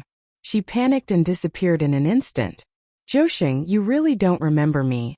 The breeder, who was also Yun Songhai in disguise, sighed. He recognized Hu Zhouxing at first glance. After Yun Songhai and his daughter Hu Zhouxing left without saying goodbye, Yun Songhai searched everywhere for information about the Zhao state's bishop. Although the Zhao state kept a low profile, Yun Songhai did not spend too much effort to find out about Hu Zhouxing. Because in the past 10 years, the Zhao state had only one new bishop, and that was the ninth bishop. The rumors about this bishop were very mysterious. Her name was unknown, her age was unknown, and even her country of origin was unknown. The only thing that was known was that she was a woman, and her summoning ability was very strong. Preliminary estimates suggested that she could at least compete with a king-tier magical beast. This was also why the Zhao state had sent the ninth bishop to deal with the Skywings arena this time. Yun Songhai had not originally planned to come to Skywings City. He had planned to sneak into Penglai. But when he first entered Penglai, he learned a piece of news. There was a king-tier magical beast riot in Skywings City. The whole continent was shocked, and it was said that the Zhao state had already sent people there. Yun Songhai immediately thought that Emperor Zhao could not go to Skywings City in person. Then in the Zhao state there was only one person who had the ability to tame a king-tier magical beast. The ninth bishop. After Yun Songhai thought about it, he immediately changed his mind and went to Skywings City to infiltrate the Yellow Wings area. It just so happened that the Yellow Wings area of the Skywings arena was missing a breeder, so Yun Songhai changed his name, hid his face and infiltrated. Chapter 650. After waiting for half a month, Hu Zhouxing finally appeared. However, Hu Zhouxing did not recognize him. Not only that, but Hu Zhouxing seemed to be very repulsed by him. She did not even want to hear his name. Yun Songhai could not help but suspect that something had happened to Hu Zhouxing. However, he could not immediately tell Hu Zhouxing. He had to find the reason why Hu Zhouxing had forgotten everything. Yun Songhai sighed inwardly. He looked at the little beast in the magic cage and said softly, Zhouxing, do you know that our daughter was once like the little beast in this cage? But now, she has grown into a peerless talent that makes you and me sigh. In Skywings City, Yi Baiming carried Yun Shang and went to the stronghold of the Hidden Night Pavilion alone. At this time, the 4 night emissaries were all gathered in one place in the Hidden Night Pavilion. Emissary Huang, how do you explain today's matter? The highest commander of the Hidden Night Pavilion was a national expert with the surname Su. This person had excellent medical skills and was famous in the medical world. At this time he was so angry that smoke almost came out of his head. Today Lu Qingqing's competition had shaken the entire Skywings City. The Hidden Night Pavilion had suffered heavy losses. Not only that, but the rumors of the Hidden Night Pavilion using forbidden medicine had also spread like wildfire. The second young master, Tianidong, had already sent someone to question and warn the Hidden Night Pavilion that if they dared to act recklessly in the arena in the future, they would be banned from practicing medicine in the arena. Emissary Huang knelt on the ground. He no longer had his usual arrogant appearance. His face was covered in cold sweat. All his hopes were completely shattered after witnessing Lu Qingqing being torn to pieces and disappearing without a trace. Using forbidden drugs wasn't a big deal, but using forbidden drugs and losing the competition was fatal to the Hidden Night Pavilion. I also don't know why Lu Qingqing would have such a forbidden medicine. Emissary Huang was completely defeated this time. He originally thought that Lu Qingqing's victory was in the bag, but who knew that at the last moment, there was actually a miraculous reversal. However, that Yan is almost done for. Looking at her current state, she definitely won't be able to participate in any other competitions in the future. Huang Yesher wiped off his cold sweat. This time he had won and lost millions of gold coins. The entire income of the Yellow Wings competition zone this year was completely gone. To the Pavilion of Hidden Night, this was without a doubt a heavy loss. It was equivalent to losing 1/5 of their annual income. Su Dagua's anger was not small. He still had to eliminate the impact of this forbidden drug crisis. Great Master of the Nation, there's someone called Yi Baiming outside who wants to see you.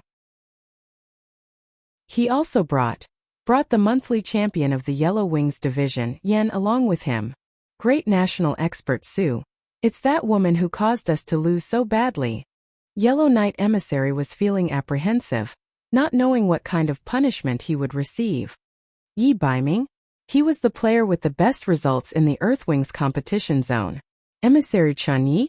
Since Su Dagua was overseeing Skywings City, his considerations would definitely be more thorough than Emissary Huang's.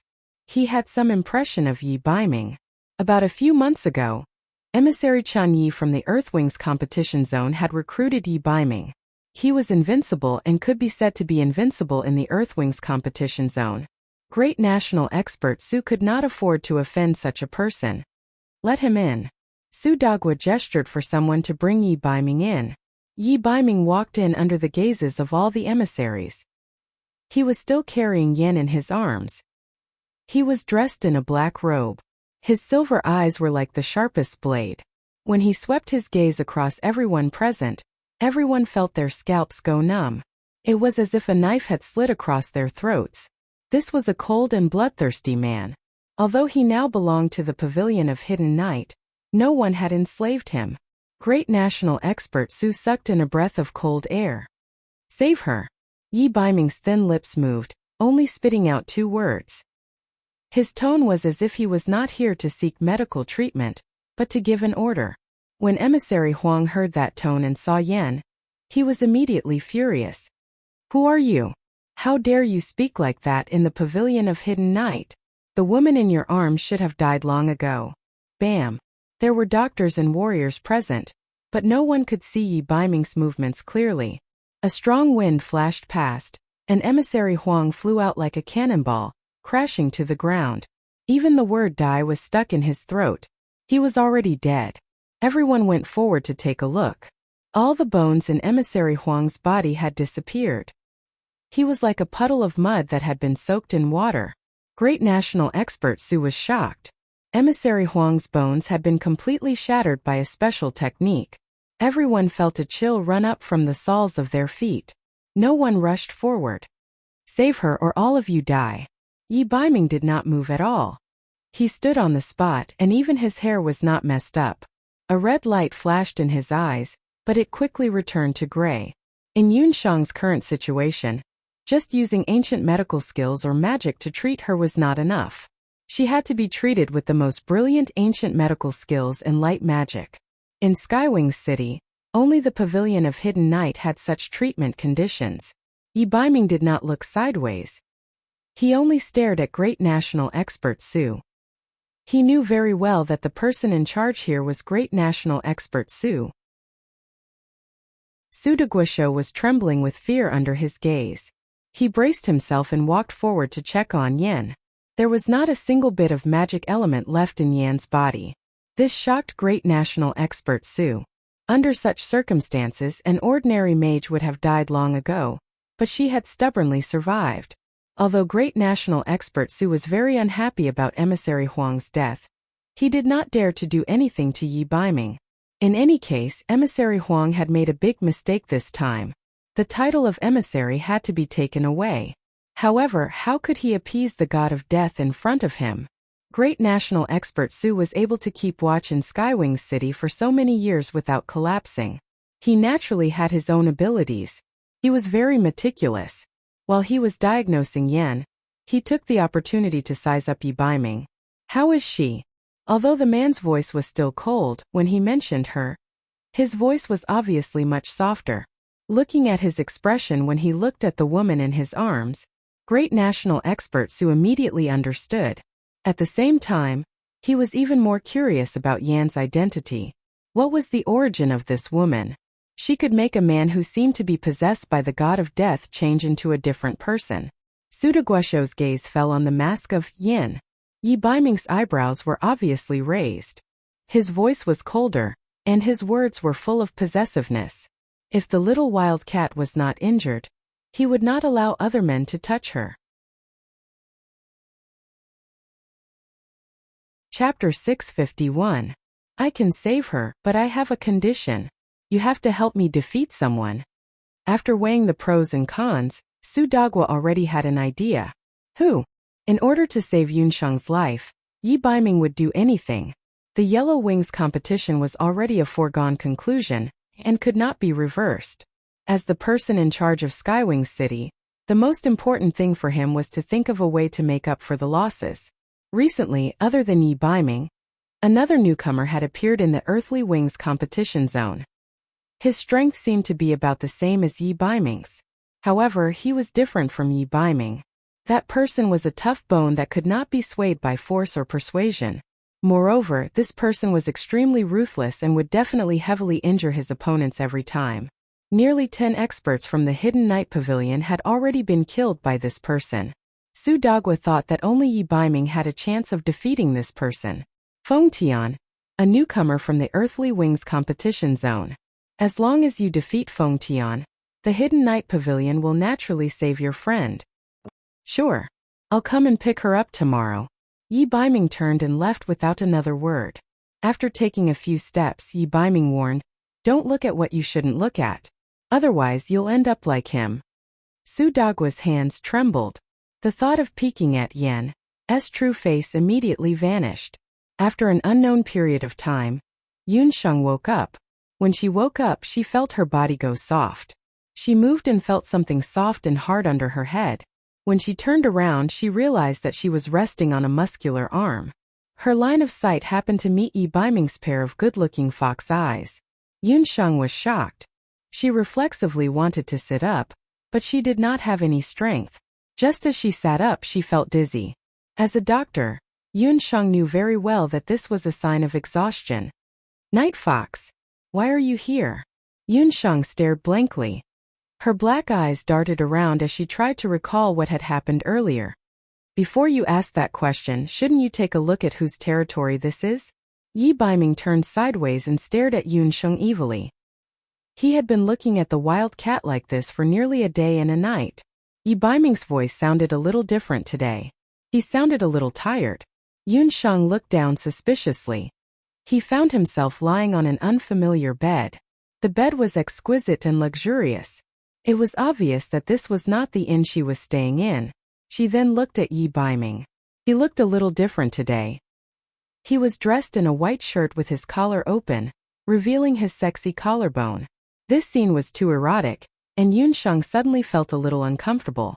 No matter how he looked at it, it looked like a set of pajamas on Night Fox. She looked at herself and saw that she had changed into a new set of clothes. "Yi Baiming. You dare to take off my clothes." Yunsheng was embarrassed and angry. She punched Yi Baiming in the chest. Unlike usual, Yi Baiming did not reveal an evil smile. He frowned. "What are you doing? Master is injured." Behind her, an interrogating female voice suddenly interrupted Yunsheng's actions. A beautiful woman walked in with a basin of water in her hands. When she saw Yunsheng's actions, she quickly went forward and questioned Yunsheng angrily. Yunsheng looked at Yi Baiming's white shirt again. There was indeed a trace of red seeping through. Rewinding her memories, she was clearly in the arena, and then she defeated the beast Lu Qingqing. Looking at the woman at the side, Yunsheng felt that she looked familiar. She suddenly recalled. Wasn't this woman one of the members of the Double Dragon team from the monthly competition? Yi Baiming Double Dragon. How smart was Yunsheng? She immediately understood what had happened. It turned out that Yi Baiming had already planted someone by her side during the competition. But why would Yi Baiming suddenly get injured? In her impression, other than when she was 6 years old, the Yi Baiming that Yun Shang knew was like a god of war. No matter what the situation was, even if he met someone like Du Guxiu, he had never been injured. He was actually injured? Little wild cat, don't misunderstand. Long Shui was the one who changed your clothes. This prince wanted to personally change your clothes for you, but he was powerless. Yi Baiming's foxy eyes slightly narrowed as he swept a suggestive glance over Yun Shang's body. His gaze was like a teasing feather. Wherever it landed, Yun Shang would feel a strange numbness all over her body. Yi Baiming's eyes darkened. Yun Shang, who was almost 14 years old, was completely different from the little wild cat when she was 6 years old. Due to practicing martial arts and the jade marrow technique, Yun Shang's puberty was earlier than other girls. Her skin was also much better than other girls. Su Dagua of the Hidden Night Pavilion had indeed done his best. The small wounds on Yun Shang's body were all healed without leaving a trace of a scar. Unlike other girls' snow-white skin, Yun Shang's skin was almost devoid of any pores. There was a trace of redness in the whiteness, and it looked very delicate. When Yi Baiming carried her back, the beauty in his arms emitted a faint fragrance. This fragrance was something that no other woman had. When Long Shui was helping her change her clothes, she, who was also a woman, was also endlessly envious of Yun Shang's good skin. Yi Baiming's unbridled gaze made Yun Shang feel a strange feeling all over her body. Her breathing also instantly became chaotic. There was an unprecedented ambiguous atmosphere between the two of them that was constantly spreading. The two of them had forgotten that Long Shui was still present. Long Shui, who was at the side, couldn't help but cough a few times when he saw this. Only then did he break the ambiguous atmosphere between the two of them. Miss Yun, you can't be unreasonable to master. In order to save you, His Highness agreed to the Hidden Night Pavilion's conditions and fought with Feng Tian. He almost lost his life. Long Shui stared at Yun Shang with jealousy and hatred. Fought with Feng Tian? The injuries on his body were caused by Feng Tian? He, as proud as he was, he actually went to beg others? What exactly happened when she was unconscious? Yun Shang vaguely remembered what happened in the arena. In order to kill Lu Qingqing and save Donghuang Ling she pretended to be swallowed by the Seaborn Queen. In the Seaborn Queen's stomach, she released the dark gale that she had just comprehended. The gale's power was astonishing. When it tore the Seaborn Queen's body apart, it also almost exhausted all of Yun Shang's magic power. Yun Shang still felt a lingering fear from the exhaustion of her magic power. It was just that she didn't have time to think about the consequences at that time. The only people who could save her in that state were the great masters of the Hidden Night Pavilion and the magicians. Yun Shang had thousands of words in her heart that she wanted to say. But when the words reached her mouth, they became, "Night Fox, I really underestimated you. Just one Feng Tian actually made you like this?" Yun Shang really wanted to bite her tongue.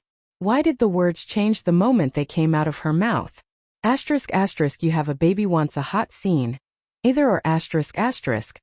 You're tuning in to the Li Mei's Wuxia Whispers YouTube channel. We're so grateful for your support, and don't forget to subscribe to join us on this incredible journey through captivating stories. Your generosity through donations truly makes a world of difference, as it's the primary source of revenue that allows me to expand and enhance this channel for you. Thank you from the bottom of my heart for being a part of this adventure.